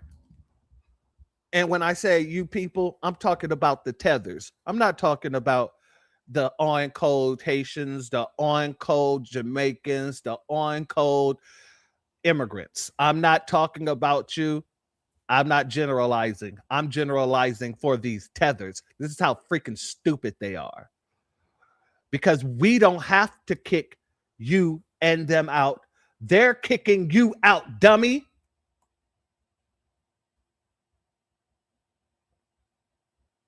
And we don't have to do nothing to them. You know why? Because the sun is doing it for us.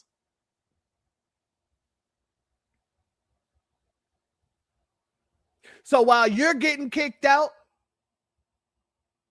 by the Sun Dodgers, the sun is kicking out the Sun Dodgers from life.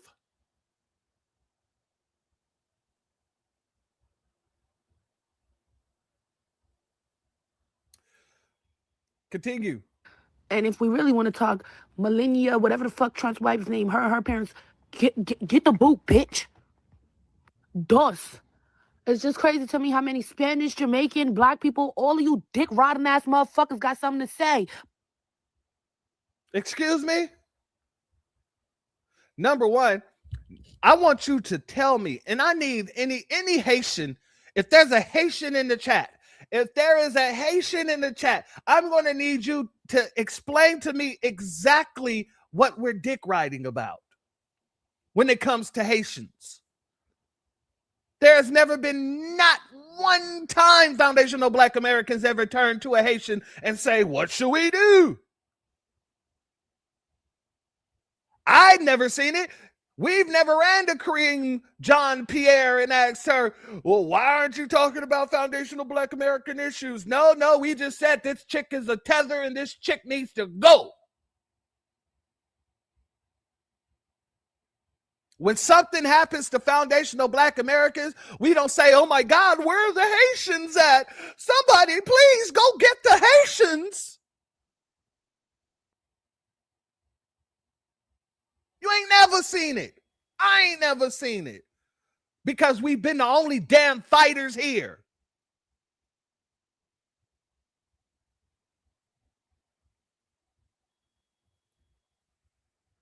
I agree. I second this, Miss Nisi. I second this.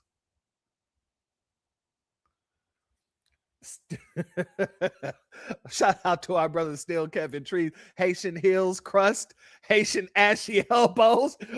What are we dick riding about? You can't name it because everybody else dick rides us. And everything that was supposed to be for us.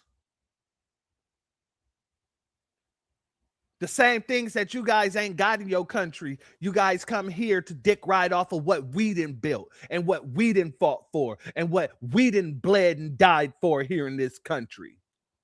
This country. Our country. We're not in yours.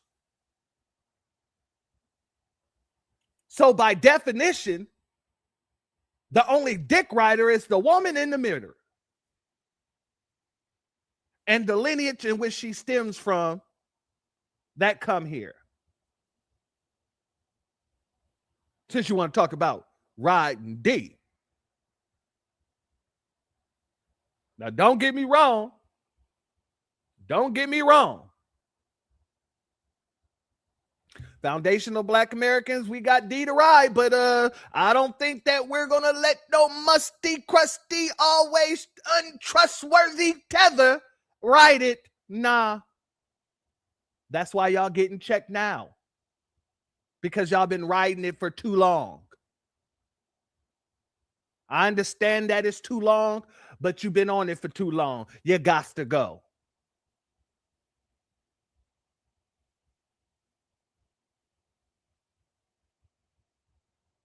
Exactly. Just making ish up so they can cope and deal with it.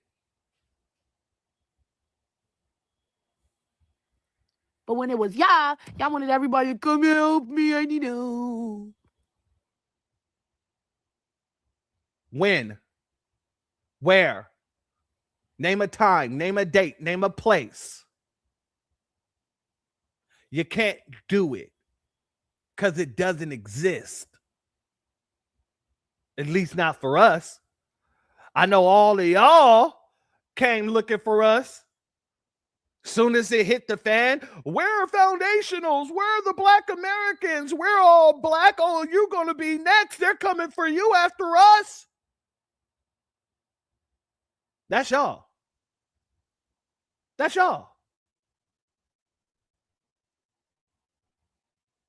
Continue. And I'm just letting it be known, Haiti ain't gonna be going through this forever, babes. We soon be back at the top, and we soon be the motherfuckers that came and took this shit over and made it possible for all y'all all over again. Nigga, please. Did you take a stupid pill with your breakfast this morning, Admiral?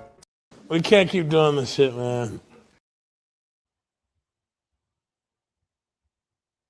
Family, I don't even think I want to play the rest of this clip because I know I am, but I feel like you all are losing brain cells with each passing second every time this woman speaks. These people make assertions that not only don't make sense, it will never make sense. How were you on top when you never got to see the mountain? You're still blocked by the trees. How was Haiti ever on top when they never got out of the forest to get up the mountain?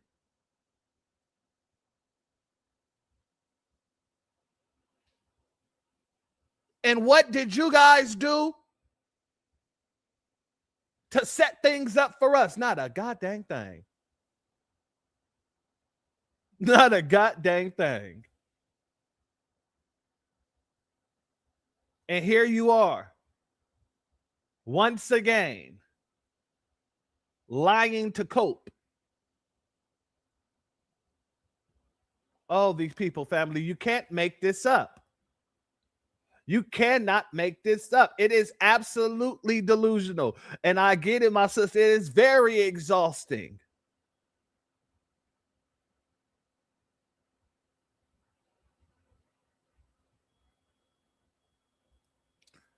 Shout out Eddie Blanks. I heard ICE is driving Uber now. I wouldn't be surprised, either driving or riding Uber. Jumping in the back of the car, telling them to go to a location. When they get there, there's 40 different ICE officers there. Exactly, Tiffany. They're all takers. All takers. Let's try to get through the rest of this. Y'all so quick to dip, dip, dip, dip, dip in the comments, and it's sad. It's sad because you'd expect that from the white people. No, it's coming from people that's not even from America for real. Y'all wasn't born here, and half of y'all talking shit still don't got y'all citizenship. Fuck it if the T was temporary, bitch. Half of y'all made y'all temporary stay permanent. But y'all want to come after us, though. America's fucking weird. Everybody in this country is fucking weird. And if you want to argue, we can argue. I might just turn you into a fucking cat. But bitch, we can fucking argue. And then you'll wake up as a cat tomorrow. But she said if you want to argue with her, then argue with her. And she might just turn you into a cat. You might wake up as a cat tomorrow and she might be at your doorstep trying to get that cat tail. trying to skin the cat.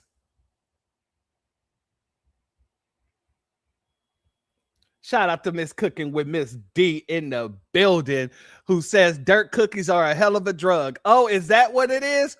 It's all the nutrients in the dirt cookie that gives them this prolonged brain high. Shout out to you, my sister. Let me give a B1 salute to our warrior brother Tobias Yuda in the building. Shout out to you, my warrior brother. Thank you for being here, and thank you for your contribution. Your donation is blessed tenfold, and I appreciate all that you do, my warrior brothers. Salute to you and shalom. Family. They're eating the dogs. They're eating the cats. Tobias said, I'm watching my dog. My dogs are in the cage right now, family. I have to make sure that if I can't keep my eye on them, then they're going to be safe right there. Smoking litter box leftovers. Hey, family, that's what happens with these people, family. These folks are running around instead of, you know how they do, god dang, they sell plates on Facebook. These folks, they show up with a big old tray of food and all that other stuff. Well, these folks sell plates online too. But when they show up with a box of kitty litter and an uncooked cat. And they're like, let's get to it. Meow. Oh, family. Okay, I'm with you there. I'm with you there. She knocking on the door. Did you order the kitty cat meow boil? The kitty cat meow boil. I thought I was ordering Haitian food. Oh yeah, that's what this is. This is the kitty cat meow boil. You know, it comes with chunks inside of the kitty litter. You can either eat that separately or you could eat it with the cat, and it gives you a superb flavor out of nowhere. You would never expect to feel this way about yourself. And then I also bought you a jug of cat piss. Enjoy. That'll be $200. $200. $200.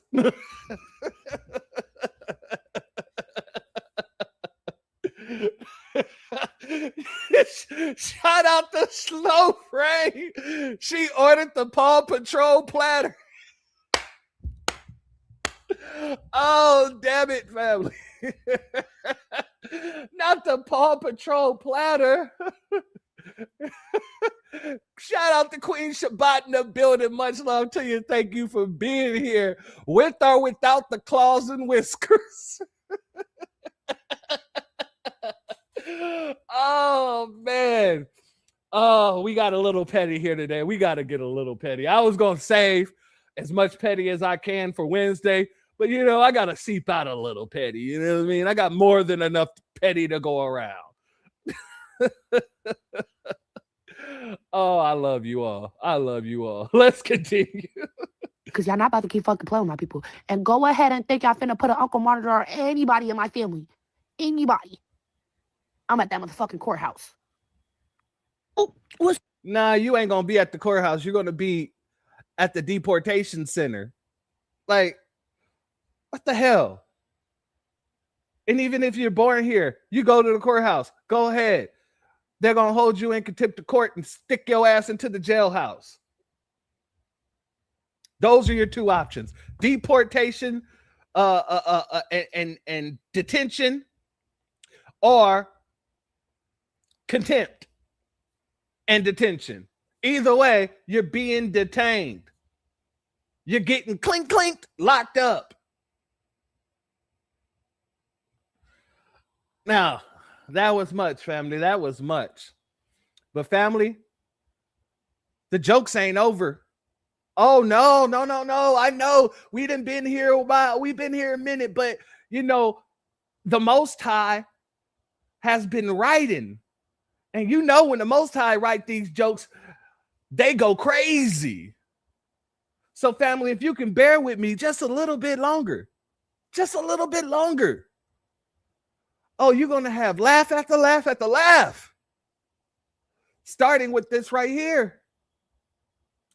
They got out there and they started boycotting and protesting about TPS.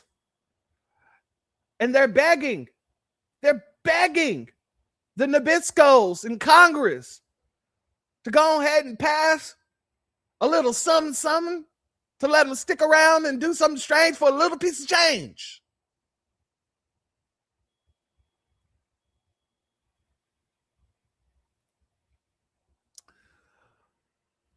Full more slim. Full, I can rock with. You know, I actually know the real Fillmore Slim. And his son is a good friend of mine. So you even playing with his name is a disgrace. But Crips and Bloods killed 30,000 and you're worried about Haitians and people you call tethers. The word that rhymes with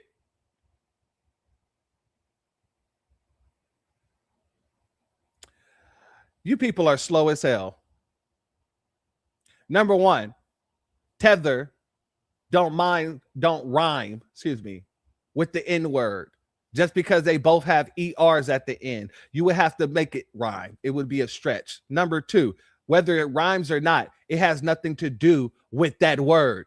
That word is something that is distinct to foundational Black Americans. That word is something that is used to cause harm to foundational Black Americans. That word is what your Nabisco daddy used whenever they were going to cause harm or try to be violent. And you talk about the Bloods and the Crips. The Bloods and the Crips ain't got nothing on barbecue in his gang. I've never seen the Bloods and the Crips take over a state. I've never seen the Bloods and the Crips take over a state. Bloods and Crips get arrested. They get sent to jail. When they kill somebody, they get consequences. When you tethers kill somebody, you get released because, God dang it, there's sanctuary city laws in place. You came to the wrong broadcast with your nonsense. Now, what I will do, if you want to put anything else in this chat, I have a rule here. You can't say nothing else in the chat unless you're willing to come up here and say it to my face. So there's the link. The link is in the chat. If there's people who have a problem with what I have to say, what I'm doing here, if you think that you can go ahead and stump me, hit that link. Let's have a one-on-one. Let's have a personal conversation. Because no matter how many people the Crips and Bloods have unalived, they ain't never taken over no state. They ain't never taken over no country.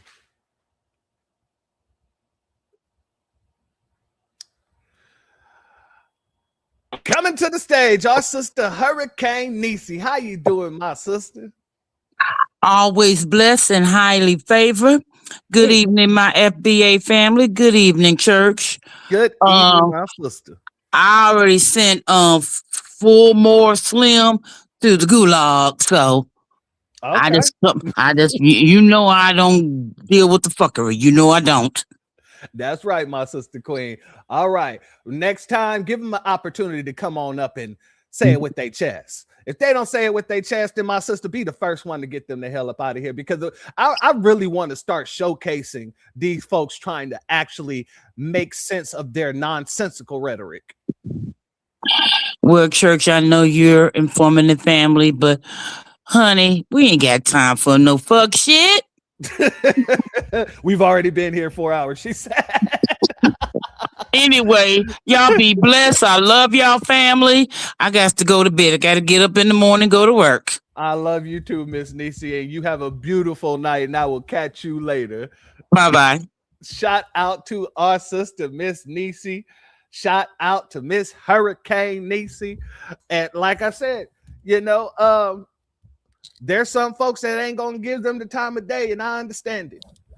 I want to give them the time of day because I want people to hear how nonsensical they continue to be and how it becomes a downward spiral for these people. But my sister, Miss Niecy, is correct. We've been here a little bit. I asked you to give me a little bit more time. So I understand it. I understand it. Shout out to my sister. She said, I ain't got no time for the fuckery. Not today. So let's get over here because I want to show you that these folks have no problem going out there and picketing. They have no problem going out there protesting. But I want you to notice where they're not protesting. All right, let's go here first. And trust me, this is going to be hilarious, family. Status. It's expired for more than 300,000 Haitian migrants living in the United States. That includes more than 150,000 in Florida. It's the most in the country. Now, a Supreme Court ruling in June allowed the Trump administration to end the legal protections for them on Monday.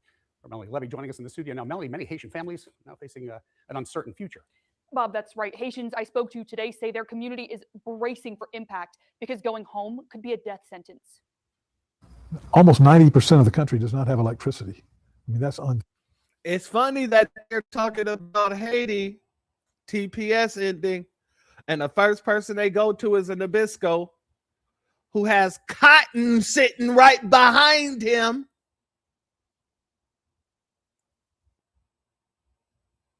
Family, if this was a sigil, it would say it all. Acting like he care about black people, but he is quite literally upholding his glory in the background, the cotton fields and the time of us being in there.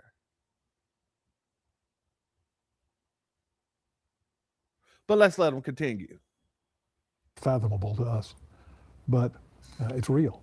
Al Stubblefield is the board chair of the Children of Christ Home Orphanage in Haiti. He's visited the country more than a dozen times and has seen its downfall firsthand. Probably the word anarchy is what's used the most. For instance, Port-au-Prince is the capital of Haiti. Airplanes do not fly into Port-au-Prince because the gangs shoot at them. So that airport has been closed down. There is no real effective government. There's no effective police. It is a country now that is being run by gangs. After a devastating earthquake in 2010, the Obama administration granted temporary protected status, or TPS, to Haitians living in the U.S. On Monday, that protection expired. Missy Nolf commented on our news post saying, quote, "Temporary means just that. Our government and our taxpayer dollars need to start taking care of our own citizens." Lipo Davis saying, quote, "We're not responsible for Haiti. Let them solve their problems their way." Do you think Haiti is equipped to handle this large number of people returning from the U.S.? No. Haiti's not equipped to handle what they've got, much less the people that have tried to escape by coming up here. Ismail Esteverne is an accountant who immigrated to the U.S. from Haiti in 2006. A lot of people that I work with, they're having to shut down what they do and looking at self-deporting. And how's that like for them? What's that like? It has been very difficult for them because they had been here since 2010 and some of them 2011. So they've built a life here and hadn't been back to the country since then. Esteverne says Haitians make up much of Florida's labor force, from senior care nurses to hospitality workers, maids, cosmetologists, and more. He estimates that Haitian TPS holders contribute billions of dollars annually to the United States economy. It's sad to say because I don't think the loss is going to be immediate. So we're not going to see it right then and there.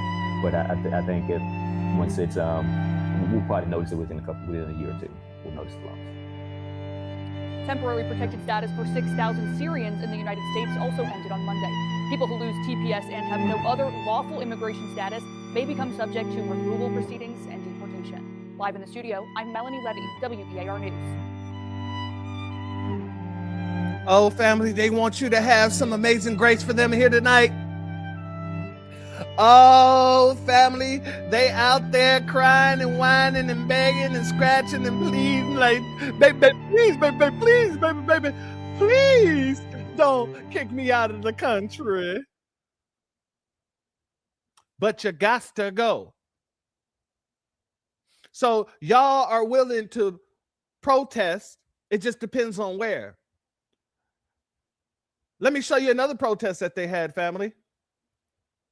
They were out here quite literally doing voodoo rituals. Voodoo rituals in front of a bunch of Nabiscos. Let's go here.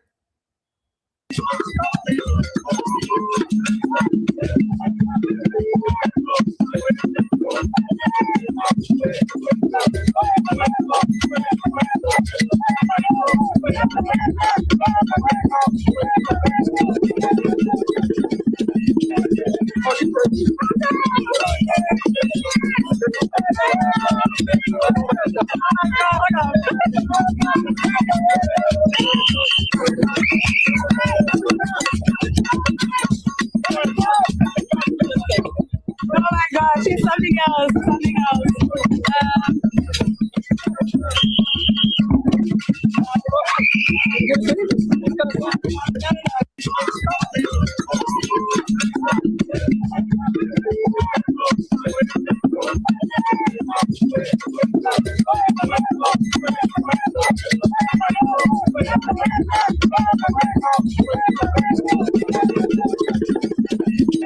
Family, there's all kind of nonsense happening here that I cannot explain nor can I break down, but we're going to try to. They're doing the musty Haitian twerk. They got this woman on the ground. They pouring water all over her, and she's doing the goddamn genitalia thrust. She got on some sort of mask. I don't know what this is. God dang it, but this shit is crazy. She's holding up this phone, and she's just recording all her surroundings while she's on the ground, hip thrusting in air.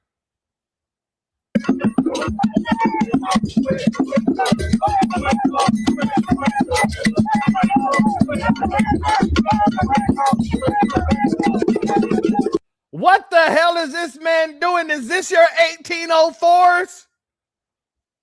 Haitians, come to the front of the classroom. Come to the front of the classroom right damn now. What the hell is this man doing? This man is quite literally doing the teacup dance. I'm a little teacup, short and stout. Here is my handle, here's my stout. When I get all musty, hear me shout. Tip me over and peg me out. Pause. Hold up. I get a little bit too deep. Get a little bit too deep in there. Oh, family, somebody tell me what is going on here. Then the look on his face. He looked at the camera like, oh, yeah, I'm doing it. I'm getting it. Ew, yeah, you know I got it. You know you like it. You know you like it.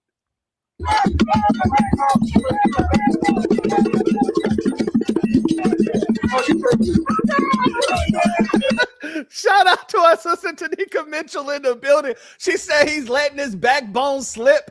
I love it.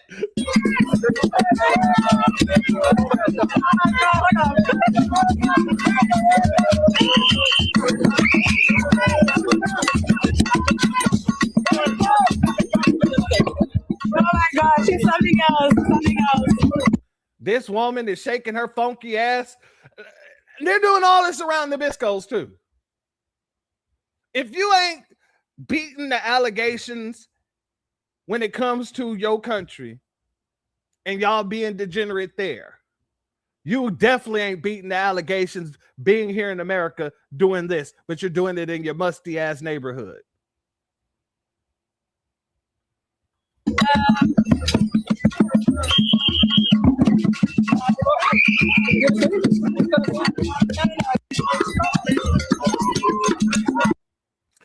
Family, when I say I told you it was going to be funny, we're not done yet. Hold on, we're not done. But when I told you that these folks are losing their damn minds, this is what I mean. All of it accumulated, it equals the loss of the damn mind. And I seen all y'all out there saying it too. This is Roland's tribe. Yeah, Roland would be out there twerking just like he was twerking on stage, dropping it low. Yeah, he be twerking right there with dude who's letting his back slip with his hand on his hip. All you have to do is mention twerking the rolling, and that man go right out there, get out there, and just start throwing this little booty in a circle.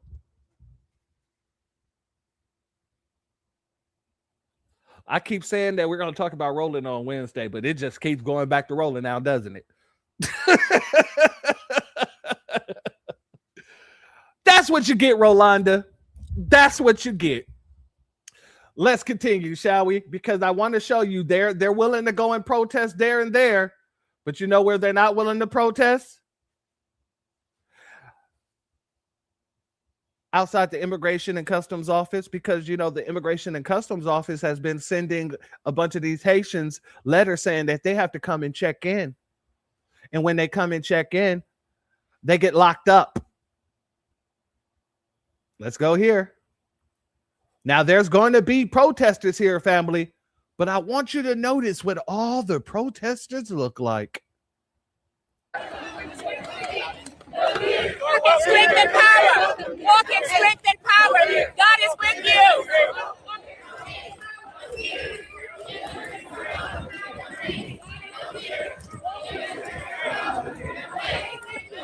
Strength and power. God is with you. Walk in strength and power. Immigrants are welcome here. No hate. Strength and power. God is.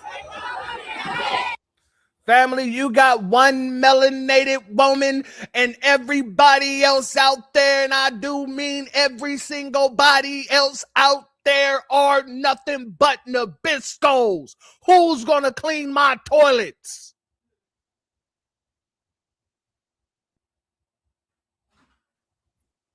Who's gonna pick my fruit? Who's gonna take care of the children that I never wanted to take care of? Let's continue.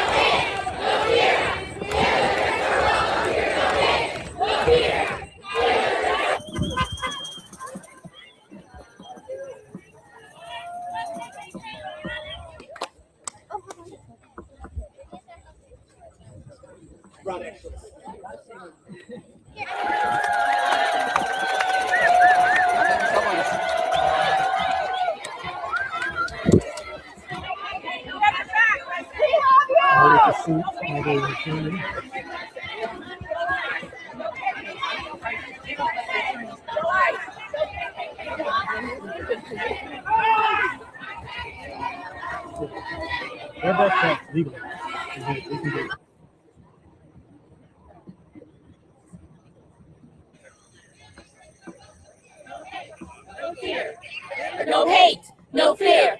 Immigrants are welcome here. No hate, no fear. Immigrants are welcome here. No hate, no fear. Immigrants are welcome. No ICE, no KKK, no KKK, no fascist USA. No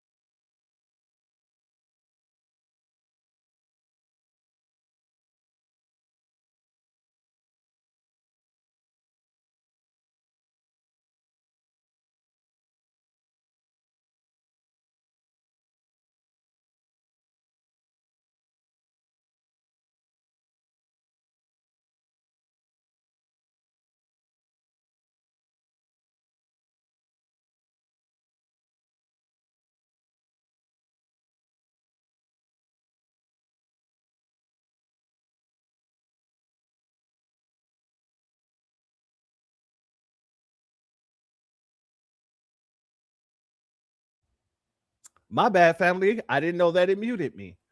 Family, what I was saying is these people are confusing as hell. On one side, you have people chanting, no hate, no fear, immigrants are welcome here. And then on the other side, you have people chanting, no ICE, no KKK, no other crap. So these people are confusing. These people are confusing within itself. And I appreciate you all for putting it in the chat because, God dang it, like I said, from time to time, StreamYard just turns off my microphone and I do not know why. But this also shows you how much I do pay attention to the chat, because as soon as I saw no sound, I'm like, oh, let me check and see what they're doing now.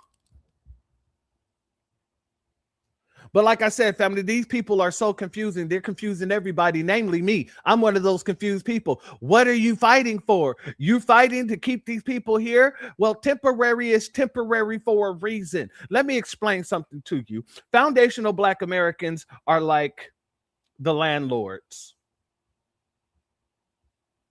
And these people are renters. Temporary, when you're renting a apartment or a house, it's temporary. And yes, you might want to extend your contract, your lease, in order to go past the 2 years that the original lease was on, or the 1 year that your lease said. But that all boils down to the landlord and the owners of the property. So all this selective outrage, because they're wondering who's going to clean their toilets, who's going to take care of their bastard babies, who's going to sit there and lay on their lap so they can get the little pet from white supremacy. It makes no sense, because the contract, the lease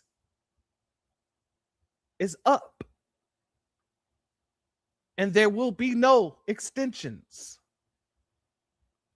We need to fix our house up. So these Nabiscos standing out there, they don't get it. If we're not standing out there, none of this stops. And we ain't going out there. So you better learn to cope and deal with it. Now, family, for this next piece right here, I got to show you this. I got to show you. Y'all remember there's a person running around who's Haitian, who was sitting there talking all that nonsense, talking about Black Americans. They don't move nothing and we can't get them up out of here and all this other nonsense. And as long as they're here, they're going to continue to thrive and ain't nothing we can do about it. I listen to those type of people, and I kind of keep an eye on those people. You know, I'd like to know what's going on with those people, because those kind of people there, they tend to get their ABK quicker than others. And I'm okay with that. I just want to make sure, I just want to make sure when they get their ABK, I'm there to laugh at it. I'm there to get real petty. I'm there to get Teddy Pendergrass, petty Pendergrass. I'm there to make a petty butter and jelly sandwich. I'm there to make sure, I gotta make sure that I'm there, because if I'm not there and I don't get petty, if I'm not able to laugh at them, then how do they know where they went wrong? How do they know how a real one gets by? By laughing at these people. Oh no, we ain't going to get sneak petty. We're going all the way petty. We're just not Wednesday petty. Wednesday petty, I'm putting 113%. So I'm storing some petty for Wednesday. But I got a little petty to spread around today. Y'all remember this guy here?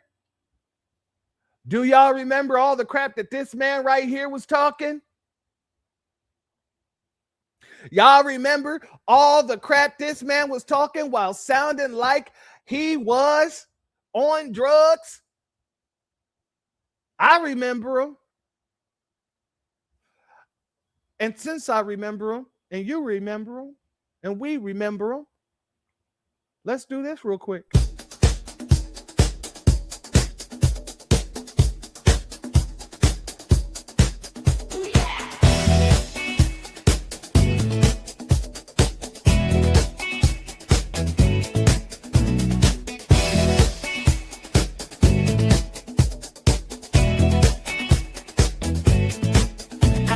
whispering about me.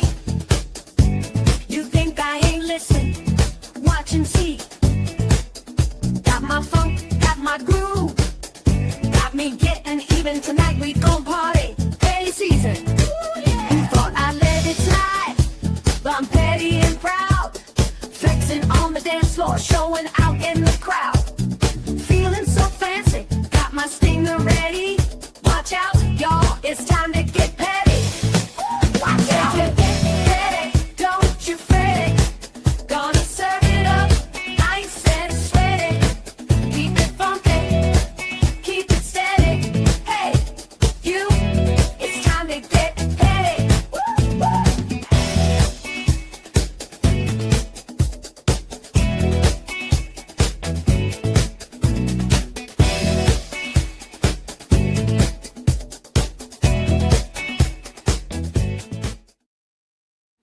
Shout out to my brother I Am God for putting this video together.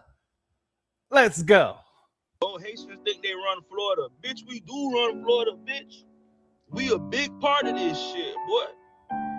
Whether you like it or not, nigga, we done left an imprint on Florida, nigga. Why you think we in all the video games? Why you think they put us in the movies? Whenever motherfucker come to Miami, Florida, Broward County, Florida, period, nigga, they know.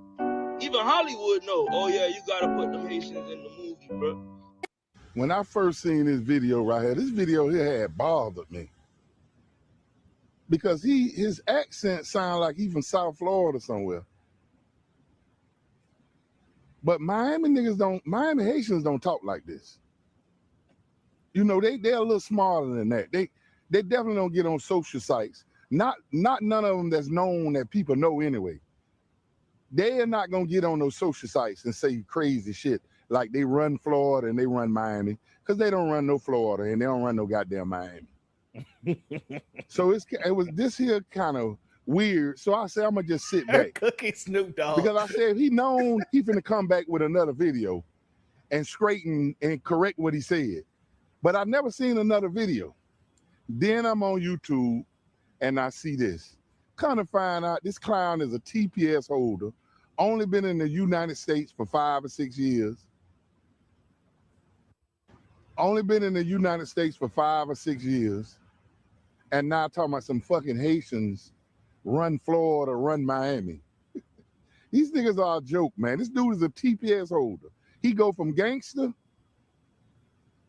to now he's sad as fuck. And according to the video, he's in Amarillo, Texas. I know he had to be somewhere, not nowhere closer to Miami talking like this.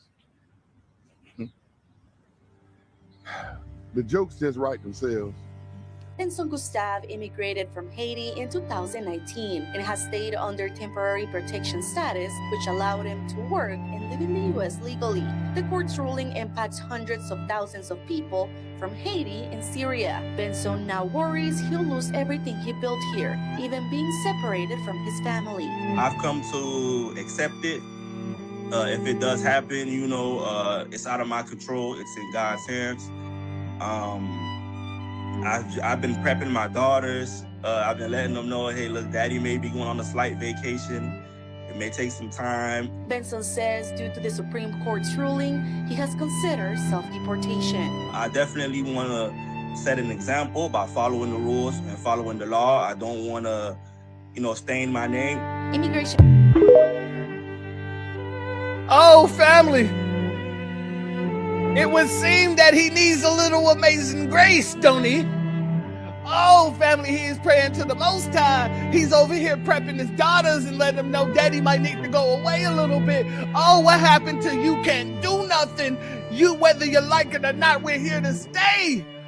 Oh, family, in his amazing tethering, he could not see the amazing hands of God reaching down and touching him on the shoulder and saying, that's enough. You need to prepare to go home. That's enough. You need to deal with barbecue. That's enough. You shouldn't worry about foundationals. You need to make sure that your country is cleared. Oh, family is hitting him in the ribs, in the shoulders, the neck, the back, all that. What happened to all the tough talk? What happened to all the tough talk? Oh, family, these people be so damn tough until the Iceman come knocking at that door. Oh, family. Oh, I am holding myself like Ray Charles is so beautiful.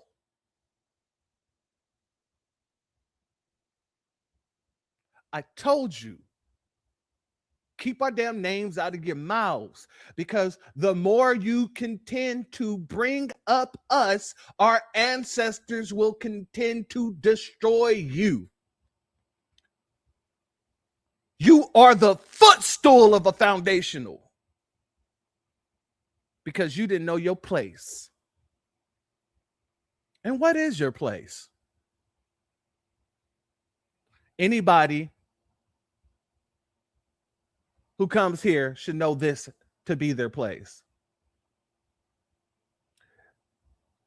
You work, and if you don't want to help us, cool, fine. Stay out of our business. But the second you speak up against us, oh, the blood from the soil start bubbling. You start seeing dirt in a way you don't see with the dirt cookies. Oh, no.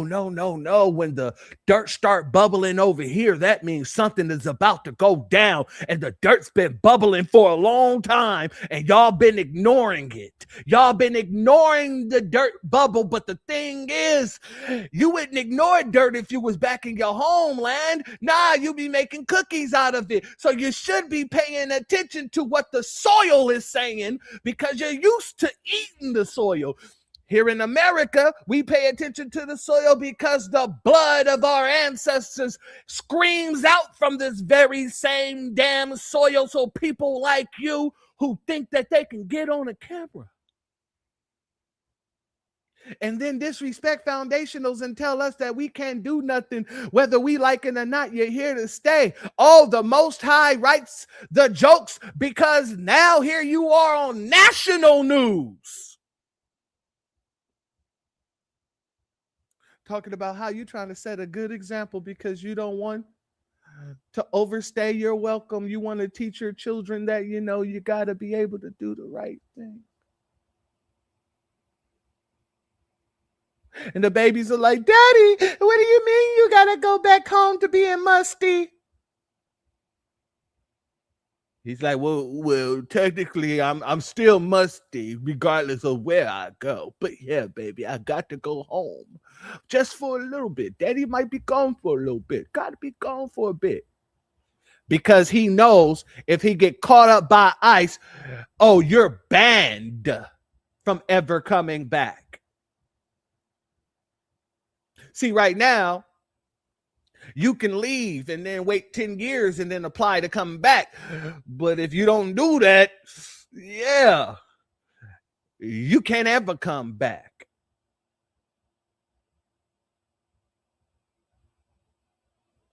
Shout out to Eddie Blanks once again. I bet he fled to Canada. And I'm going to be honest with you, I would have to agree there. I would have to agree there because there's a lot of these folks running over to Canada because they know they can get up in there. Now, the problem with Canada, and I said this before on some prior broadcasts, when Canada denies your asylum claim, you can't choose where you want them to send you. No, they're just going to send you directly back to your homeland, wherever that may be. He'd probably do better going to Spain.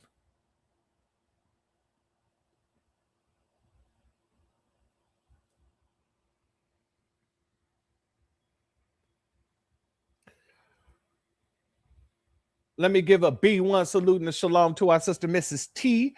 Once again, Mrs. TT, Thank you for your contribution, and both your gifts, your donations is blessed tenfold, and I appreciate your contributions as always, my warrior sister.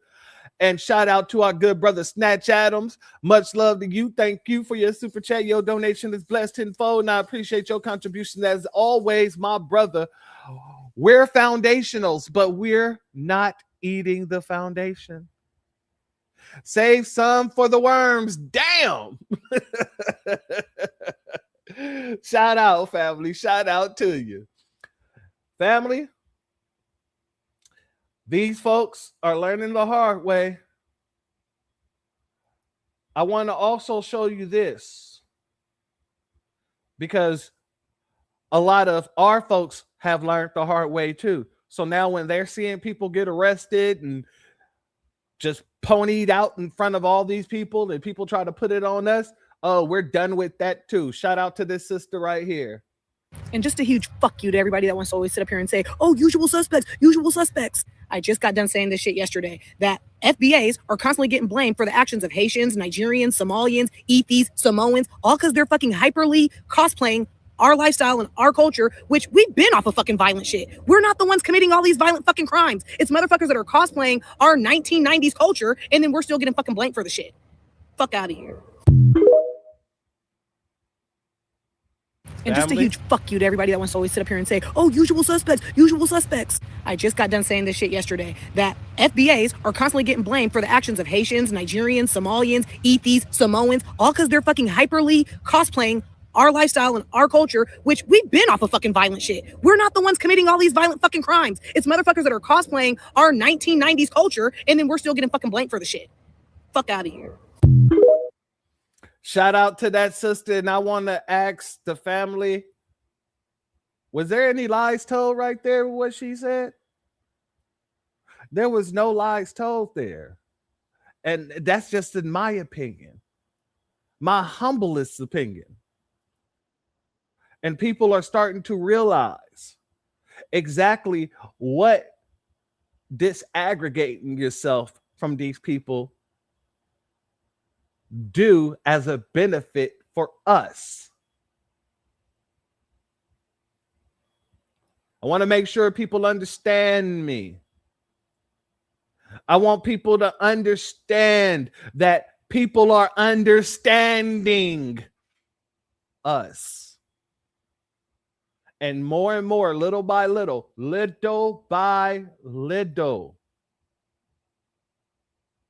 more and more are coming on over to the foundational Black American grassroots. Oh, but wait until Wednesday when they hear about the pegging of rolling. Oh, like I said, I was going to wait till Wednesday, but damn it. I'm pretty sure most of his audience don't know that he was bending over in order to take it, while disrespecting foundationals as if we were gonna take it. You got the game messed up. And now I'ma just say this, and then we'll wait for Wednesday for the rest of it, because I've been waiting for something like this to happen to Roland. Because I expected it. I told you I expected the whole situation already. But now, family, I gotta say, doesn't it make so much sense why he's so sassy when it comes to the women, and when the brothers run up on him, it's a whole different story? I'm just saying. Now, I want to go here, family, because I want to show you the mindset of these people that come here too.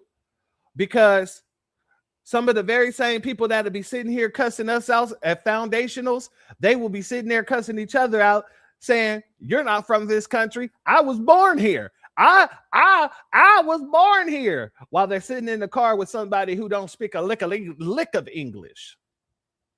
Not a lick of English.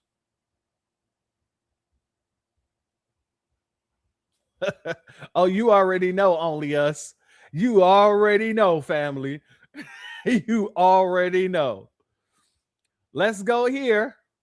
I don't know if y'all saw this clip, family, but this just goes to show how these people feel once they're able to get a blue passport. Call the cops. Call it. Are you dumb? I'm American. You not American. Nigga, get the fuck out of here. Anybody can park here. I'm American, nigga. Want me to show you? I was born here. You came from Jamaica. I was born here. 1997, motherfucker. Get the fuck out of here. Shut the fuck up. Anybody can park here. And this is your Santo Domingo Noticias. Anybody can park here. Fuck you, nigga. Fuck you. Anybody can park here. I'm American. You know the fuck to talk about Dominican. Are you crazy? Anybody can park here. My mother lives in there. Yes, she fucking does. I don't live. Call the police, nigga. Call it. What the fuck about Dominicans? I'm American, nigga. I was born here. Sunset Park, nigga. Right in Flatbush Avenue. Don't disrespect my nigga's car. Don't touch his car. But if you was another nigga, he would fuck you up right now. Get the fuck out of here. Don't keep on. But you old as fuck. You old as fuck. You talking his shit. If there was another nigga, he would have fucked you up. Don't fucking mess with my nigga. He don't know English. You shut the fuck up. Baby. Santo Domingo. He don't know English. If he was another nigga, he would have messed you up. And he don't know English. You need to know English to know when you're being disrespected. Somebody mess with your car. You need to know English to jump on out and handle your candle. I'm just asking questions. The very same questions that should be asked. Let's go. Don't disrespect him like that. No, he's not moving nowhere. No te muevas. You fucking crazy? That's your drive-thru right there. That's your drive-thru. Fuck that shit. I'll take that shit too. Get the fuck out of here. Anybody can fuck here. I don't live in a movie. Once in the blue. I moved already. Stop this shit, nigga. Stop it. Don't touch nigga's car. Get mash up the fucking sidewalk. Fuck that shit. That's not yours. Call the fucking city, nigga. I'll fix it yourself. If he was your age, listen, if you was his age and you touch his shit, where you come from? I come from America, nigga. I'm American. Fucking Dominican, motherfucker. Stop disrespecting my country. No le toque. You talking about Dominicans. You would have started that shit. No le I toque. was born here. You come from Jamaica. You came here and you made yourself citizen. Get the fuck out of here. That's for anybody. Where the fuck is here? Why make him have to come here from the fucking car? I respect him, but he cannot be hitting niggas' car, you know? Mr. Prove up the fucking car. You don't have to pull up. That's your drive-thru. This is my one. Listen, that's your drive-thru over there, not this. You was making shut the fuck up. Just go around. If you was a woman, I'm not gonna know. I'm still what the fuck here. Get the fuck out of my face. Get the fuck out of my face. And you forget out of my fucking face. You would have made nigga shit. Listen, if you was his age, he would have fucked you up. I swear to God. Because you didn't fuck up your fucking head, man. Now, if he was the same age, he would mess him up. So now we got two different excuses. If he spoke English, he would mess him up. If they were the same age, he would mess him up. Old tether logic. Old tether logic is never logical. You can never make the math. Yeah, a fucking piece of shit. You piece of shit. You fucking Dominican. Let's talk about Dominican. Let's talk about. You don't talk about Dominican. Yes, you are. You said it. And you said No, you said it. You said I'm not from here. You said I'm not from here. I'm American, nigga. You not from here. You see, family, this is the mindset of these people. Just because they're born here, they're not moving away from their immigrant ways. No. They're using it as a leg up against another immigrant who wasn't born here. Yes, you could be born here. No problem. Cool. All right, fine. You're born here. But you didn't grow here. You didn't learn here. You're not from here. You're not tied to this soil. Your ancestors are tied to Dominica or Santo Domingo. Oh, I sounded pretty goddamn. I sounded pretty Hispanic when I said that. Santo Domingo. But this is the mindset. It isn't about being locked in with foundationals so she's certified. No, it's just the fact that she knows she can't be deported and he can. And so they're going tether on tether crime. She's calling him all kinds of niggas while sitting in the car with a nigga that don't speak English.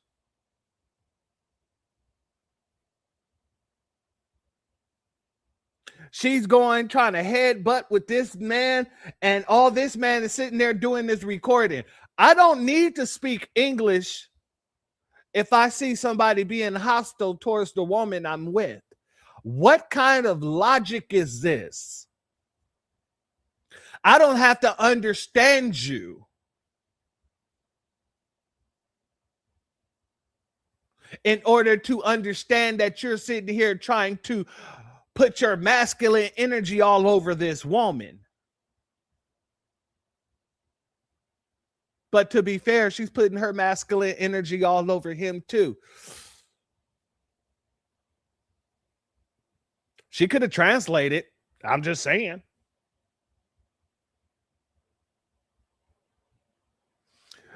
Now, Kevin, you know damn well I ain't about to order no damn oxtails, mofongo, nothing. No.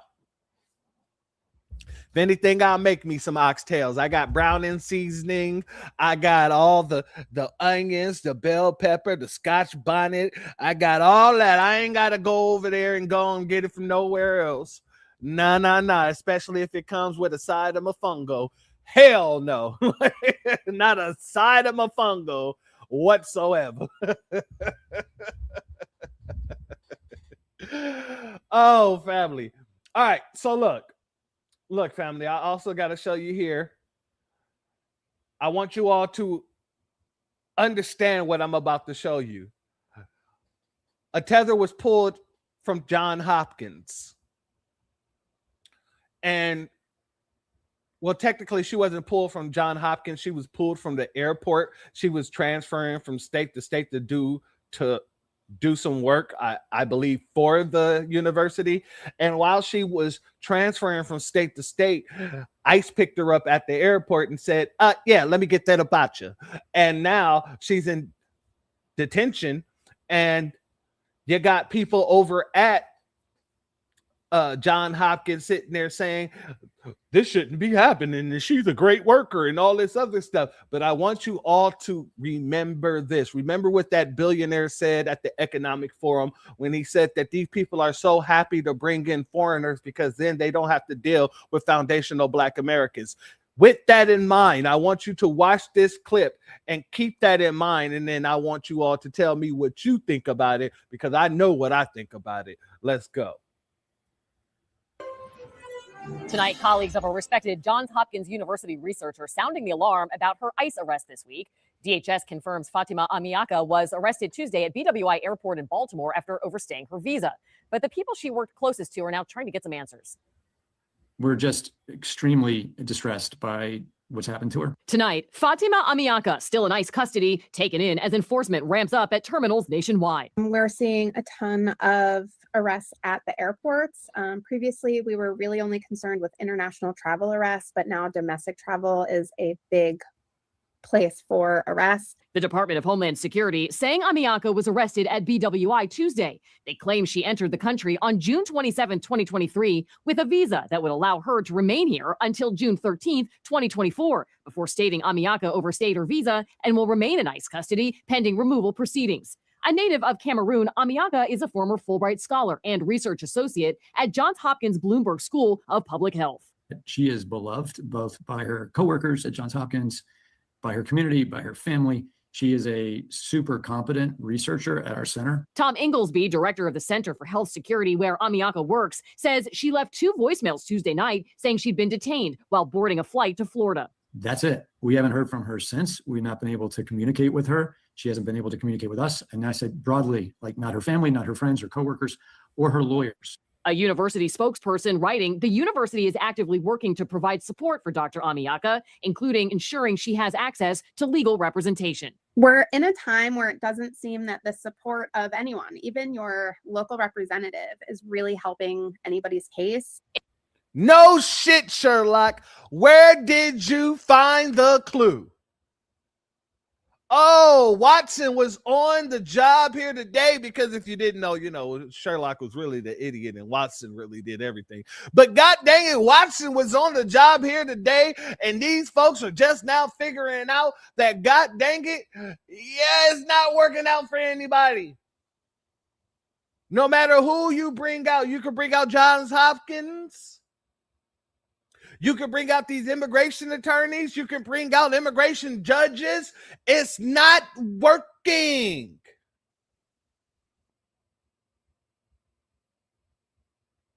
At all. And that's a fantastic question, my sister. If she was so competent, why didn't they sponsor her work visa? Because her last visa expired. She had a visa for 1 year.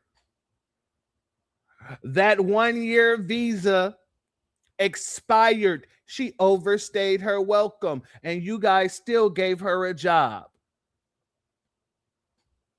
And now y'all trying to advocate for her, knowing that she broke the damn law.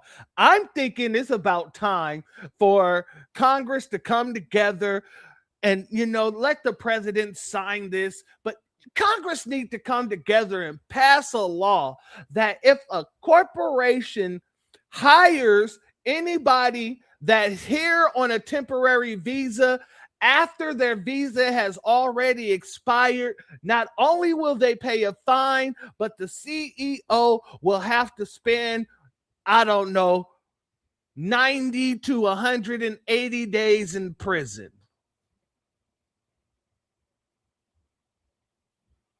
That makes so much sense to me. And since we know that these folks listen to us, don't be surprised when you hear that kind of goddamn plan come on out from somebody in Congress, a bill brought out from somebody in Congress saying the exact same thing. It's time to do this. If these people want to hire people while knowing that they do not have legal status because they're outside of the legal status that they came here on, oh yeah, you need to be held accountable. The CEO needs to be held accountable. The hiring manager needs to be held accountable.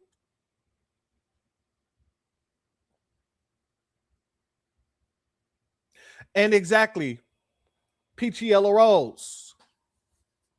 Because it's aiding a criminal. If it was just a normal citizen, we'd be aiding and abetting. These folks are aiding and abetting. That needs to happen now.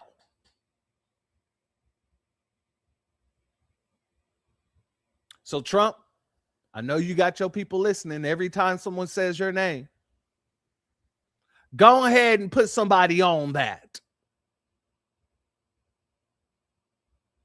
Let's let them continue.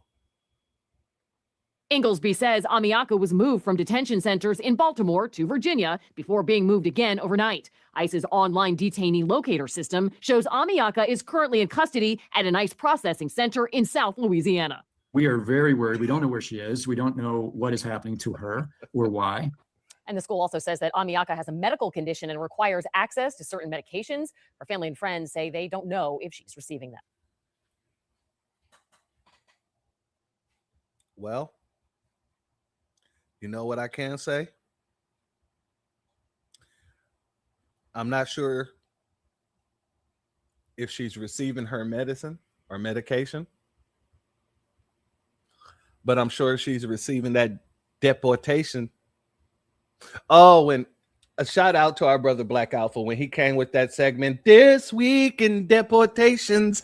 I was on the floor crying, family. I was crying like, who the hell came up with this? This is amazing. She might not be receiving medication, but she'll be receiving that deportation. Shout out to them. And I see it in the chat, family. You know I gotta oblige. Send in The clowns. We ain't done yet, family. Hold on. I got to show you a couple more things here. You know how these folks will tell us we need to fix our neighborhoods, and we will tell them you need to fix your country. And they will sit here and try to go back and forth about whose country is the worst, this, that, and the third. And we end the whole conversation with one thing and one thing only that needs to be said with many parts of Africa and some parts of the Caribbean as well. We say one thing and it just throws them for a loop. And that one thing is go home, fix your country. They say you need your country fixed too. You guys need to fix Black America. Y'all need to fix your community. But Black Americans aren't shitting in the streets in mass. You guys say that you come here to work hard. Well, go home, work hard, and build a toilet for your goddamn community so that, goddamn it, every time I look up an African country or whatever in the Caribbean, because it's not all places, but there are some. When I look these places up, I won't have to see that it still have 60% of its population openly defecating. When you look up Mali, more than 70% of their people, their population is still openly defecating. When you look up Nigeria, the majority, the bulk of Nigeria is still practicing open defecation.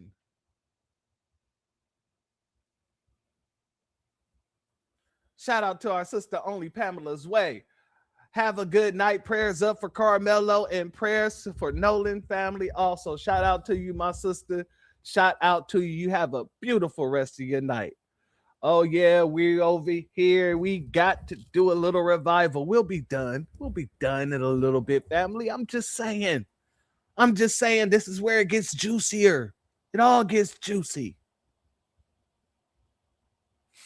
When I say that these people just can't compare, you can sit here and shut them down with one argument. And it's not just about Africa. Oh, family. Not only do they openly defecate in their own countries, they start openly defecating in other people's country when they go there as well. Remember what I told you about Canada and how it's easy to get into Canada? You can claim asylum. They will put you in their detention arena because they turned the whole arena to a detention center for, the asylum people. And then, they go piece by piece and they do their asylum claims or whatnot. But if the judge says, yeah, this ain't asylum, they're going to send you back home to your homeland. Well, in Canada, these folks, Leonard already know. Leonard already know, my brother Deyuda. These folks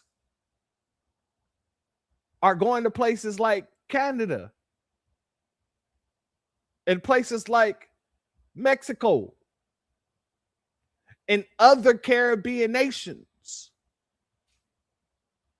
And they're taking their shitting on tour, family. They are openly defecating on tour. Let's go here, family.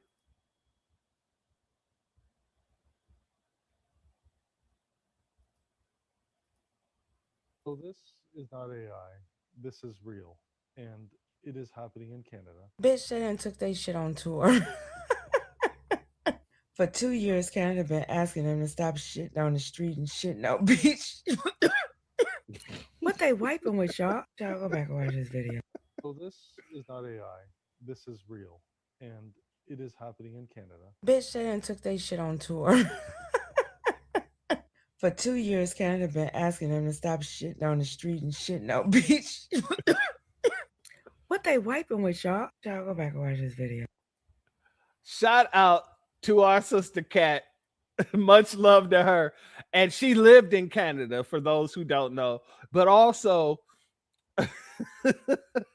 the fact that she couldn't even get it out, it choked her up to get it out. That's how you know that right there threw her for a whole damn loop. She said, family, they didn't took their shit on tour. Toured their shit. Shout out to the bias in the building. Shout out to our brother Yuta. Family, don't ever let nobody talk no shit about you when they going from state to state doing the same damn shit routine. Country to country doing the same routine. I want to poop right now. Shout out to Rob Bass. Rest in peace to our warrior brother. Exactly. Made that sister choke. Oh, man. Shout out to our sister Cat. Much love to her. Oh, wow. Look, like a cat.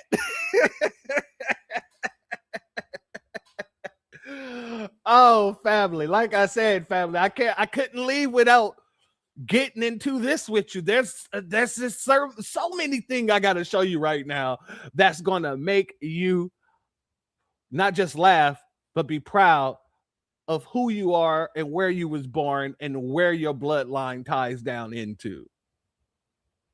Because when we get to telling these Africans about stuff like this, they start talking that nonsense. And then sometimes they start talking a little bit loud and a little bit loud and a little bit louder.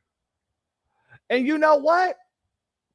It never works out for them because foundational Black Americans ain't for that crap. So this is what happens when an African buck up to a foundational. The same thing that happens when a Nabisco buck up to a foundational. Matter of fact, hold on 1 second. 1 second. Let me pull this down. Let me go here. We'll go here. We'll do this. We'll do this.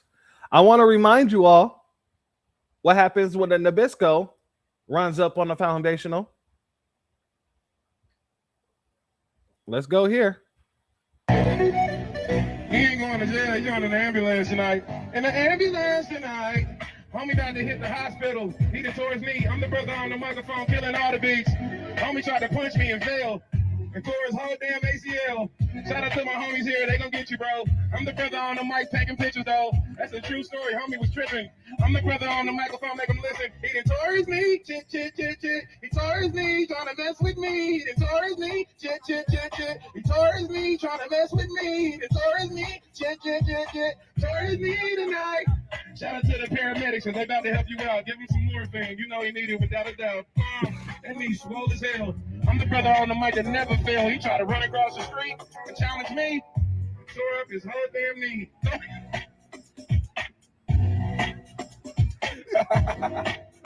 That's what you get, man. That's my God's people. He done tore his knee. Get. Tore his knee. Messing with me. He done tore his knee. Get. Tore his knee. Messing with me. He done tore his knee. Get.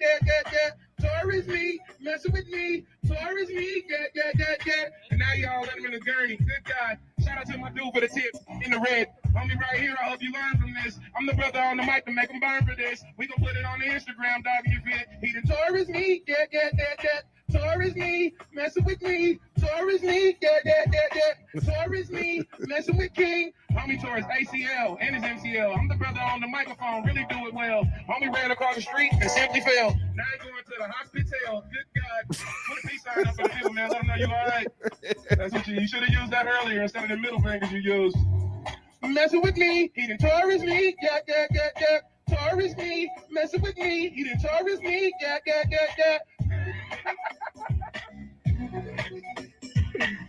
All praise to the Most High.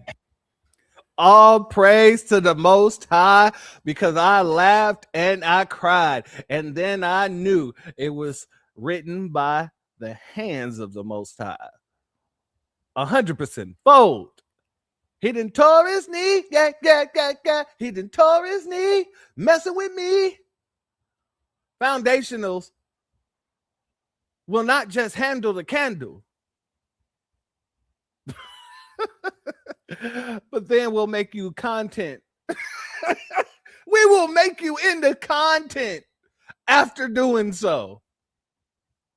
Shout out to this brother for understanding the assignment and running with it. So if this happens to Nabiscos when they mess with us, when they want to run up on us and do little silly stuff, when you have an African talking a little rough and acting a little tough, what do you think is going to happen to the African? Don't worry, I won't make you wait. Let's go here. I'm African, nigga. Stop playing. Stop playing. Stop playing. Stop playing. Stop playing. Stop playing, nigga. Oh my God. Go ahead. Fuck out of here. You want me to prep? I'm African, nigga. Stop playing. Stop playing. Stop playing. Stop playing. Stop playing. Stop playing, nigga. Oh my God. Stop playing. Go ahead. Fuck out of here. You want me to prep? I'm African, nigga. Stop playing. Stop playing. Stop playing. Stop playing. Stop playing. Stop playing, nigga. Oh my God. Stop playing. Go ahead. Fuck out of here. You want me to prep? I'm African, nigga. Stop playing. Stop playing. Stop playing. Stop playing. Stop playing. Stop playing, nigga. Oh my God. Stop playing. Go ahead. Fuck out of here. You want me to prep? I'm African, nigga. Stop playing. Stop playing. Stop playing. Stop playing. Stop playing. Stop playing, nigga. Oh my God. Stop playing. Family, can I borrow from my good brother Black Alpha? Can I borrow from my good brother Black Alpha? I think it's time. I think we need to do a slowdown. I think we need to go ahead, slow it down. Let's slow it down a bit. I'm African, nigga. Stop playing. Stop playing. Stop playing. Stop playing. Stop playing.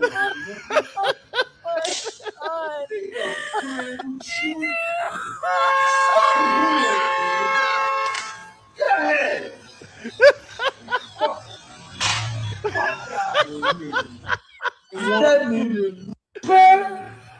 Oh, family, I cannot right now, but I'm going to let it play again because God dang it, this right here was made in the wind.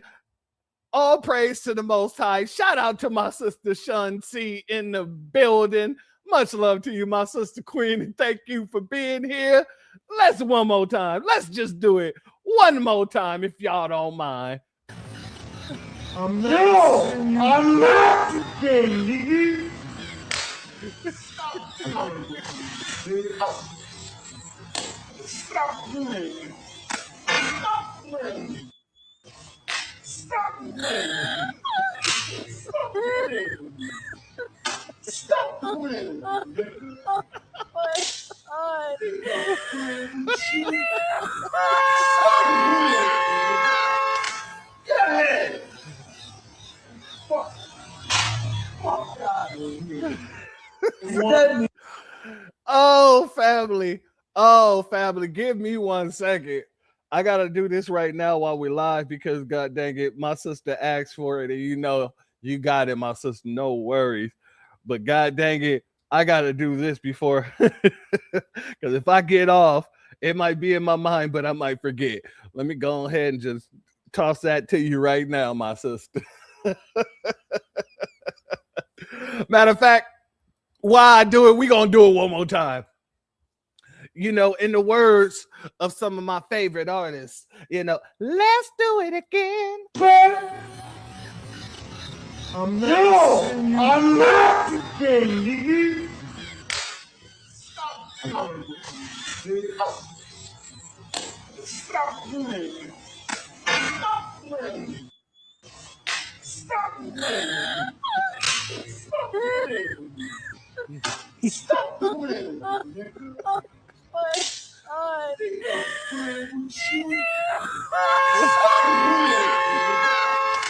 God.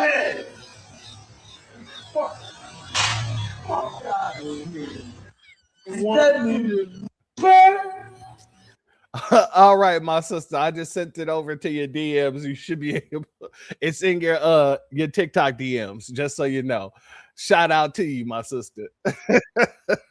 I hope you have as much fun with it as I do. God dang it. It was hilarious for me. Family. Oh, geez, Christ. Geez. I'm sitting here in tears right now. I'm telling you. That's why I had to bring it to you, family. I got a good laugh. I wanted y'all to have a good laugh as well. There's a few more things that I wanted to go through, but I'm going to end on this next situation, on this next note. Family, it's not just, I don't want people to think that we only have problems because we've been basically holding everybody accountable. You want to see it one more time? One more again? All right. Hold on. Let me go back. We'll do it one more again just because the family want it one more time. Let me make sure. Okay, yeah, is this one right here? There we go. Let's go. I'm Mexican. I like call him Susie. Stop playing. Stop playing. Stop playing.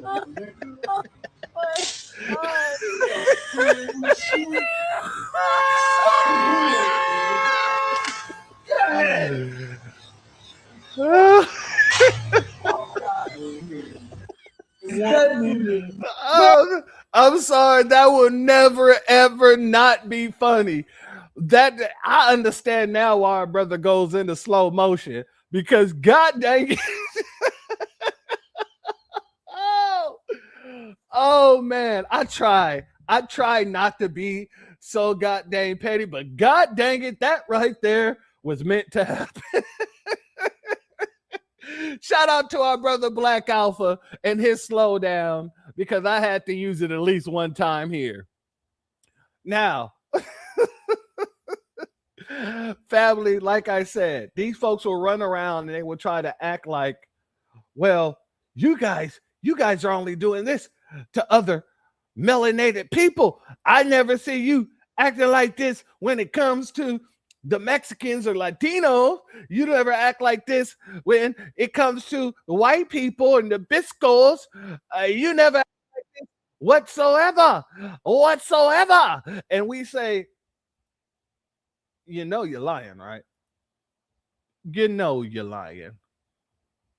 And the fact of the matter is, when you lie, we know we won. And you know we won. And that's all gravy.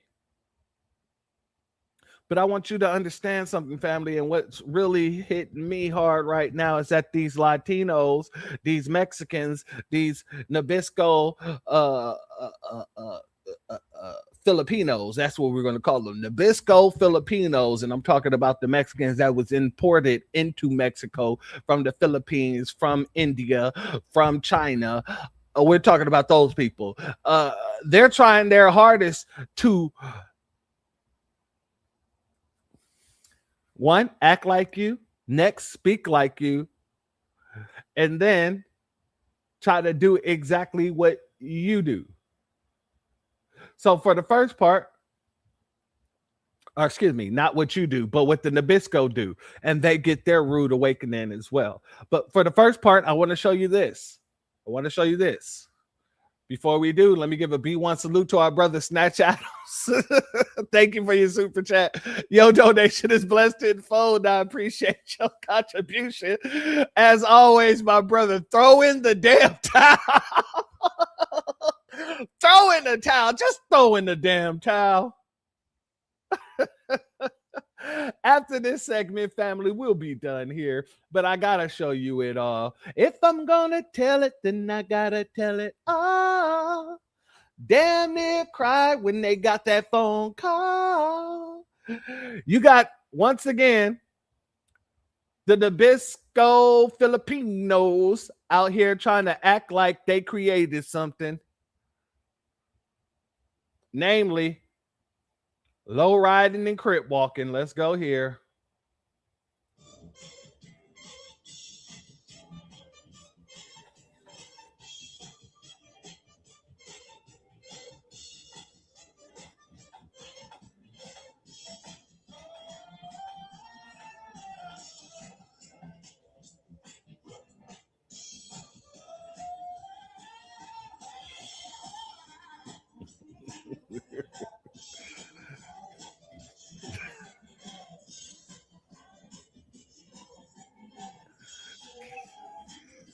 Can't even leave my hand.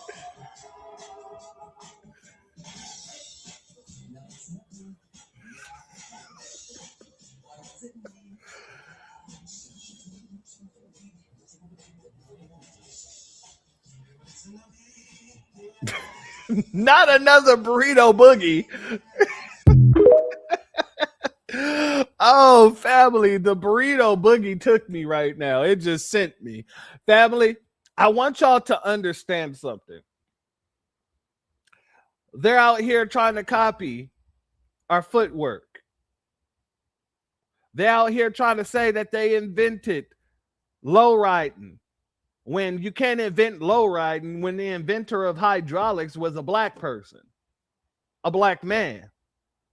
And if you haven't yet, go ahead and go over to our good brother Dewan B's Incense and Ashtrays page, follow them, and watch the interview that he did with our sister whose husband was the lowrider, the person who created it, who put it together, who made it quite literally bounce. I get so amused whenever any of these people try to come around, and shout out to Tia, to you. Dewan B broke down lowrider culture, and you are absolutely correct. Shout out to our good warrior sister, and thank you for being here, and thank you for that comment, my sister.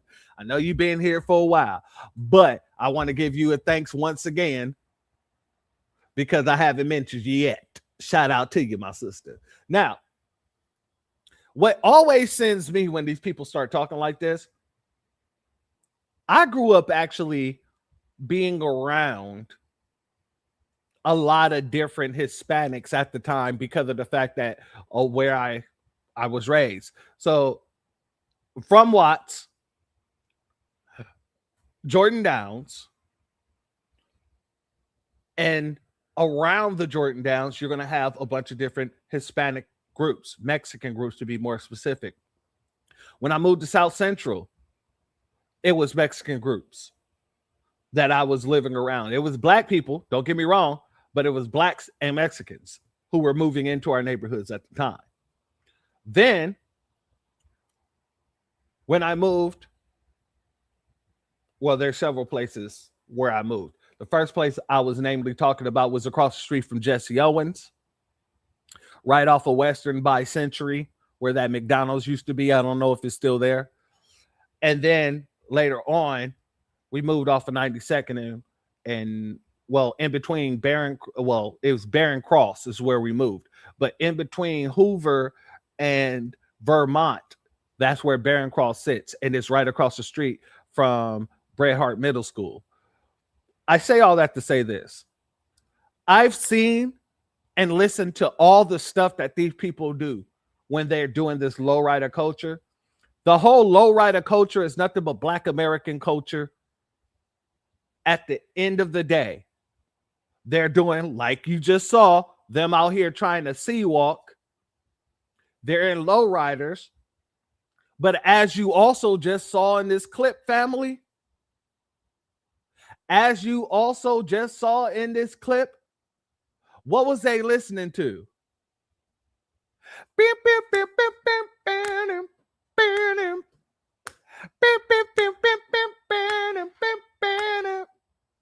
Whoa.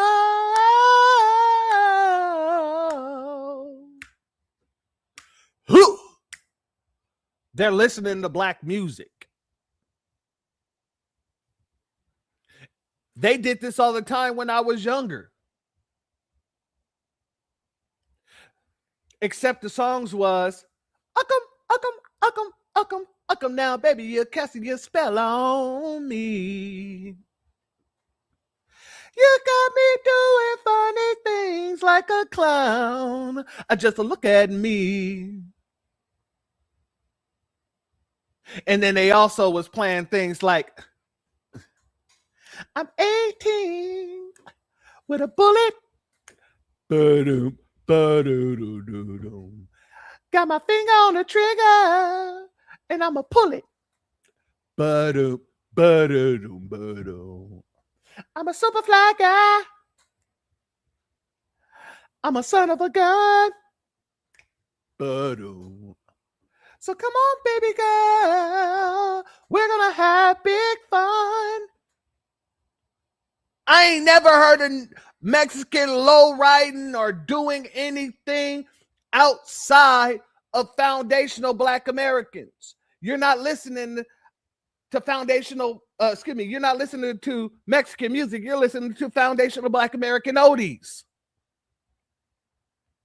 That's exactly what they've been doing, what they continue to do. They take our old stuff and then they make it theirs and then want to say it's their culture when you're quite literally listening to us. You're copying us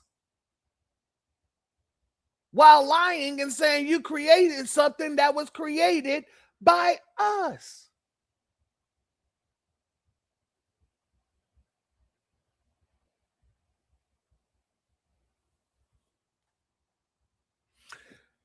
I just want people to understand that none of this stuff is serious to me when it comes to them.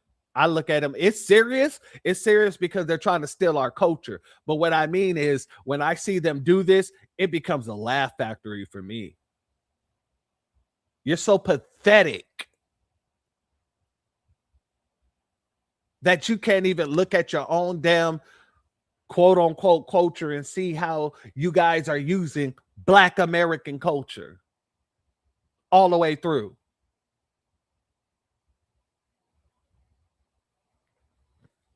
And 18 with a Bullet, that was one of my favorite songs growing up, to be honest with you, just because, you know, it had some soul to it, to where I was like, yeah, I'm gonna let these women know, you know what I'm saying? I knew it was a love song. I knew it was a love song before I was even 18, but I was out there singing it like I was 8. I'm 18 with a bullet.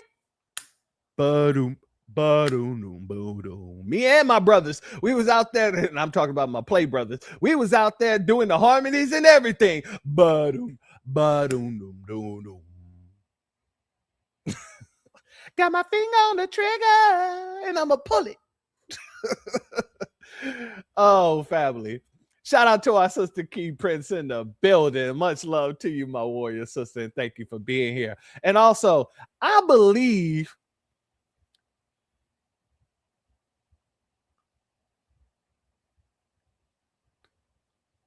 sorry, I got text message here, family.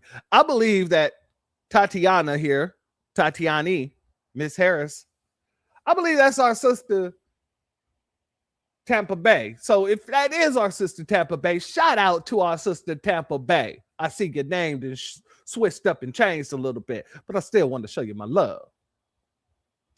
Exactly. You already know. 18 with a Bullet, that was a jam. That was an absolute jam. You dig what I'm saying?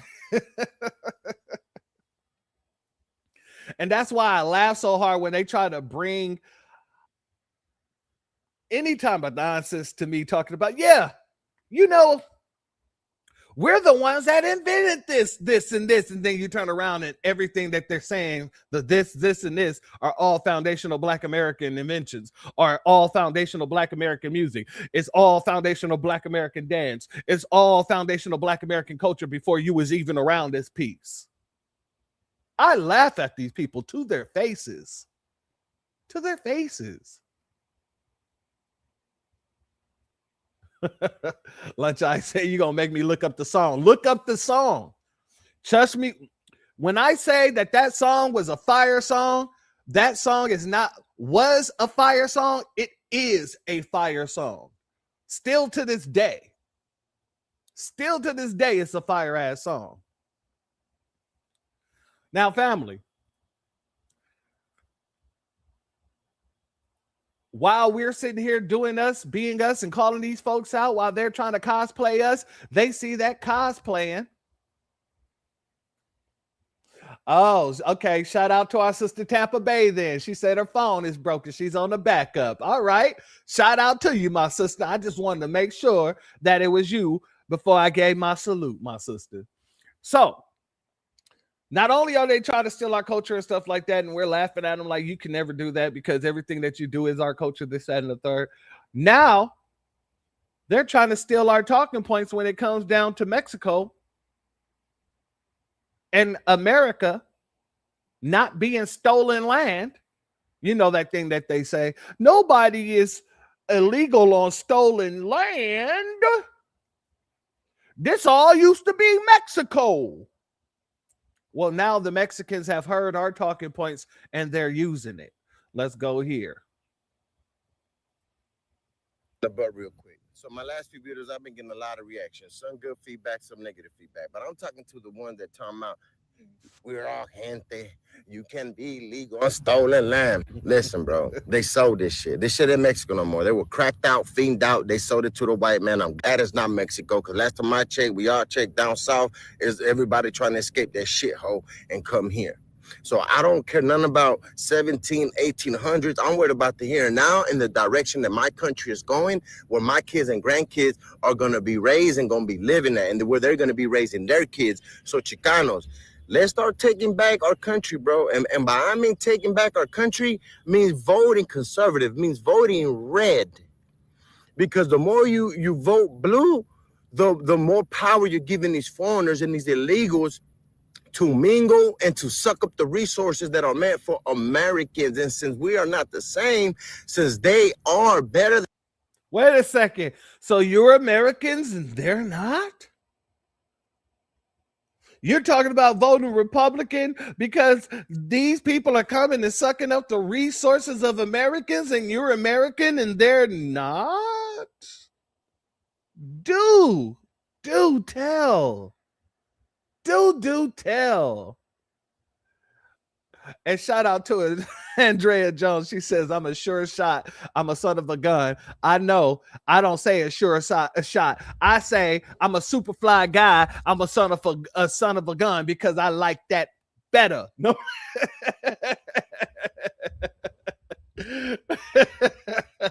I love you, my sister. I'm just saying, I do like I'm a super fly guy. I'm a son of a gun. I'm a sure shot is the words. You're not wrong. But, you know how we do. You know how we do.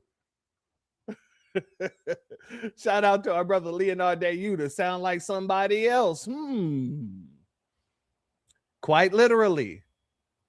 Quite literally. Another great question. What happened to the black and brown and the people of color? Tobias said, if slavery started in the 1600s, how could 1803 they build America? How in 1803 could they build America? You can't. Peachy Yellow said no burritos. No burritos.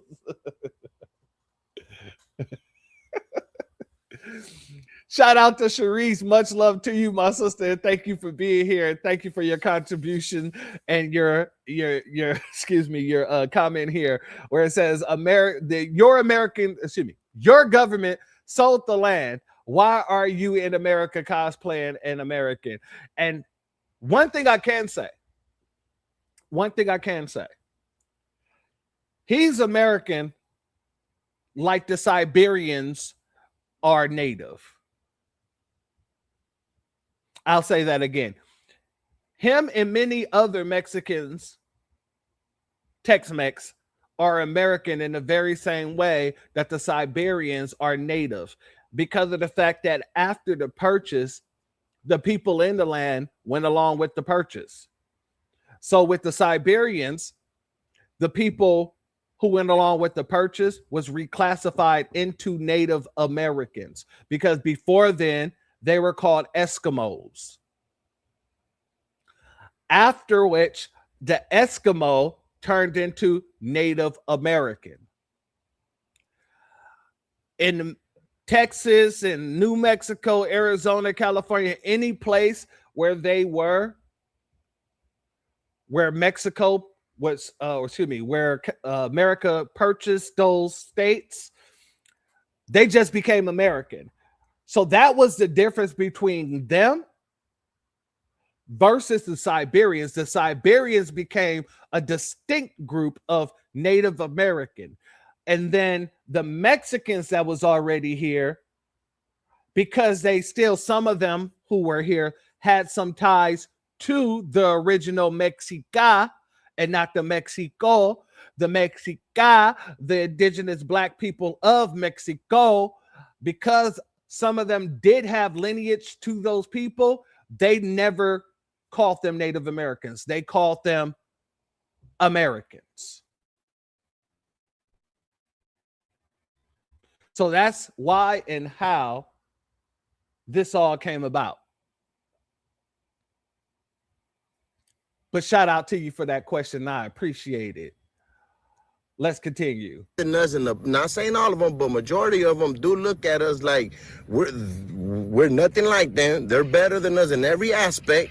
Cool. Be better in your own country, bro. It's time to take our shit back, bro. Stop letting these motherfucking paisas and these foreigners playing to our emotions.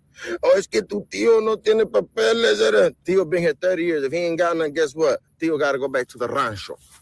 That's it, bro. Tired of this bullshit. They think they're better than us, cool. For the few good ones that are out there, hey, man, collateral damage, homie. Family, he's talking like he doesn't come from the same lineage. He's speaking like he is 100% different from these people in which he's speaking about. Don't he sound like he's trying to be foundational?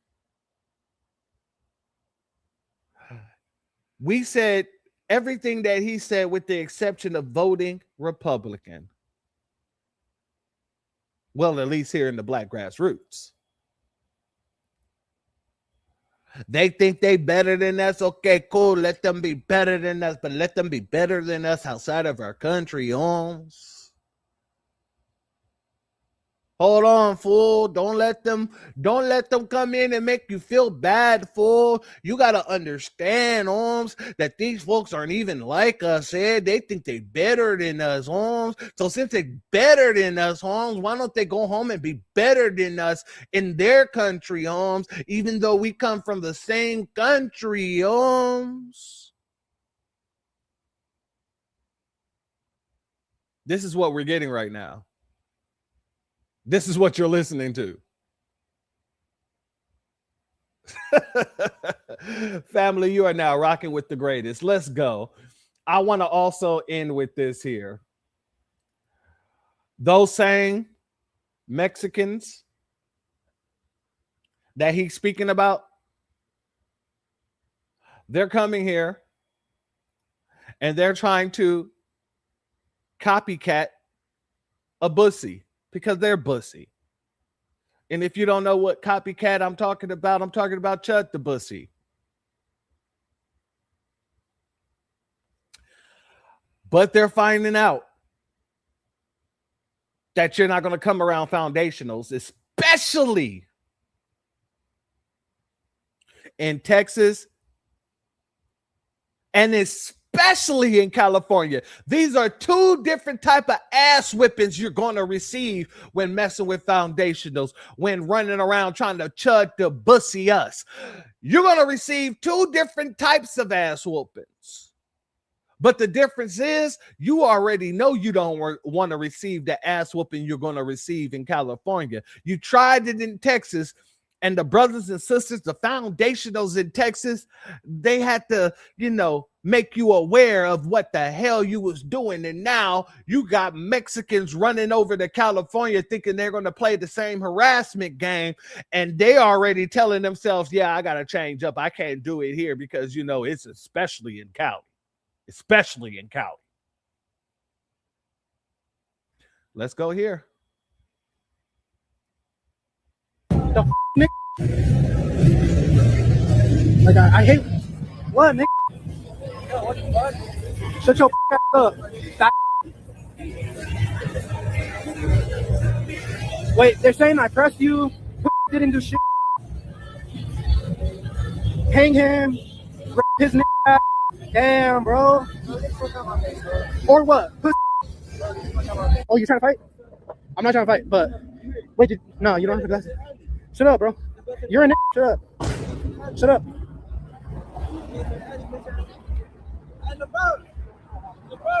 Yo, can I get my glasses back? Can I get my glasses back? I don't care about what you're doing, bro. I don't care. I don't.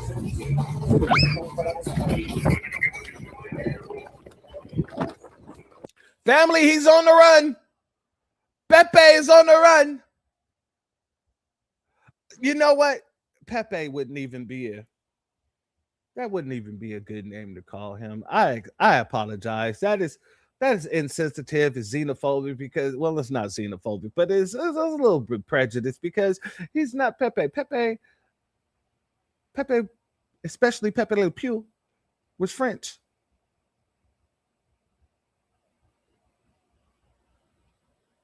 This man, he's running around like Speedy Gonzalez. Shout out to King Prince. Talk about underlay, epa, ipa. Let's go.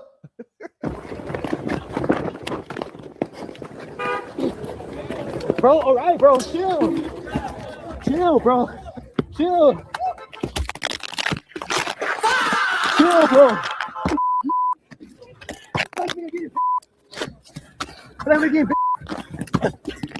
You on that fame ass? You a I'm not on the internet.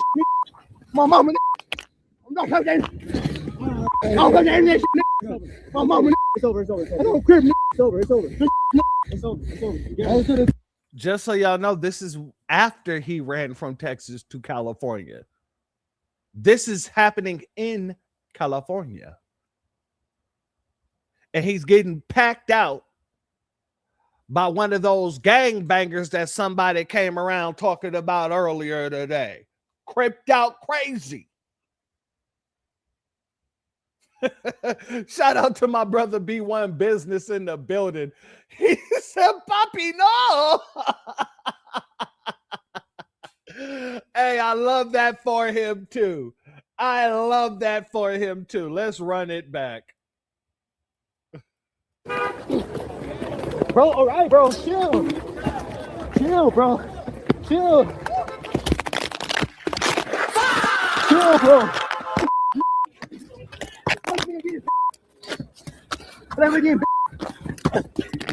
You on that fame ass? You a I'm not on the internet. My mama. I'm not on the internet. My mama. It's over. I don't care. It's over.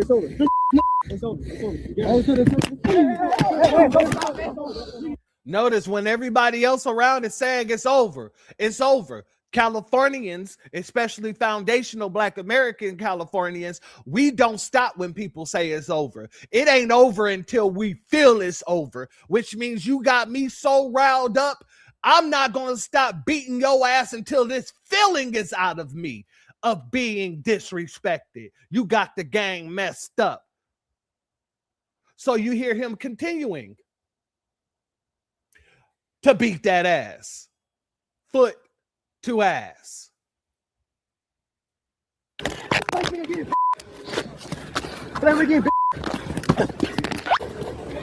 Bro, all right, bro, chill. Chill, bro. Chill. Chill, bro.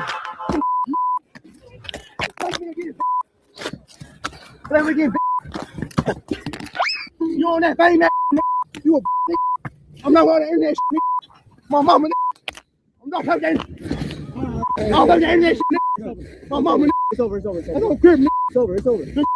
It's over.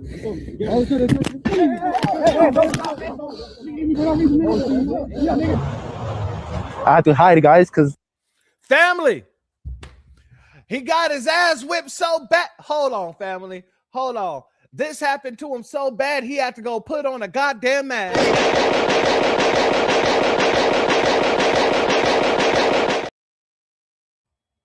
He had to go put on a mask, and he's going to explain to you why he needs this mask on. Mask off. Nah, ain't no mask off here, Offset, or anybody who was it, Future, whoever did the song. Ain't no mask off. This is mask on. Keep your mask on. Let's continue. I'm scared because I don't want to get beat up. Didn't get beat by a black man? No, we running that back. Bro, all right, bro, chill. Chill, bro. Chill. Chill, bro.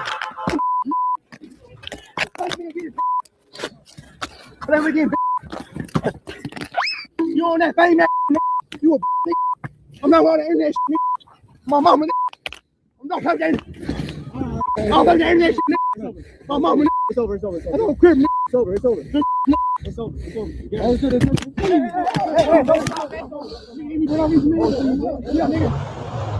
I had to hide, guys, because I'm scared.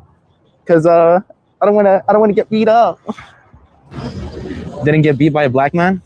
I mean, you know, you take some L's. You gotta differentiate yourself, bro. That's just how my story went, you know.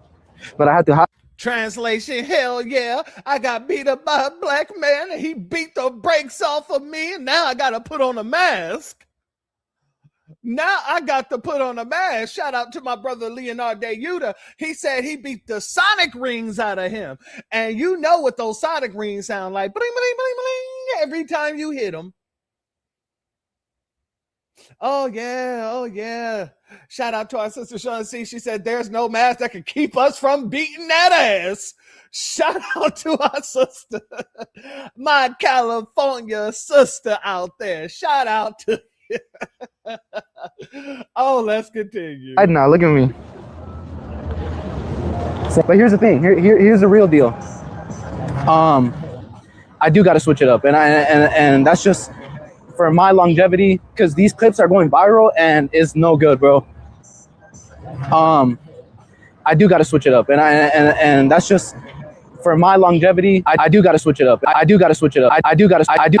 I do got to switch it up. I do got to switch it up, and that's just for my longevity, because these clips are going viral and it's no good, bro. Like, it's all bad shit. Like, bro, I'm telling you, I saw the fucking threads. Dude, people are fucking calling for my death. Like, what the fuck? Chub before he went to jail? Oh, nah. You're probably gonna get your ass whooped. I mean, out here in LA for sure, but out here in LA for sure. Yeah, you better be for sure. And also understand, the Mexicans in LA ain't gonna help you either. The Mexicans in LA isn't going to help you either, my friend. No. When they see foundational Black Americans getting active, they tend to move the hell out of the way. Now, maybe if you go a little, towards San Diego, you might be able to find somebody who's willing to jump in when it comes down to you getting that ass beat by foundational Black Americans. But it ain't going to be nowhere in South Central. Guarantee you that. Why would a Mexican hood want to start beef with any Crip gang over somebody who isn't even a part of their gang, a part of their people. These people will look at you as an outsider too. Even though you look like them and even though you're from Texas, I'm telling you as a Californian, I know for a fact. Now, they might link up with you if you go to jail with them because, you know, you're in jail and there's jail rules. It's politics, understandable. But yeah, ain't nobody going to run up to save you once they see Foundationals beating the brakes off your bum ass. Not at all. So, family, these people are learning that shit ain't sweet. And to be honest with you, if that meat ain't greasy, they want to sit here and talk to us about our conditions here in this land that we're in. But our conditions are way better than the lands that they're in because they're getting beat over the head with bamboo sticks by goddamn Chinamen. Shout out to my brother EJ. And I want everybody to send our good brother EJ your love, your prayers, because our good brother was in the accident. He's recovering from a motorcycle accident. So everybody send our good brother EJ your love, your prayers, and your thoughts. He needs them and he deserves them. But like our good brother EJ say, y'all over there in your country getting beat over the head with bamboo sticks. We're over here in this country and they're over here trying to play this role, and people after people after people after people is finding out they're either going to get the brakes beat off of them or something even worse is going to happen, like your Chud the Bussy, your Daisy the Bend Over. Real stuff. Now, here's the thing. I want to say this, and I want to say this clear so that everybody can understand and everybody can, you know, internalize foundational Black Americans and at least my feeling on America as a foundational Black American. I love America, but the America that I love, it's not the America that all these immigrants love when they come over here. The America that these immigrants love when they come over here, it's just like that god dang Tether said. The America that they love, they believe has been built by the Nabisco. But anybody who understands the histories here of foundational Black Americans, you already know and understand the Nabisco ain't got nothing to do with the America that we love. The America that we love, we didn't fought for, we died for, we continue to open the door for all these people to come to. They still haven't walked into the America that we love because they was too busy loving the America that the Nabisco love. And because of that, you will always be different.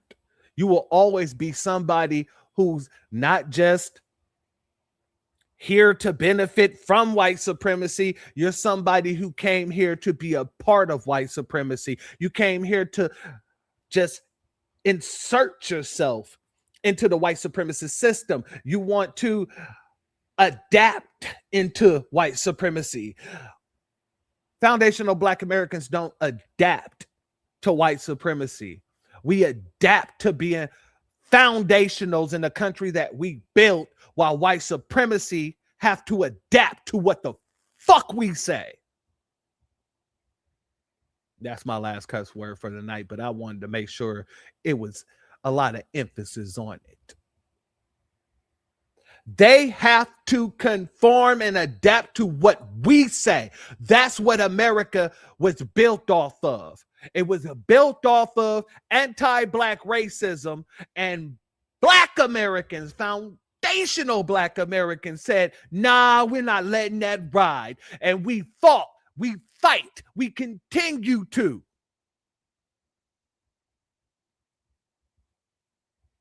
And America has become better for everybody outside of America because of us.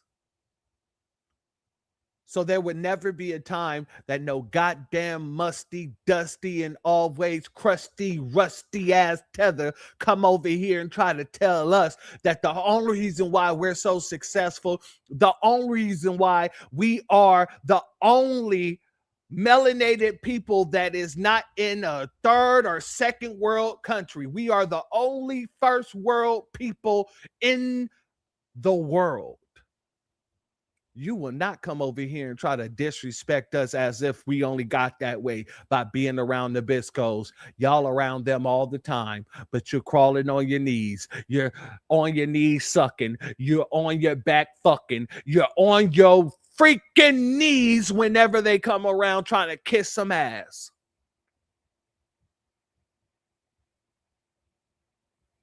That's the difference between you and us. That's the difference between you and I. And not only is that the difference between you and I, that's the difference between you and I and UNITY.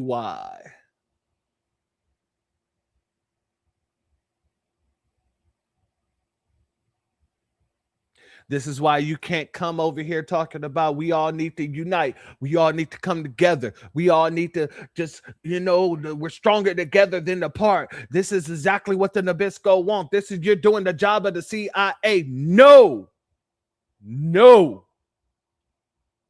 You all are doing the job of the CIA and you're doing it well. And that's why when I look at you, I never see unity.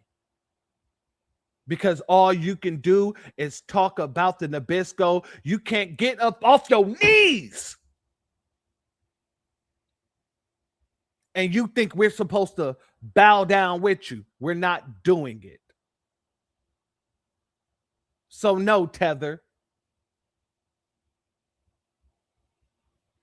Nothing that we've gained here in America was because of the Nabisco or the proximity to the Nabisco. It had nothing to do with any white supremacist,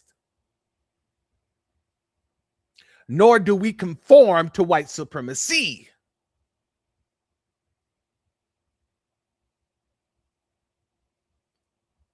It's because our good foundational Black American brother, Kendrick Lamar, said it best. They not like us. They not like us. They not like us.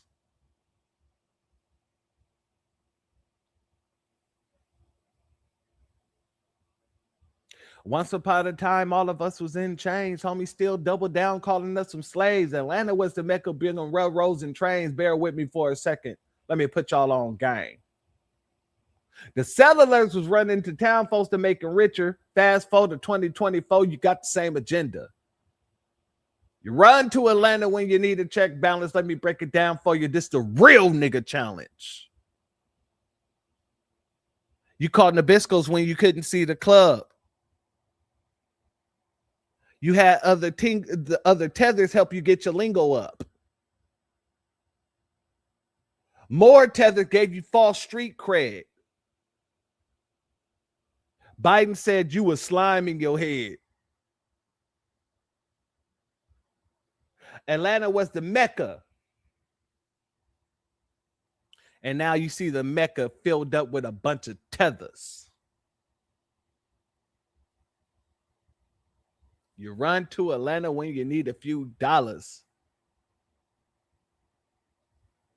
You're not one of my brothers. You a fucking colonizer.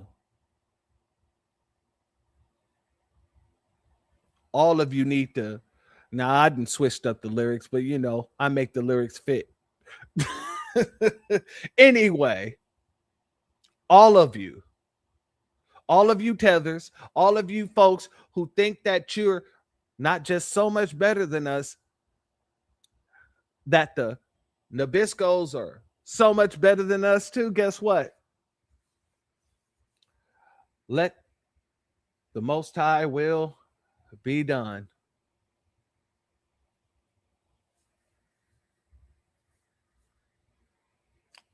And let the Most High show you that you are just a tool in a box that can be broken at any minute, and that is broken at any minute. Just ask your boy Roland, who we'll be speaking about on Wednesday. With that being said, family, if you're not subscribed, go ahead, hit that subscribe button along with the notification bell so you'll be notified whenever videos like this drop. Please make sure you're hitting that like, share, and if you're catching this on the replay, the hype button so we can beat up the algorithm. Make sure we get this message out to the ears that need to hear. And if you have not done so yet, please click the link in the description, go to change.org and put your signature on the petition for reparations, as well as hitting the link, joining the Telegram group, and making sure we can circumvent some of those the shadow banning that PewTube has been doing to the new black media. I see you, my sister and Andrea. We'll end off with it. We'll end off with it. All right. We'll do that. I want to give a B1 salute to each and every one of you. And I want to thank you all for being here and actually sharing some of your Sunday with me. I appreciate it. And I want you all to know I'm going to be doing a little bit of cleaning up on certain things. And what I mean by that is I'm going to do most likely some of the things that I work on in the background that I usually tell you all about. I'll tell you about it beforehand, you know, on a prior broadcast. But what I'm going to do is whenever I'm working on a broadcast that I know is going to go a little bit, we're going to start doing that on the last Sunday. We're going to call that Revival Sunday, because there are so many things that I put together and I try to make sure that I'm bringing a lot of information and knowledge and things like that to the family. But I also want to make sure that I'm not keeping you here every Sunday for the same amount of time. So what I want to do is, on the last Sunday, if I've been working on something that I know is going to be consuming, I will let you all know that will be a last Sunday for now on. So any revivals, 6 hours or anything extra than that, I don't think it'll go extra than that, because usually that's where it ends. That's usually going to be on the last Sundays for now on. So whatever I'm working on, like the A2, the next A2, or well, for those who don't know who, or well, not really A2, it's IA2. For those who don't know what IA2 is, it is the Important Asians Part 2. So for the Important Asians Part 2, the IA Part 2, that's going to be on the last Sunday, if not this month, but next month. Most likely it'll probably be this month, because I already have a lot of things finished. I've read mostly everything that I needed to read for the Part 2. And I want to give another B1 salute to our good brother Chase McGee, who put together his book on Indigenous Americans, the 19 white men who saw Indigenous people when they came to America. That book is a phenomenal book, and we're going to be highlighting that book as well in the next IA2. So that's how we're going to do it for now on, family. My goal for each other Sunday is going to try to keep it under 3 hours. At most 3.5 or 3.3, depending on how you look at it. And then for all the things that I spend time really putting together, we'll do those as revivals on the last Sunday of every month. But let me go here.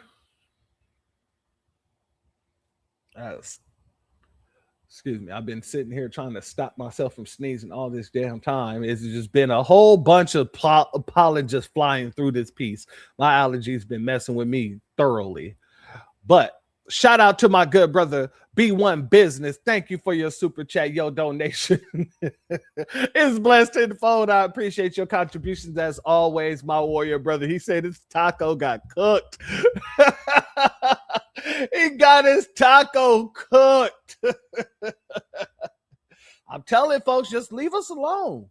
Leave black people alone. And I'm saying this with a little bit of concern in my voice, because the more you mess with black folk, the more likely you might not wake up. All it takes is one wrong hit or one right hit, and you'll be knocked the hell out for life. So get yourself together and just leave us the hell up out of your nonsense and chicanery. Shout out to my brother B1 Business once again. And shout out to Sharice, my sister. Thank you for your Cash App. Oh, excuse me, your super chat. Your donation is blessed tenfold, and I appreciate your contribution as always. Thanks, peace, and love. No, thank you. And peace and love to each and every one of you, because God dang it, when you holding that peace of love in your heart, you're able to see all the negative and all the disrespect. You're able to see all the hate that everybody else have for you, because you've been harboring that peace and love within your spirit. And that's the thing about foundational Black Americans that I will never let anybody forget. We've always been the peace and love people. We're the ones that use peace in so many different ways that they have to come out and say, well, peace can mean a greeting, it can mean a goodbye, or it could just mean, you know, it's a turn of phrase. That's us. That's what we did. We went around preaching peace to everybody so damn much that they didn't took that for granted. And now they're catching those hands with granite. But shout out to you, my sister, and thank you for your contribution. And shout out to Hawthorne, my aunt. Much love to you, family, for both of your gifts. Your gifts are blessed tenfold, and I appreciate your contributions as always, family. I'm going to say this, and then I'm going to play this clip in closing because it was requested. It has to be done. Nobody who's not foundational Black Americans need to be worrying about the state of Black America.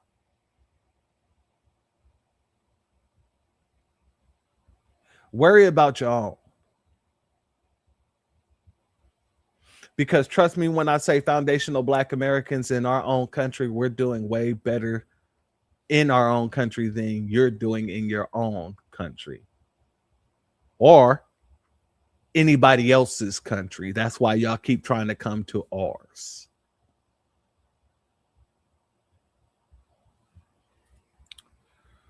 Before we get up out of here, as requested, let's go here. I'm Mexican. I'm Mexican. Stop. Stop.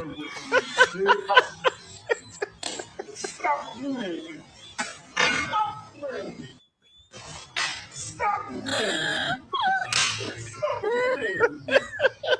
Stop.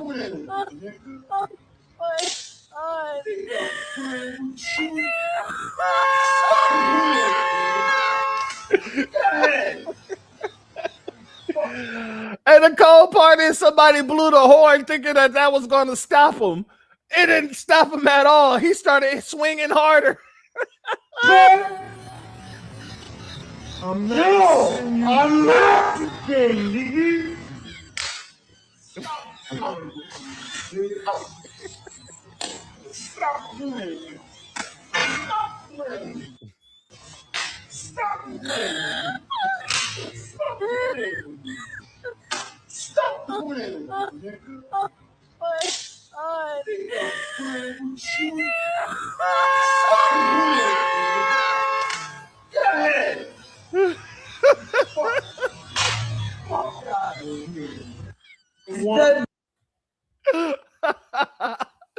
Family, He walked off. Look he's crawling away on the pole. Oh, he's crawling on the pole. I've heard of somebody sliding down the pole. I've never heard of anybody crawling on the pole to get away from somebody. That is wild. One more time for the family. I'm not kidding.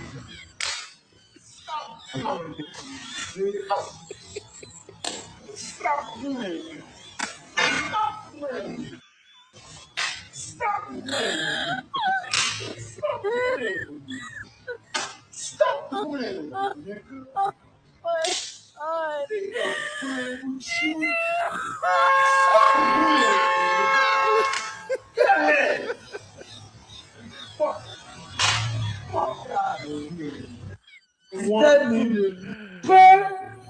Oh, don't blame me, Damon. Don't you blame me, my brother. Key Prince, the one that came with the hitter right now. You know what I mean? Right now, I got to play it again because all I'm seeing is the Red Man song. That's when I slapped the shit out you. I slapped the shit out. That's when I slapped the shit out you. I slapped the shit out you. Shout out to Key Prince. I'm not kidding.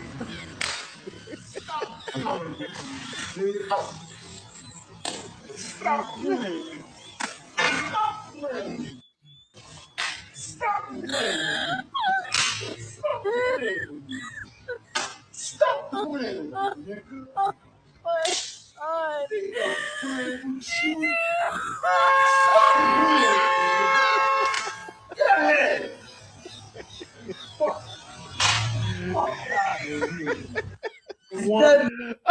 Oh, family.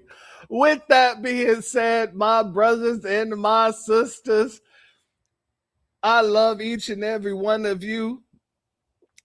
Oh my God, they don't understand why whenever we get together, it isn't just one of those situations where I got to tell the news and everybody's so down and everybody's so out. No, we out here having fun and we're out here laughing and we're out here shining like a diamond and we're out here cutting like one too. And the difference between them is the same difference, you know, is the difference between you and a rock. You're Elmo. They're Rocco. Now think about how Elmo trips the hell out whenever Sophie wants to turn Rocco into a real person or a real entity, whatever the situation may have you. You must understand that Rocco is, at the end of the day, is still just a goddamn rock.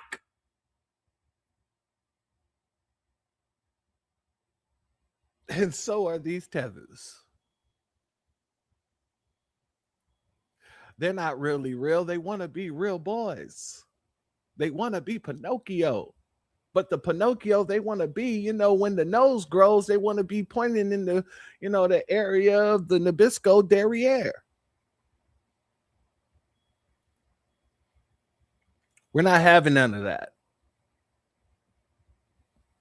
We're going to be just as intolerant with these people as Elmo is intolerant with Rocco. I give a shout out to Elmo, and I know that this is a hell of a god dang analogy.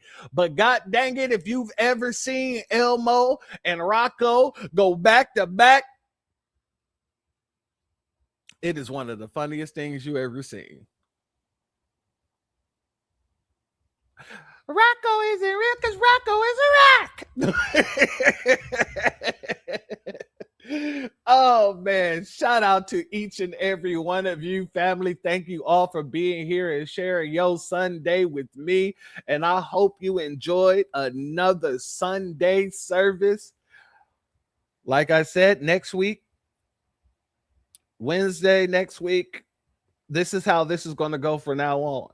There will be no more lives that is longer than 3 or 3.5. All those lives will be put on the end Sunday for anything that I put a lot of effort into that I know is going to be prolonged. That way you all can prepare yourself, get your popcorn ready, and everything else.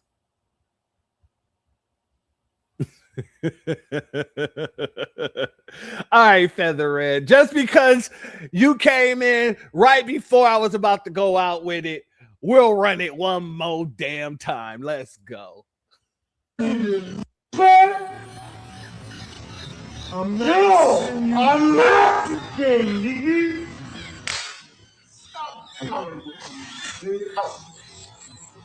Stop doing it. Stop doing it. Stop doing it. Stop doing it.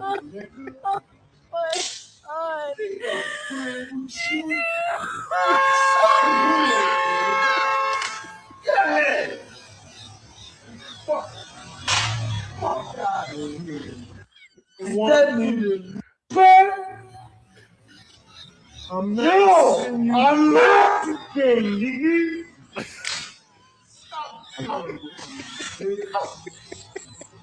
Stop doing it. Oh man. Stop doing it. Stop doing it.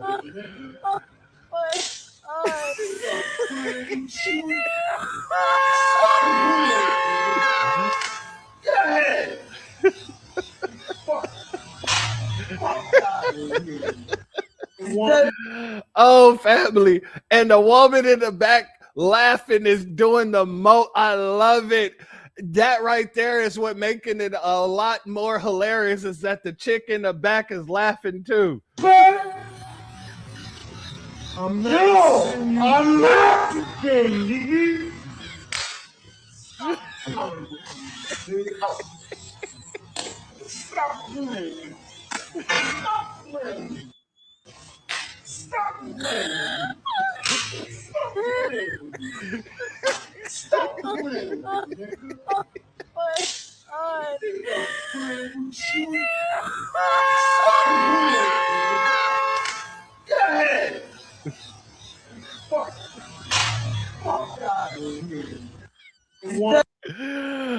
With that being said, I'd like to thank everybody. I'd like to thank my mods, my members, my patrons, those in the chat, those who are not on the chat, who's going to catch this in the replay, everybody who donated, whether by Cash App, Super Chat, PayPal, or anywhere else. I must thank you, and I love you all, and I want you all to stay black. I'm sorry, family. I'm not sorry, because this is just too hilarious. Stay safe, and most importantly, stay foundational. The doors of the church are now closed. Peace, family. My grandfather built this country, man. He fought wars for it. And most places he went wouldn't let him sit down and get a cup of coffee. I can't even catch a cab in New York. You know, it doesn't matter how many degrees I get. All you people see is color. Your grandfather was an immigrant. You're American. My grandfather was born here, Duke. And you people still look at me as just another nigga. I know that the government, whatever, can't stand us black people. He's doing everything in the world to make black man be extinct. But I'm going to tell you one thing. Us black people going to survive. So fuck everybody. I'm off.